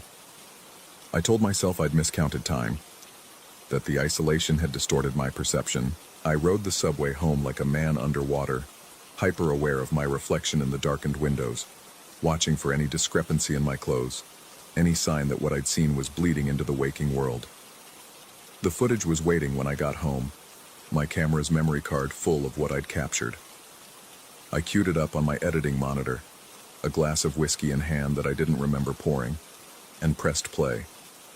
The platform looked exactly as I remembered. The pristine tiles, the frozen clock, the benches arranged with geometric precision. My camera work was steady, professional, panning across the space with the smooth glide that came from years of practice. The timestamp in the corner confirmed I'd started recording at 11:38 p.m. Then came the vibration, visible in the slight shake of the frame, the light growing from the tunnel, the train emerging in all its anachronistic glory, cream and burgundy paint gleaming wetly under my LED. But the windows were dark, empty. The train was there in the footage. I could see it clearly, could count the cars, could make out details of the exterior I hadn't consciously registered while filming. But no light glowed from within, no reflection stared back, just dark windows reflecting nothing, like the blind eyes of something that had never lived. I watched the footage 3 times, then 3 more, searching for any sign of what I'd seen. The timestamp showed the train arriving and departing across a span of 22 seconds. 22 seconds that had felt like an eternity while I'd lived them. The rational part of my brain, the part that had kept me employed and functional through years in a competitive industry, insisted I'd experienced some kind of hallucination. Stress-induced, perhaps, or triggered by the platform's isolation and eerie preservation. The footage was real. The train was real. But my perception of glowing windows and impossible reflections was a construct of my exhausted mind. But there was another possibility, one that squirmed in my thoughts like something alive. What if the camera couldn't see what I'd seen, because what I'd seen wasn't meant to be recorded? What if there were things that existed in the spaces between documentary and experience, visible only to the naked eye in moments of transition? I didn't go back for 3 days. I worked other jobs, filmed other locations, and tried to convince myself that curiosity wasn't an itch burning under my skin. But on the 4th night, I found myself at Grand Central again, drawn by a compulsion I didn't fully understand. The maintenance door was exactly where I'd left it, still unmarked, still ignored by the thousands of commuters flowing through the terminal above. This time I brought 2 cameras, one on a tripod, one handheld. If something was visible only to direct observation, I wanted to document the discrepancy itself, the scientific method applied to the paranormal, or the psychological, or whatever the hell this was. I reached the platform at 11:30, giving myself time to set up. Both cameras were recording when the vibration started at 11:47. The same time the frozen clock above had stopped, I realized. The train emerged on schedule, if schedule was the right word for something that shouldn't exist. This time, the reflections were worse. The me in the suit was joined by others. Me in a hospital gown, me in clothes I recognized from college, me in a security guard's uniform I'd never worn. They crowded the windows, pressing against the glass, and their mouths were moving, speaking or screaming. I couldn't tell which. The me in the hospital gown had bandages on his wrists, dark stains seeping through. I forced myself to keep filming with the handheld camera, documenting what my eyes saw even as my hands shook. The train idled for longer this time, a full minute by my count, though my watch would later tell me only 20 seconds had passed. One of the reflections, the one in the college hoodie I'd loved so much I'd worn it to threads, pressed something against the window. A piece of paper maybe, or a photograph. I couldn't make out the details before the train began moving again. When I reviewed the footage later, back in the supposed safety of my apartment, the handheld camera showed the same thing as before. An empty train, dark windows, 22 seconds of mundane impossibility. But the audio was different. Beneath the rumble of wheels on rails and the electric hum of machinery, there was another sound, rhythmic and persistent, like someone tapping on glass, or many someones, tapping in desperate synchronization. I should have stopped. Any sane person would have walked away, chalked the experience up to an undiagnosed condition, maybe checked myself in for evaluation, but insanity and obsession wear the same face in the mirror, and I'd stopped being able to tell them apart. I began visiting the platform every night, always arriving by 11:30, always staying to witness the midnight train. Each visit brought new reflections, new versions of myself in circumstances I couldn't place. Me in a tuxedo, standing as if at an altar. Me in rain-soaked clothes, hair plastered to my skull. Me in a tank top and shorts, skin reddened by sun I didn't remember. The reflections were memories, I decided, or possibilities. Alternate versions of myself spawned by choices made or unmade, paths taken or abandoned. The theory should have comforted me. It implied order, a logic to the phenomenon even if it defied conventional reality. But the reflections were changing in ways that suggested something more sinister. They were getting older, I realized during my 7th visit, not dramatically, but noticeably. Hairline receding, lines deepening around eyes and mouth, a weight settling into features that made them heavier, more burdened. And they were all staring at me now, no longer simply mirroring my movements. Every version of myself in every window had turned to face the platform, and their expressions were identical, pleading and terrified and sorry, so desperately sorry for something I didn't understand. On the 9th night, one of the reflections mouthed words I could lip-read. Don't get on. But I hadn't been planning to get on. The doors never opened. The train was a closed system, a loop of possibility or memory or damnation that I was only meant to witness. Wasn't it? That's when I noticed the platform had changed. Subtle alterations that accumulated like sediment. A crack in one of the tiles near my usual spot. A burned-out sconce I didn't remember being dark before. A smell of ozone that hadn't been present on earlier visits. The clock above the tunnel still read 11:47, but now I understood it wasn't showing when the clock had stopped. It was showing when something was scheduled to arrive. On the 11th night, I brought a notebook and started documenting the reflections systematically, sketching what each version of myself wore, noting their expressions and positions in the train. The patterns emerged slowly. The versions in formal wear appeared in the forward cars, while those in casual clothes clustered toward the rear. The me in the hospital gown was always in the middle car, 5th window from the front, and his mouth never stopped moving in silent speech I couldn't decipher. I was so focused on cataloging that I almost missed when one of the reflections changed position. The me in the leather jacket, who'd always been in the 3rd car, was suddenly in the 2nd, then the 1st. Then he was standing right at the door, hand pressed against the glass, breath fogging it in rhythmic clouds despite the fact that breath couldn't fog glass from the inside of a reflection. The train departed as always, but this time I saw something that made my blood crystallize in my veins. One of the windows in the last car showed an empty space where a reflection should have been. A gap in the pattern, like a missing tooth in a smile. I ran then, camera forgotten on the tripod, notebook tumbling from numb fingers. I took the 43 steps 3 at a time and burst through the maintenance door into the terminal proper, where the late-night crowd of commuters and workers flowed past with blessed, mundane indifference. My reflection in the terminal's polished surfaces looked exactly like it should. Panicked, yes, but singular, and undeniably present in only one place at one time. 3 days passed before I worked up the courage to retrieve my equipment. The camera was where I'd left it, still recording. 26 hours of footage showing an empty platform and, at 11:47 each night, an empty train passing through. But the notebook was gone, and in its place was another notebook, identical except for one detail. It was filled with my handwriting documenting 14 visits to the platform, not 11. I haven't been back to Grand Central. I've tried to convince myself that whatever happened in that abandoned platform was a psychological break, a stress-induced fugue that I'm still recovering from. My therapist seems to agree, nodding thoughtfully as I talk around the details, mentioning burnout and the dangers of working alone in isolated locations.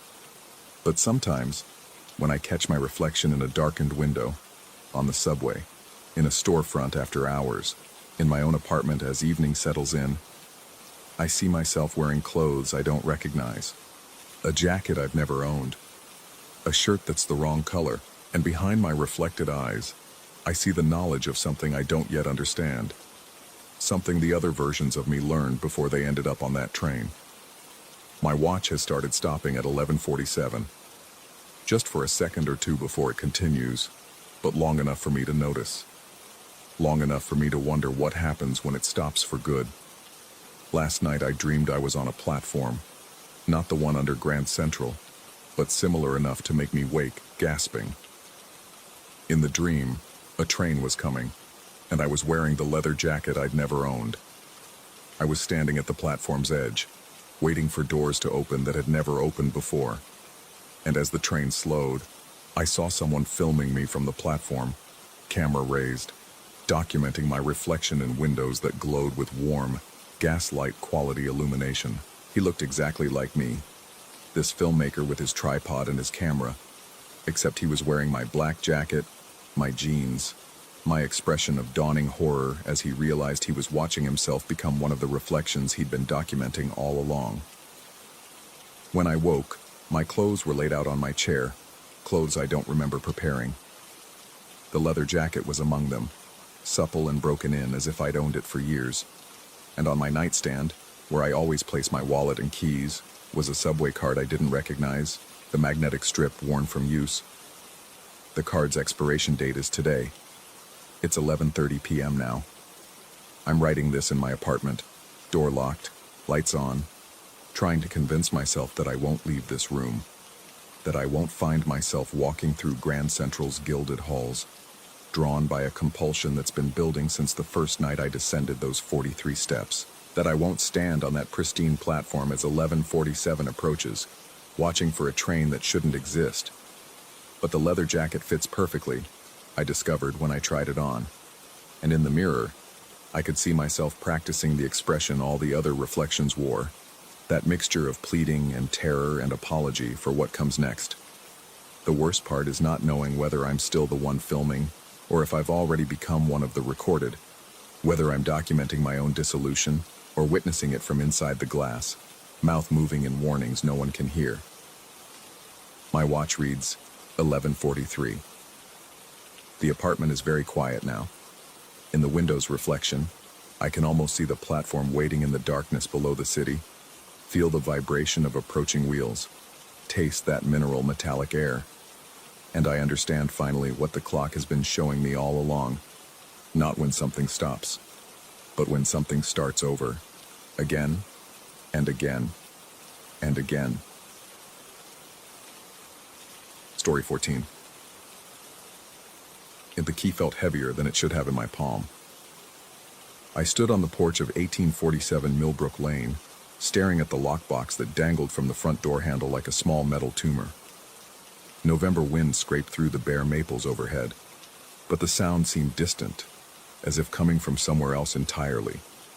Not from the trees above me, but from a memory of trees, a recording of wind. I'd been selling houses in New Hampshire for 11 years. Starter homes in Manchester, lakefront properties in Winnipeg, even a few historical estates that required more paperwork than they were worth.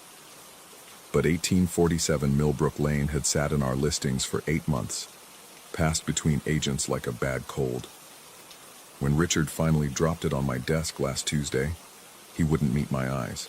The house doesn't hold sound, the previous agent had written in the notes section. Below that, someone else had added, check all electronics before showings. Below that, don't stay past sunset. I'd laughed at the notes. Laughed. Because what else do you do when you're 3 months behind on your mortgage and your commission checks have been getting thinner each quarter? You take the listing no one wants and you sell it, And you don't ask questions about cryptic warnings scrawled by colleagues who've apparently been watching too many late-night horror films. The door swung open with a sound that died too quickly. That was the first thing I noticed. Not silence, exactly, but the way the creak of the hinges seemed to vanish before it finished, like someone had pressed mute halfway through. I stepped inside, and my footfall produced a dull thud that felt absorbed rather than echoed. The hallway should have carried the sound to the back of the house, should have bounced it off the hardwood floors and the walls. Instead, it just stopped. The air inside tasted stale but not unpleasant. Dust motes hung suspended in the afternoon light that filtered through the front windows, barely moving despite the draft I'd let in from outside. The house had good bones, as we say in the business. Crown molding, original wood floors, a staircase with hand-carved railings that probably dated back to the 1920s. The kind of details that should have made this an easy sell in a market hungry for character homes. I pulled out my phone to take photos for the listing refresh. The screen showed 2:34 p.m. and full signal bars. I raised it to capture the entryway, pressed the shutter button, and heard nothing. Not even the artificial click the phone usually made. I checked the settings. Sound was on, volume at maximum. I pressed the button again. The screen flashed, indicating the photo had been taken, but the sound simply didn't exist. Something tightened in my chest, but I pushed it down. Old house. Weird acoustics. I'd seen stranger things. There was a property in Dover with a room where voices came out with a faint echo, even though the space was barely 10 feet square. These old places had quirks. That's what made them charming. That's what I'd tell the buyers. I moved through the first floor, my footsteps creating those same dead thuds that went nowhere. The living room held a sofa covered in clear plastic, an armchair facing the window, a coffee table with water rings on its surface. The furniture had belonged to the previous owner, an elderly woman whose children had apparently wanted nothing to do with the estate. They'd hired us to sell it furnished, which meant either they were too lazy to deal with it or too eager to be rid of the place. I was beginning to suspect the latter. In the kitchen, I tested the faucet. Water came out in a stream that should have produced the familiar rush and splash against the stainless steel sink. Instead, I watched the water flow in near silence, just the faintest suggestion of liquid movement, like watching a film with the audio track removed. I turned it off, or thought I did. My hand definitely twisted the handle, but there was no squeak of resistance, no click of the mechanism settling. The motion felt disconnected from itself, as if my body and the physical world were operating on slightly different frequencies. The clock above the stove had stopped at 3:17. I checked my phone, 2:49 p.m. I moved to the living room where an old grandfather clock stood sentinel beside the fireplace. Its pendulum hung motionless. The brass hands pointed to 3:17. Both clocks, the same time. I told myself it was coincidence. The power had probably gone out at that exact moment, months ago, maybe during a storm. That's all. But my hands had started to shake, and I couldn't quite remember how to make them stop. The stairs to the second floor rose before me like a challenge. I should have left then. Should have walked straight out that door and called Richard and told him to find another agent, another sucker, someone else to stand in this house where sound came to die. But I thought about the mortgage payment due in 6 days, about the way my ex-wife had looked at me during the divorce proceedings when my income came up, about the pride that had kept me in this business, even when younger agents with better social media strategies started taking my clients. So I climbed. Each step produced that same muffled, absorbed sound. Halfway up, I realized I could hear my own breathing, but it sounded thin, distant, as if my lungs were in one room and my ears were in another. I paused on the landing, one hand on the railing, and tried to take a deep breath. The inhale felt normal, but I barely heard it. The exhale was even worse, almost imperceptible, like my body was whispering instead of breathing. 4 bedrooms opened off the second floor hallway. I started with the master. More covered furniture, more dust, more afternoon light falling through windows that overlooked the backyard. Nothing remarkable, nothing wrong. But standing in that room, I became aware of a sound that wasn't a sound, a pressure in my ears, a sense of something just below the threshold of hearing. Not quite tinnitus, not quite silence. The audio equivalent of seeing something in your peripheral vision that vanishes when you turn to look at it directly. I checked the closet, the attached bathroom, the windows.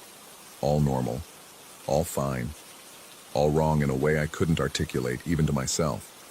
The wrongness wasn't in what was there, but in what wasn't. The ambient noise of existence, the barely perceptible hum of a house breathing, settling, living. This place held its breath.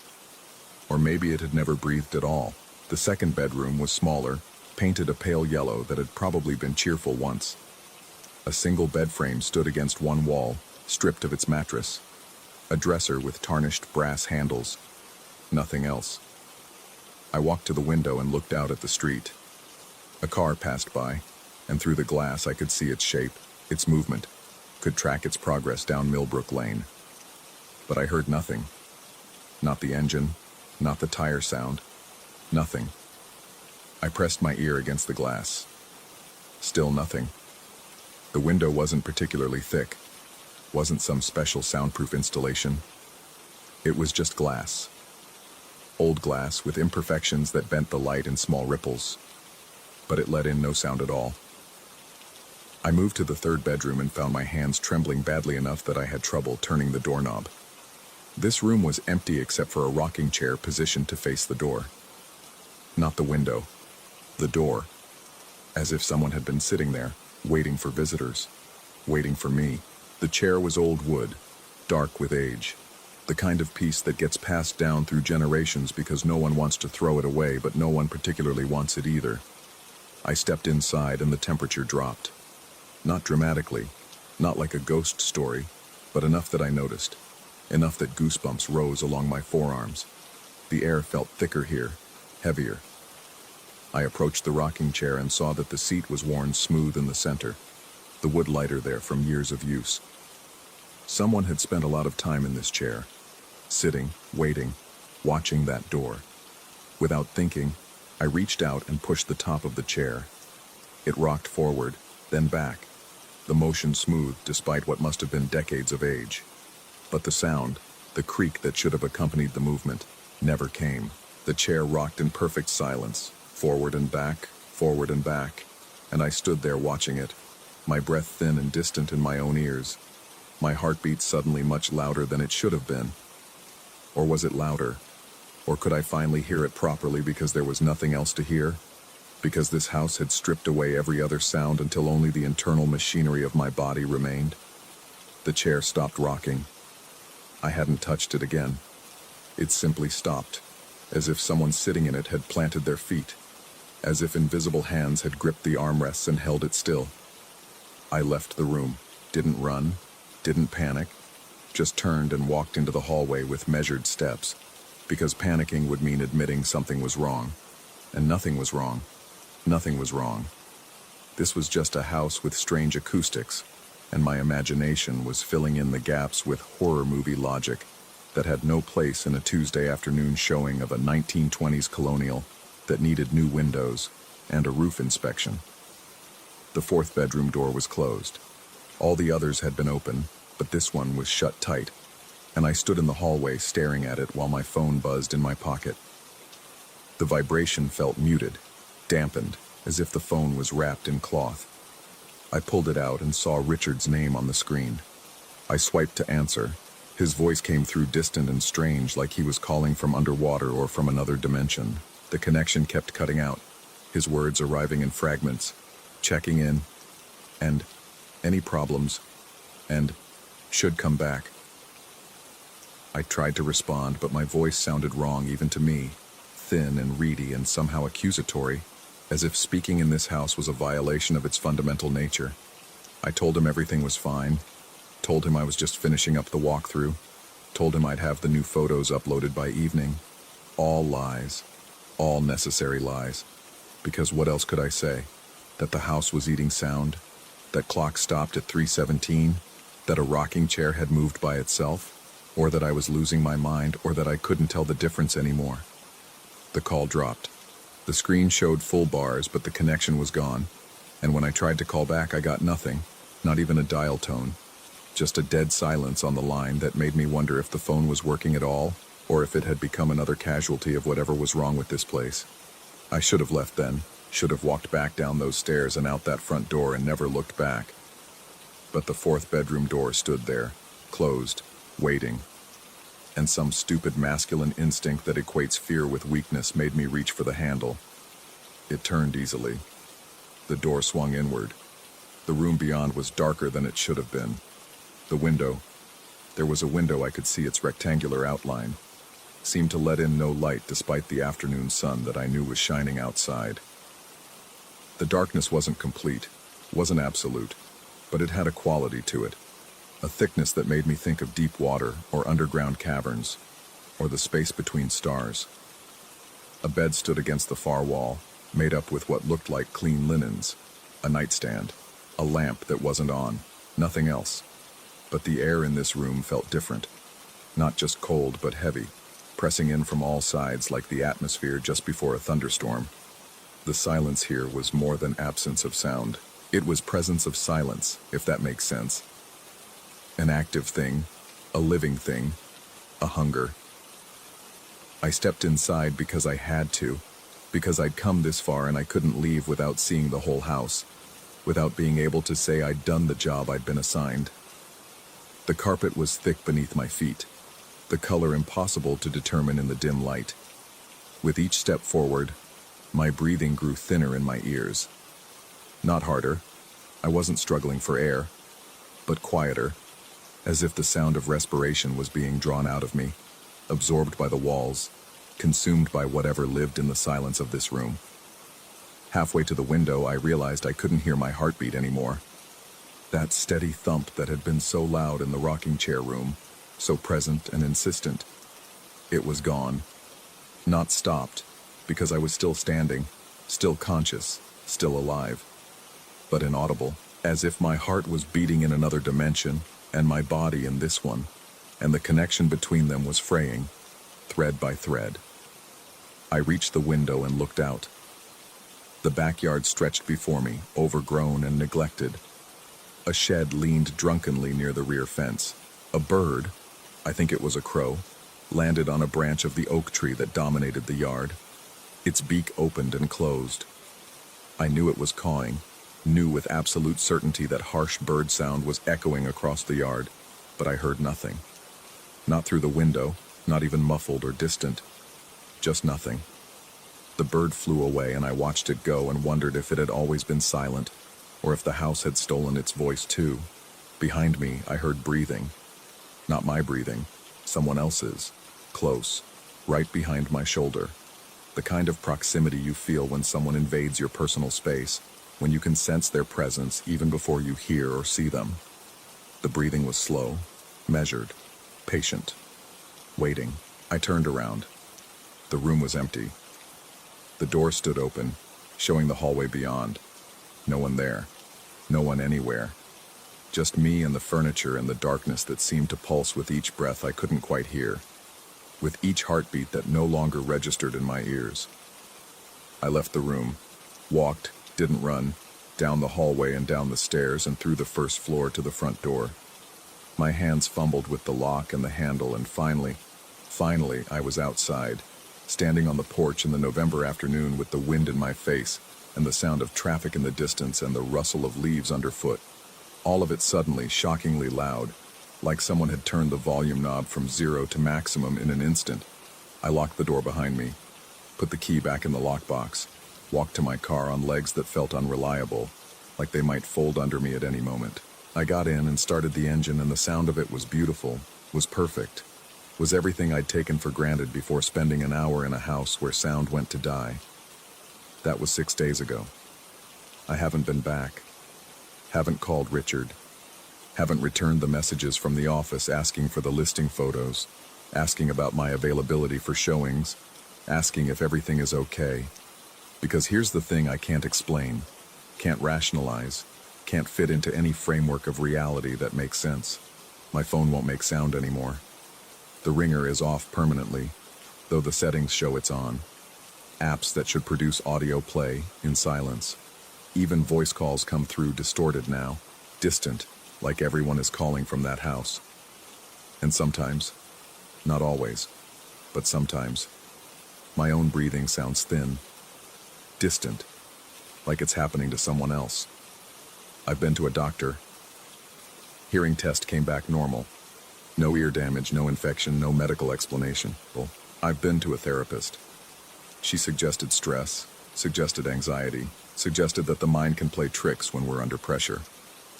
I nodded and agreed and didn't tell her about the rocking chair or the breathing in the empty room or the way that house felt like it was digesting me, slowly, from the inside out. Last night I drove by 1847 Millbrook Lane. Didn't stop, didn't park, just drove past at 25 miles per hour with my hands tight on the wheel. The house looked normal, looked fine. Lights were on in the upstairs windows, though I know the electricity should be off. In one of those windows, the fourth bedroom, the dark one, I saw a shape. Maybe a person, maybe a shadow. It was hard to tell. But I think it was looking at me. I think it's been looking at me since I left. And sometimes when it's very quiet, when I'm lying in bed in my apartment and the city has gone to sleep, and there's nothing but the hum of my refrigerator and the distant sound of traffic. Sometimes I don't hear those things anymore. Sometimes I hear that other thing instead. That pressure, that presence of silence, that hunger. I think the house is still there, in my ears, in my head, in whatever part of me learned how to exist without sound. I think I brought something back with me, or maybe I left something behind. I don't know which is worse. Richard called again today. The voicemail was nearly inaudible, just fragments. Need to talk, and other agents, and same thing. I haven't called him back. I'm not sure I could make myself heard even if I tried. And yesterday I noticed something. My watch had stopped. The second hand frozen in place, no longer ticking. I checked the time it showed. 3:17. I bought that watch 3 years ago. It's never stopped before. It's battery-powered, reliable, the kind of watch that should keep running for years without issue. But it stopped at 3:17, just like the clocks in the house. I've been looking at apartments in Vermont, thinking about a fresh start, a new state, a new career. Maybe I'm not cut out for real estate after all. Maybe some houses shouldn't be sold. Maybe some places are better left empty, better left alone, better left to their silence. But I'm starting to suspect it doesn't matter where I go, because the silence comes with me now. It's in my phone, in my watch, in my breathing that grows thinner each day. I'm carrying it, or it's carrying me, and I don't know how to put it down. Last night I dreamed about the house. In the dream, I was sitting in the rocking chair in the third bedroom, facing the door, waiting. My hands were folded in my lap. My breathing was imperceptible. My heartbeat was a memory, and someone was climbing the stairs, slowly, one step at a time, coming closer, coming to join me in the silence. When I woke up, my alarm clock had stopped. 3:17. I'm writing this down now because I need someone to know, need there to be a record, need to say out loud, even if I can barely hear my own voice anymore, that something is wrong. Something happened in that house, and I don't think I'm getting out of it. Not really, not ever. The silence is patient. The silence is hungry. The silence is growing. And I think maybe the house is still showing itself to me. One room at a time, one sound at a time, one breath at a time. I think I never really left at all. My phone just buzzed with a text from a number I don't recognize. The message is simple. 1847 Millbrook Lane, showing at 3:17. But I didn't schedule a showing, and it's November. It's getting dark earlier now. 3:17 would be almost sunset. My hands are shaking as I type this. My breathing is so thin I can barely hear it. And somewhere I think, in a house on Millbrook Lane, a rocking chair is moving back and forth, in perfect silence, waiting. I should delete the text, should block the number, should do anything except what I know I'm going to do. But maybe if I go back, maybe if I understand what the house wants, maybe the silence will let me go. Maybe I can hear properly again. Maybe I can come back to the world of sound and life and normal Tuesday afternoons that don't swallow you whole. Or maybe that's what it wants me to think. It's 2:47 p.m. now.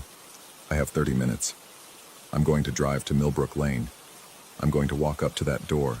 I'm going to step inside. And maybe this time, I'll find out what happened at 3:17. Or maybe I'll just become another notation in the listing file. Another cryptic warning for the next agent. Another voice, thin and distant, calling from a place where sound goes to die. If you're reading this and you're a real estate agent and someone offers you a listing at 1847 Millbrook Lane in New Hampshire, don't take it. Just don't. Some houses aren't worth the commission. Story 15. A static hissed like a living thing through the monitors, filling the cramped booth with white noise that pressed against my eardrums. 3 a.m, and I was alone in the transmission tower 20 miles outside Pahrump, Nevada, where the desert stretched endlessly in every direction, and the nearest human voice belonged to truckers passing on Highway 160. I'd been running the overnight shift at KDES for 8 months now, ever since the station's board decided someone needed to man the equipment through the dead hours. Community radio meant volunteers, and volunteers meant whoever was desperate or insomniac enough to take the graveyard slot. I was both. The package arrived on a Tuesday, left on the metal steps leading up to the booth. No postmark, no return address, just a padded manila envelope with my name written in blocky capitals across the front. Inside, 3 cassette tapes, the old-fashioned kind with the dual spindles and brown magnetic ribbon visible through the clear plastic casing. A yellow post-it note stuck to the first tape read simply, "For broadcast. You'll know when." The station still used tape for archival purposes, one of those quirks of underfunded community operations clinging to obsolete technology. The playback deck sat beneath the main console, connected to the board through a tangle of cables that predated my tenure by at least a decade. I held the first tape up to the fluorescent light, squinting at the handwritten label, Bulletin 1, Monday, October 23rd. That was tonight. Well, technically this morning, given the hour. Something about the envelope bothered me beyond the obvious strangeness. The paper felt wrong somehow, the texture slightly too rough, and the adhesive on the flap left a residue on my fingers that smelled faintly of copper. I wiped my hand on my jeans and slotted the tape into the deck, more curious than concerned. The mechanism clicked and whirred as the tape began to play through my headphones. Static first, then the distinctive tone of the emergency alert system, followed by a voice that made my skin prickle with immediate recognition and denial. It was my voice, unmistakably mine, with the same slight rasp from years of smoking and the particular cadence I fell into when reading prepared copy. But I'd never recorded these words. The bulletin described a vehicle accident on Highway 160, mile marker 47, involving a silver sedan that would leave the road at approximately 4:15 a.m. The voice provided specific details. The driver would be alone, heading southbound, and the vehicle would come to rest against a Joshua tree on the eastern shoulder. No serious injuries, but the driver would need assistance. The bulletin concluded with a request for anyone in the area to check on the situation and report to the highway patrol. I sat motionless as the tape ran out, the playback heads clicking softly against blank ribbon. The digital clock on the console read 3:47 a.m. My hands felt cold despite the booth's stuffy warmth. There had to be a rational explanation. Someone at the station playing an elaborate prank, maybe. One of the day volunteers had decent voice mimicry skills, always doing impressions during the morning show. But the voice on the tape wasn't an imitation. It was exact, down to the way I slightly emphasized certain syllables and the particular breath pattern between sentences. I pulled the tape out and held it up again, searching for something, any clue to its origin. The label showed signs of age. The ink slightly faded at the edges, though the tape itself looked relatively new. The handwriting nagged at me, familiar in a way I couldn't quite place.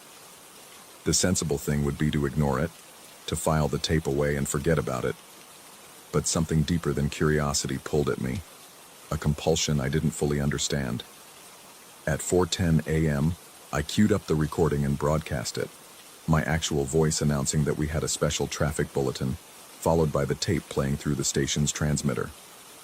The words echoed in the booth, my recorded self describing an accident that hadn't happened yet. Probably wouldn't happen at all. I finished my shift at 6, the sunrise bleeding orange and pink across the desert horizon, and drove home past mile marker 47. The silver sedan sat crumpled against a Joshua tree, exactly as described. I didn't sleep that day. Couldn't. Every time I closed my eyes, I heard the tape playing, my voice predicting an event that subsequently occurred with unsettling precision. The timing, the location, the color of the vehicle, the Joshua tree, all of it matched perfectly. Coincidence seemed impossible. Someone had to have known about the accident beforehand, but that raised questions even more disturbing than supernatural explanations. Had someone caused the accident? Staged it somehow? But I'd driven past the scene, seen the highway patrol already on site, the dazed driver being checked by paramedics. Everything appeared genuine, a random early morning mishap like thousands of others, unless I'd made it happen by broadcasting the bulletin.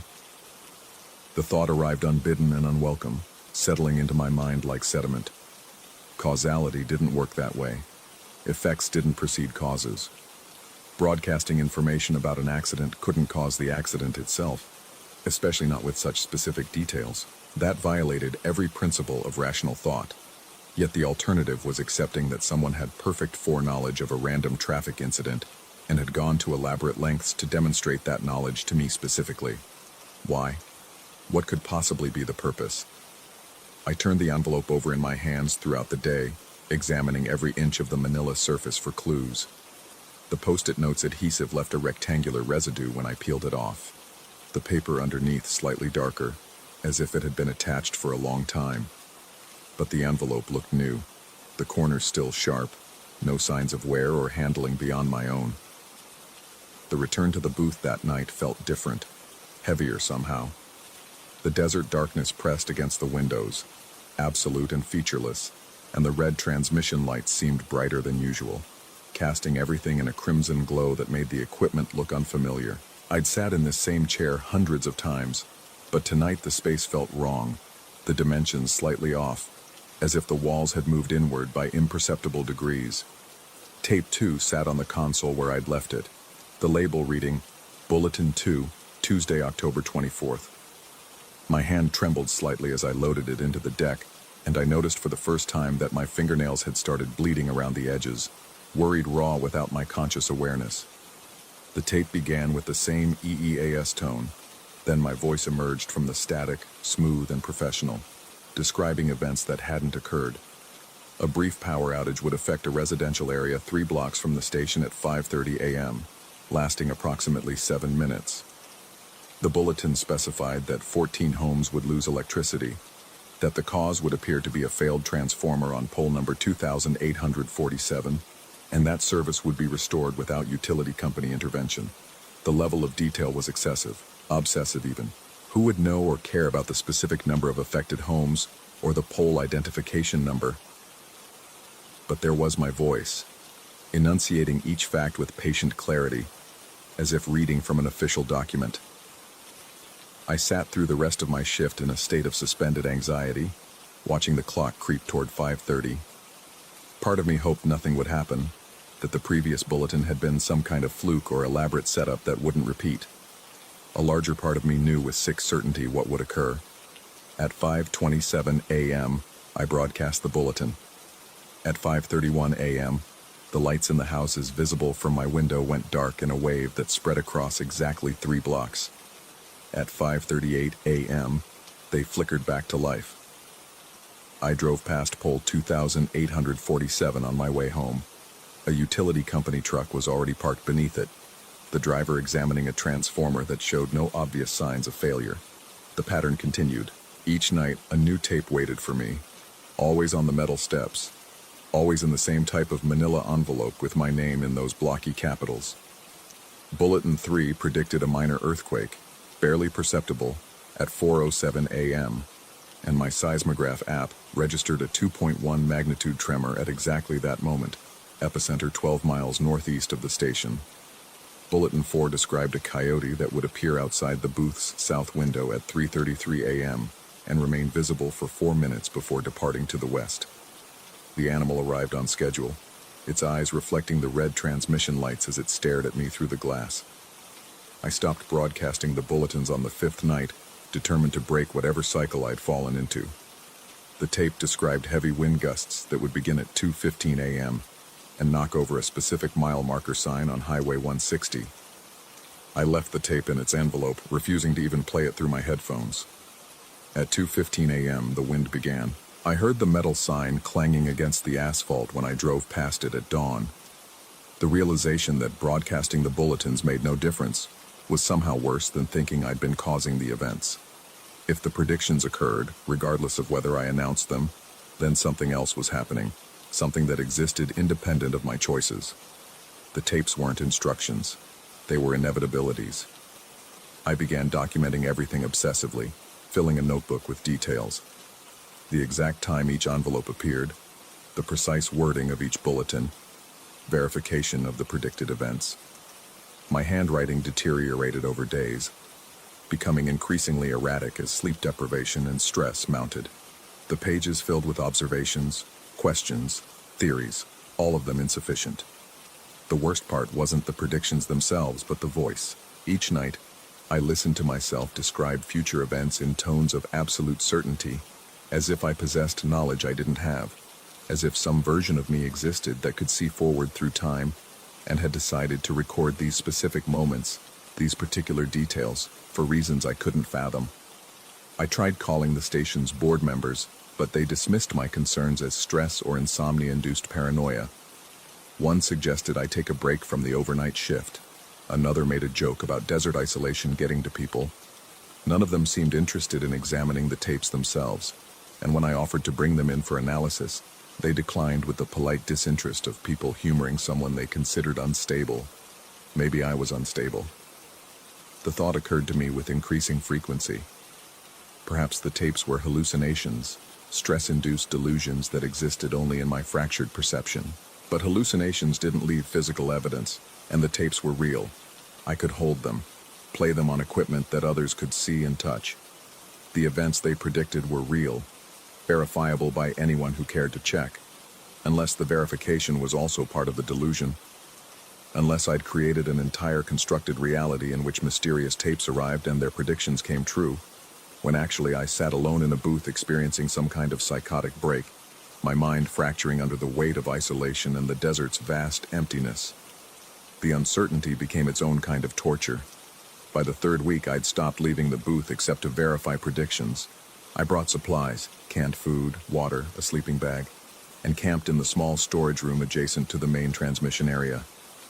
The isolation felt safer somehow, as if staying within the booth's confines might offer some protection, or at least contain whatever was happening to a controlled space. The tapes arrived with mechanical regularity, always on the steps, always at some point during the early evening before my shift properly began. I never saw who delivered them. I tried waiting, watching through the window, but they appeared during the brief moments when I looked away or stepped into the storage room. It felt deliberate, as if whatever or whoever left them wanted to maintain anonymity, wanted me to remain uncertain about their origin. Bulletin 17 marked a shift. The prediction wasn't about external events, but about me specifically. The tape described how I would leave the booth at 4:45 a.m. and walk exactly 73 steps into the desert, where I would find something I'd lost years ago. The bulletin didn't specify what I'd find, only that I would recognize it immediately, and that finding it would change everything. I didn't want to go. The compulsion to follow the prediction felt like strings attached to my limbs, pulling me toward actions I didn't choose. But at 4:45 a.m., I found myself descending the metal steps, my feet carrying me into the desert's darkness, without conscious decision. 73 steps felt arbitrary until I took them. The distance brought me to a small outcropping of rock I'd never noticed before, hidden in a shallow depression that made it invisible from the booth. Something glinted in the beam of my flashlight, half buried in the sand. My wallet, the one I'd lost 3 years ago, before I'd even moved to Nevada, when I was still living 2 states away. The leather was pristine, untouched by weather or time. the credit cards and driver's license inside still valid. My old address visible on the license through the clear plastic window. There was no rational explanation for how it could be here. None that didn't require accepting something fundamentally wrong with the nature of reality, or the nature of my perception. I stood in the desert with the wallet in my hand, feeling the texture of the leather, and for the first time I genuinely couldn't distinguish between what was real and what might be a construction of my deteriorating mind. The tapes changed after that. They stopped predicting external events and focused exclusively on me, describing my actions with such precision that following them felt inevitable. Bulletin 19 told me I would call my brother, whom I hadn't spoken to in 5 years, at exactly 6:47 a.m., and that the call would last 3 minutes and 12 seconds before he hung up. Bulletin 20 predicted I would drive to a specific diner in Pahrump and order breakfast at 9:15 a.m., sitting in the third booth from the door, and that the server would spill coffee on the table at 9:23 a.m. Each prediction came true because I made them true, unable to resist the compulsion to fulfill what had already been recorded, or perhaps they came true regardless of my actions, and I was simply following a script written by whatever force had created the tapes. The distinction between agency and determinism blurred until it ceased to exist. I tried deviating. Bulletin 21 said I would return to the booth at 11 a.m. on Friday, so I deliberately stayed away, driving aimlessly through the desert for hours, determined to prove I still possessed free will. But at 10:52 a.m., time from moments when the fabric between past and future grew thin, the booth sat on a convergence point, a place where temporal boundaries weakened during the deep desert nights. And I'd learned to exploit that weakness, to send information to my earlier self.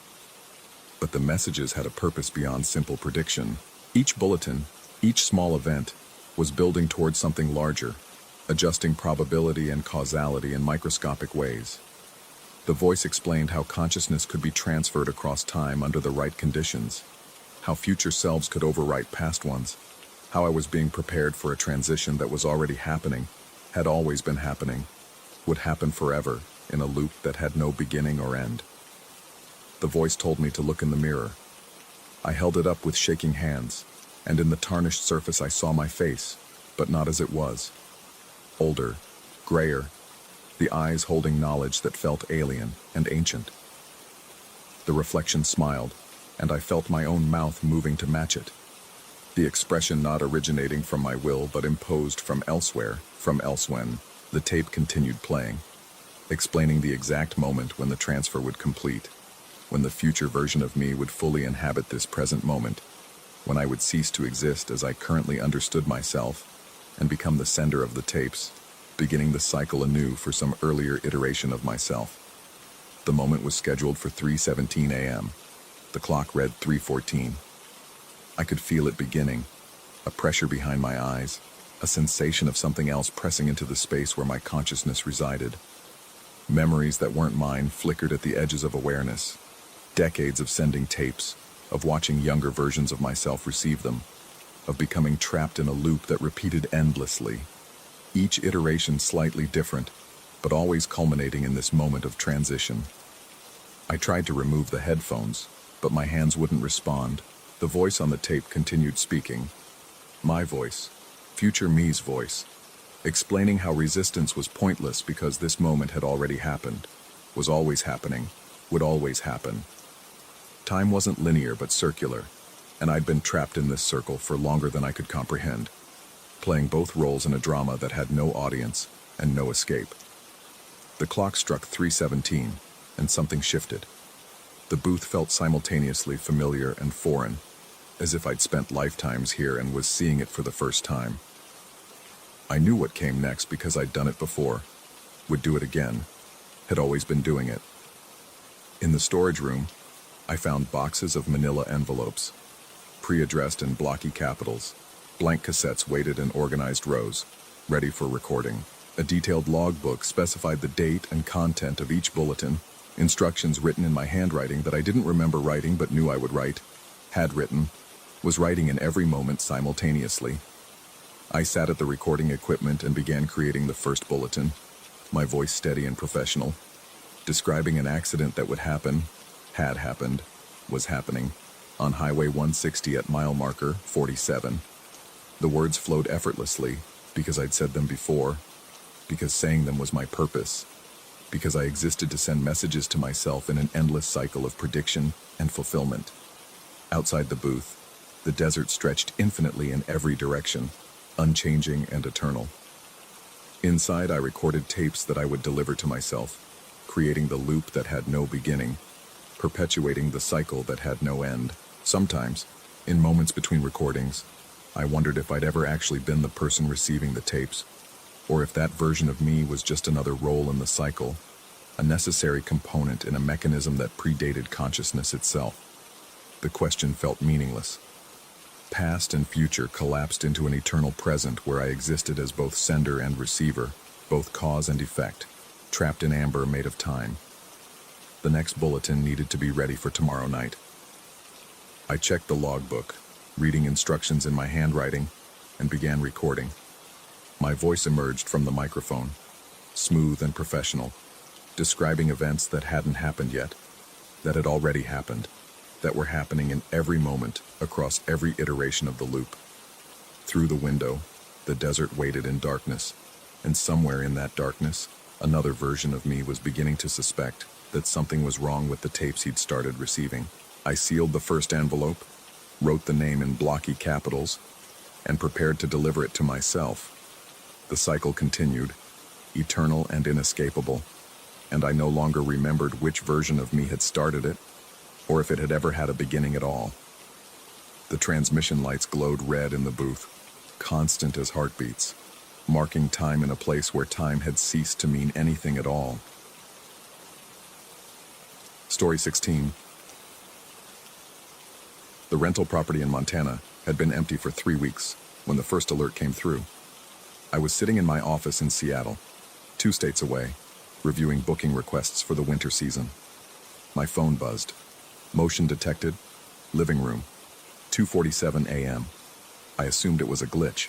The sensors had been temperamental since installation, throwing false positives whenever the heating system kicked on or the old house settled on its foundation.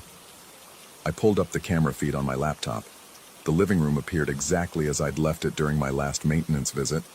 Leather couch facing the stone fireplace, the antler chandelier casting its familiar shadow across the hardwood floor, the stack of firewood arranged neatly in its iron holder. Nothing moved, not even dust motes in the air. I watched for 5 minutes, then closed the app and went back to work. The second alert arrived 4 hours later, then another at noon. By the end of that first day, I'd received 17 notifications, all from different rooms. Each time I checked the cameras, I saw nothing. The house sat perfectly still, frozen in the mountain silence like a photograph. On the third day, I noticed something odd. The smart home system included a rudimentary motion tracking feature, something the installation company had thrown in as a bonus. It used the sensor network to map movement patterns throughout the house, originally meant to help identify energy usage patterns. I'd never paid much attention to it before. The tracking log showed movement, constant, methodical movement. I zoomed in on the data visualization, a simple floor plan dotted with colored lines indicating detected motion. The pattern was wrong. The lines didn't follow normal paths. They hugged the walls, traced the corners, slid along the baseboards. No one walks like that. The movements were too slow, too deliberate, measured in millimeters rather than footsteps. The tracking software registered displacement but couldn't categorize it as normal human activity. I called the security company. The technician who answered had the practiced patience of someone who dealt with paranoid property owners daily. He ran a remote diagnostic, found nothing wrong with the system, and suggested that thermal expansion in the walls might be triggering the sensors. Old houses breathed, he said. They expanded and contracted with temperature changes.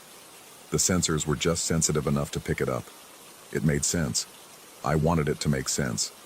But thermal expansion didn't explain why the movement only occurred between 2 a.m. and 4 a.m., or why it followed the same circuit through the house night after night. Living room to kitchen, kitchen to hallway, hallway to bedroom, bedroom to bathroom, bathroom back to living room. A slow, grinding loop that took approximately 47 minutes to complete. I kept watching the cameras. Hours of footage, all showing the same thing. Absolutely nothing. The rooms remained undisturbed. Yet the sensors insisted something was there, and the tracking data painted its invisible path in meticulous detail. The weekend booking I'd been expecting canceled. The guests cited a family emergency, but I wondered if they'd read the online reviews. There weren't many. The property was only 6 months old as a rental, but the two most recent were unsettling. One guest mentioned feeling watched throughout their stay. Another described hearing sliding sounds in the walls at night, like something heavy being dragged across ice. I'd dismissed both reviews as the typical complaints of city people unused to the sounds of an old mountain house. Now I wasn't sure. I decided to drive out to Montana myself. The 7-hour journey gave me plenty of time to convince myself I was overreacting, that there would be a simple explanation waiting for me. A raccoon in the crawl space, a draft causing the sensors to misfire, something mundane and easily fixed. I arrived at sunset. The house sat at the end of a gravel road, surrounded by ponderosa pines that had stood for a century or more. The nearest neighbor was 3 miles away. The isolation had been a selling point in the listing. Perfect mountain retreat, complete privacy. But now it felt oppressive. The golden light filtering through the trees did nothing to warm the property's dark wood exterior. Everything looked normal. I walked through each room, checking for signs of intrusion or malfunction. The doors and windows were locked from the inside. No broken seals, no disturbed dust, no indication that anyone had been here since my last visit. The air held that peculiar staleness of an unused space, tinged with pine and the faint mineral smell of well water. I spent the evening reviewing the sensor logs on my laptop, sitting at the kitchen table with a view of both the living room and the hallway. The tracking data from the previous 3 weeks formed a strange pattern when viewed in aggregate. The movement path had been gradually tightening, the loops becoming smaller and more concentrated. Whatever the sensors were detecting was spending more time in the central areas of the house and less time along the perimeter. At 2:14 a.m., my phone buzzed. Motion detected. Living room. I was already staring at the living room. I'd been watching it for 20 minutes, coffee growing cold in my hand. Nothing changed. The furniture sat exactly where it had always been. The shadows from the porch light fell in familiar angles across the floor, but my phone insisted something was moving. I pulled up the tracking data in real time. A dot appeared on the digital floor plan, near the corner by the fireplace. It moved, slowly, infinitesimally, along the wall. Not across the room in a straight line like a person would walk, but pressed against the baseboard, sliding. The hair on my arms stood up. I was looking directly at that corner. There was nothing there. I stood and walked toward it, my footsteps loud in the silence. The dot on my screen continued its crawl, unaffected by my approach. I knelt beside the fireplace, running my hand along the wall where the tracking software insisted something was moving. The wood paneling felt normal, cold, smooth, solid, but when I pressed my palm flat against it, I could feel the faintest vibration, like the hum of electricity through a wire, except there was no wiring in this wall. I'd overseen the renovation myself. The vibration moved. It slid from beneath my left hand to my right, a subtle shift in texture that made my skin crawl. I jerked my hand back. On my phone screen, the dot continued its patient journey toward the kitchen. I followed it. The rational part of my brain kept insisting this was sensor malfunction, that I was chasing a ghost in the machine, but my body knew better. Every nerve was alive with the primitive certainty that I was not alone. The kitchen motion sensor triggered as I entered. The tracking software showed 2 dots now, me in the doorway, and something else near the refrigerator. I turned on every light, flooding the room with harsh LED brightness. Nothing.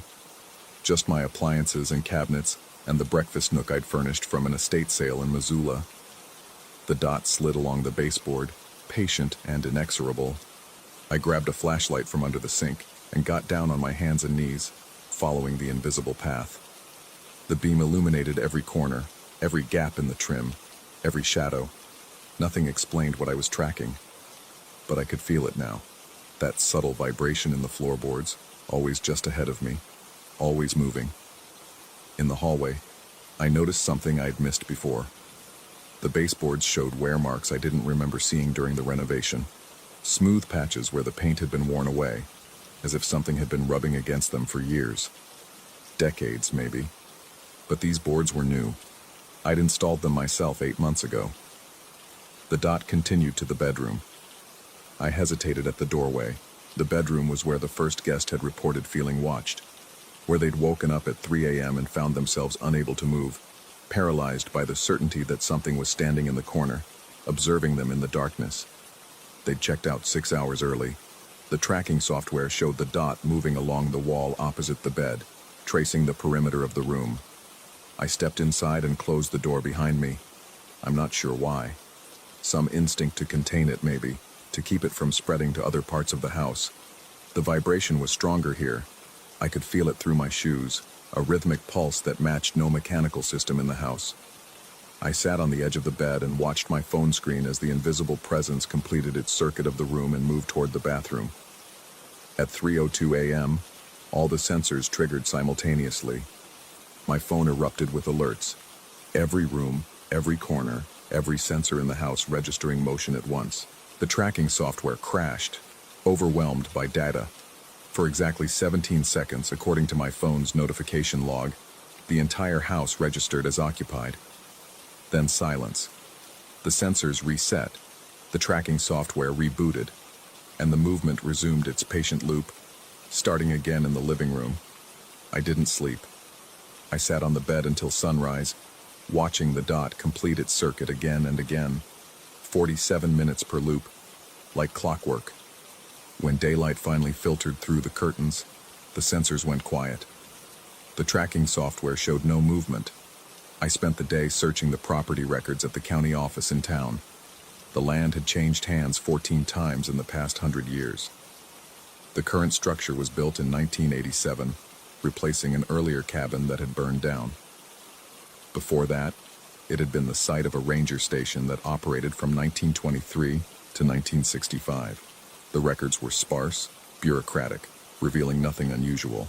The woman at the county office, her face weathered by mountain winters and her accent carrying traces of the Dakotas, mentioned that the area had been remote, even by Montana standards. Rangers who staffed the station did week-long rotations, alone in the forest with only radio contact with the outside world. Several had requested early transfers. One had simply walked away mid-shift and never filed another report. I asked if she knew why. She gave me a look that suggested I should know better than to ask questions like that about old mountain properties.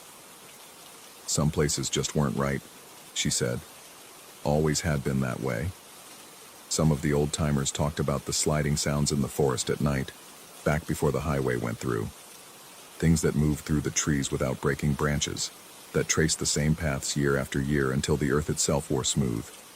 I thanked her and left. That night, I set up my laptop in the living room with multiple camera feeds displayed simultaneously. I positioned myself where I could see all the doorways, all the corners, all the places the tracking software indicated the presence would pass. I wouldn't chase it this time. I would wait for it to come to me. At 2:03 a.m., the first sensor triggered. I watched the living room through 2 cameras, and with my own eyes. 3 perspectives that should have caught anything. The tracking software showed the dot entering from the hallway, sliding along the wall toward the fireplace. I saw nothing. The cameras saw nothing. But I felt it. That vibration in the floor, growing stronger as it approached. It passed within 3 feet of where I sat. The temperature dropped. Not dramatically, but enough to notice. The kind of cold that comes from opening a freezer, but localized, moving. I could track its progress by the goosebumps that erupted on my skin, by the way my breath suddenly misted in the air for just a moment as it passed.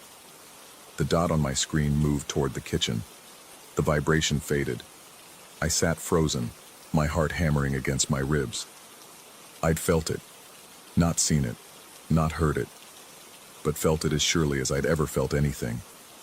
The presence of something other, something that existed in a way my cameras couldn't capture, but my nervous system recognized with primal clarity. My phone showed 17 minutes until it would complete the loop and return to the living room.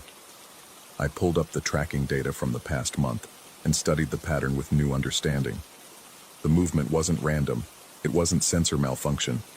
Something was here, had been here, moving through the house night after night, wearing invisible paths into walls I'd thought were new. Those marks on the baseboards weren't damage from the renovation. They were older than the baseboards themselves, somehow transferred from whatever structure had stood here before, and the one before that, going back to when this was just forest and rock and the things that lived between the trees. The property records mentioned nothing about what the land had been before the ranger station. The woman at the county office had said some places just weren't right. The old-timers talked about paths worn smooth, paths that things returned to, night after night, decade after decade, regardless of what humans built on top of them. I thought about the guest who'd felt paralyzed in the bedroom, who'd sensed something watching from the corner. The tracking data showed the presence had lingered there for 12 minutes that night, longer than anywhere else in its circuit. It had stopped to observe. 17 minutes passed, then 18. The sensors didn't trigger. I checked the tracking software. No movement detected. The loop should have continued. It had continued without fail every night for weeks. But now the house was silent and still. I stood and walked to the hallway, my footsteps too loud in the mountain quiet. The vibration in the floor was gone.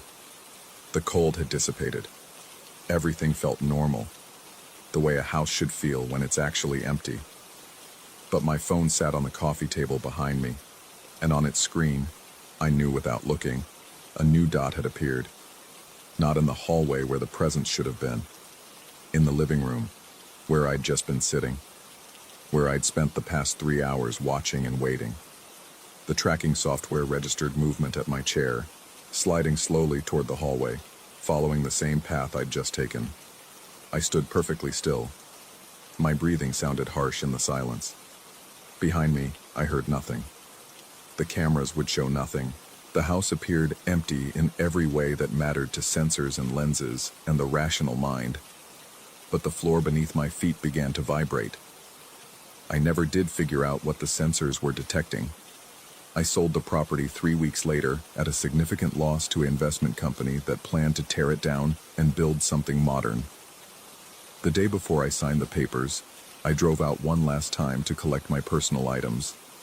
The tracking logs from my final night there showed something that kept me awake for months afterward.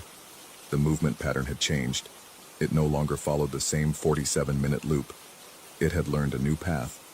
From the living room to my car, traced over and over during the hours I'd slept, measuring the distance from the house to the gravel road. A route I'd walked countless times during the renovation, during my visits, during that last terrible week. The investment company's demolition crew quit after 2 days.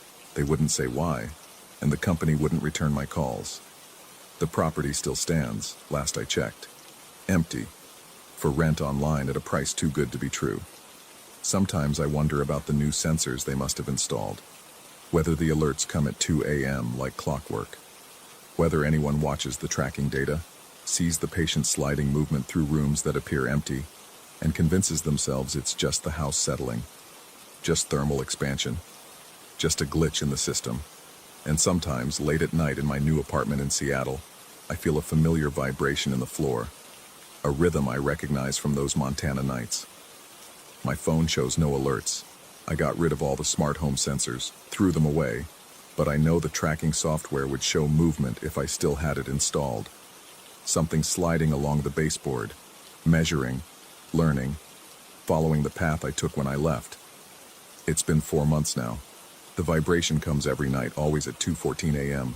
The circuit takes 47 minutes, just like before, but the path is different. It traces the walls of my apartment, learning its new territory, getting closer to where I sleep. Last night, it stopped at the foot of my bed for 12 minutes. I think it was watching. I think it still is. Story 17. The first time it happened, I convinced myself it was the exhaustion talking.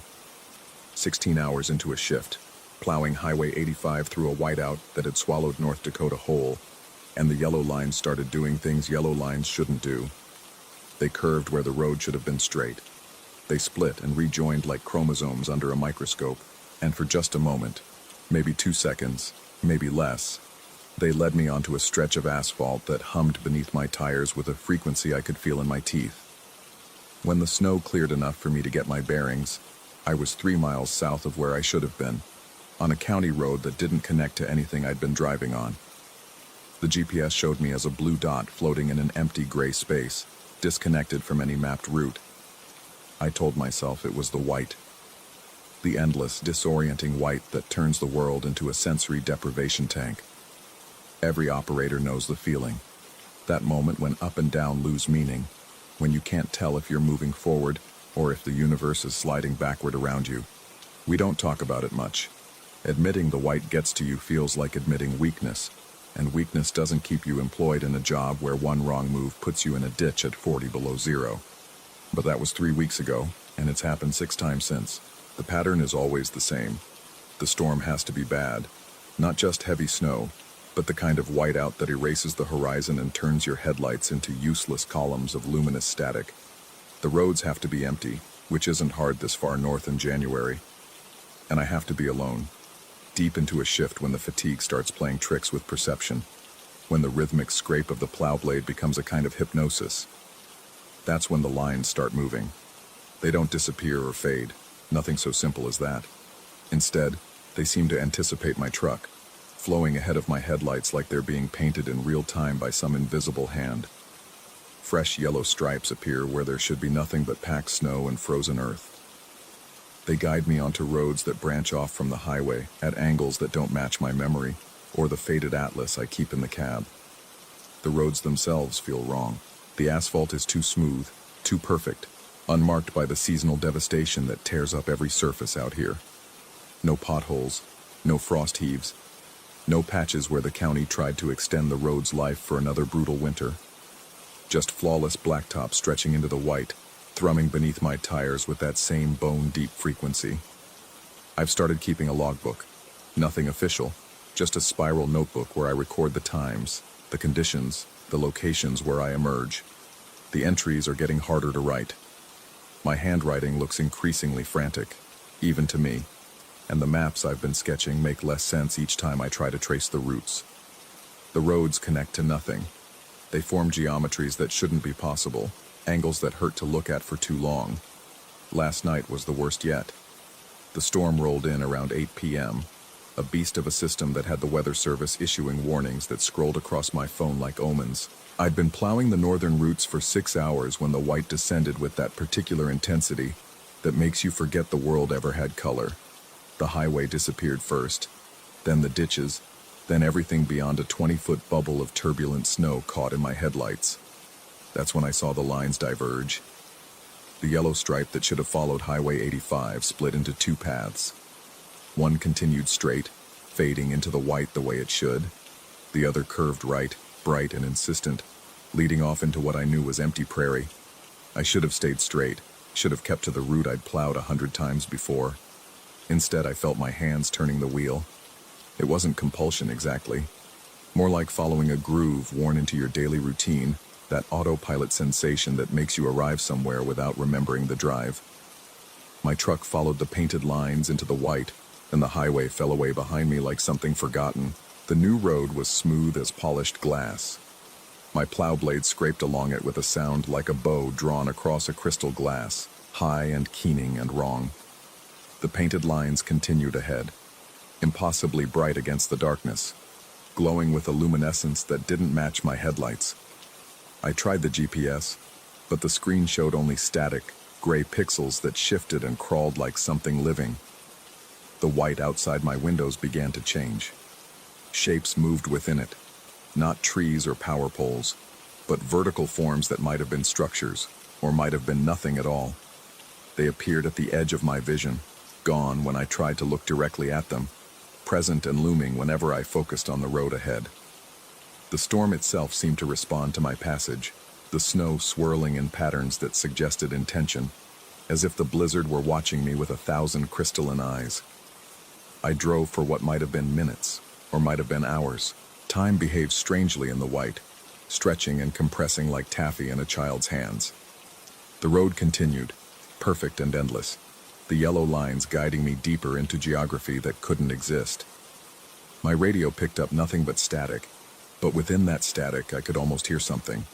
A rhythm, a pattern, like voices speaking a language composed entirely of white noise and wind. Then I saw the others. They appeared in my mirrors first, which should have been impossible. The white was too thick to see more than a few yards. But there they were, other vehicles, their headlights forming a constellation behind me in the storm. Snowplows, I thought at first.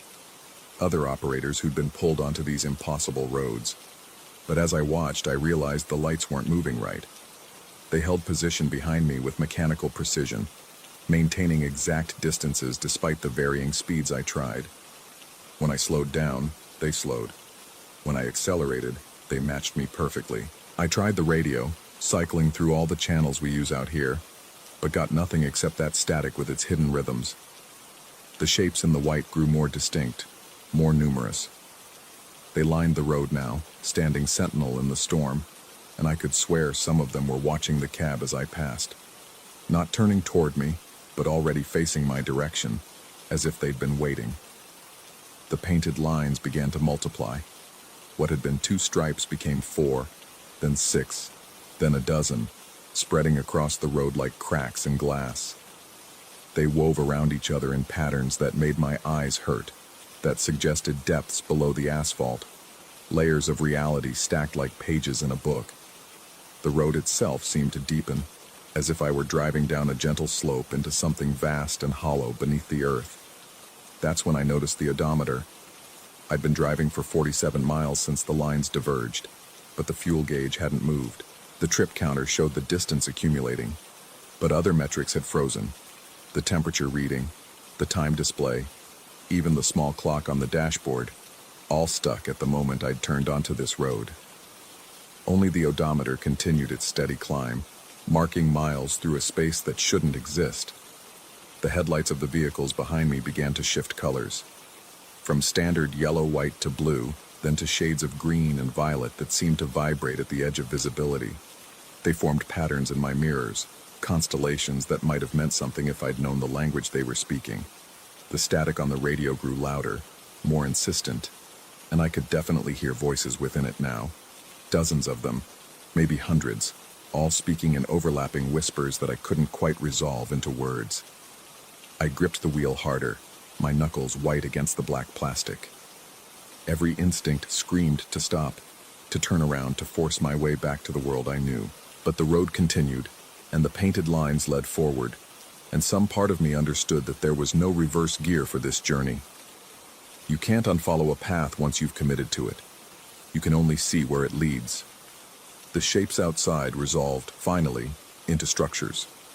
Buildings, I suppose, though they didn't look like any architecture I'd encountered before. They rose from the white at angles that defied the flat prairie I knew surrounded me. Towers and spires that seemed to bend back on themselves, that suggested interior spaces larger than their exterior dimensions. Lights burned in windows that might have been windows, warm and amber and utterly wrong in their distribution. No pattern to them, no logic. Just isolated points of illumination scattered across surfaces that couldn't exist. The road curved finally, after all those miles of straight travel. It bent around something I couldn't quite see, some massive presence that displaced the white without being visible within it. The painted lines intensified their glow, bright enough now to cast shadows inside the cab, to paint my hands yellow-green against the steering wheel. The vehicles behind me matched the curve perfectly, their headlights now cycling through colors I didn't have names for, shades that existed in the spaces between familiar hues. Then, as suddenly as it began, it ended. The white parted like a curtain, and I was back on Highway 85, heading north exactly where I should have been. The dashboard clock jumped forward, 3 hours and 17 minutes gone in what had felt like both an instant and an eternity. The GPS flickered back to life, showing me precisely on course, as if I'd never left. The radio resolved into a country station playing a song about lost love and long highways. Behind me, the road was empty. No impossible vehicles, no colored lights. Just the straight, familiar stretch of asphalt I'd plowed 1,000 times before, marked by standard yellow lines that stayed exactly where they were supposed to stay. I pulled over at the next rest stop and sat in the cab with the engine running, trying to make sense of what had happened. My logbook lay on the passenger seat, and I picked it up with shaking hands, intending to record everything. But when I opened it to the next blank page, I found it wasn't blank anymore. Something had filled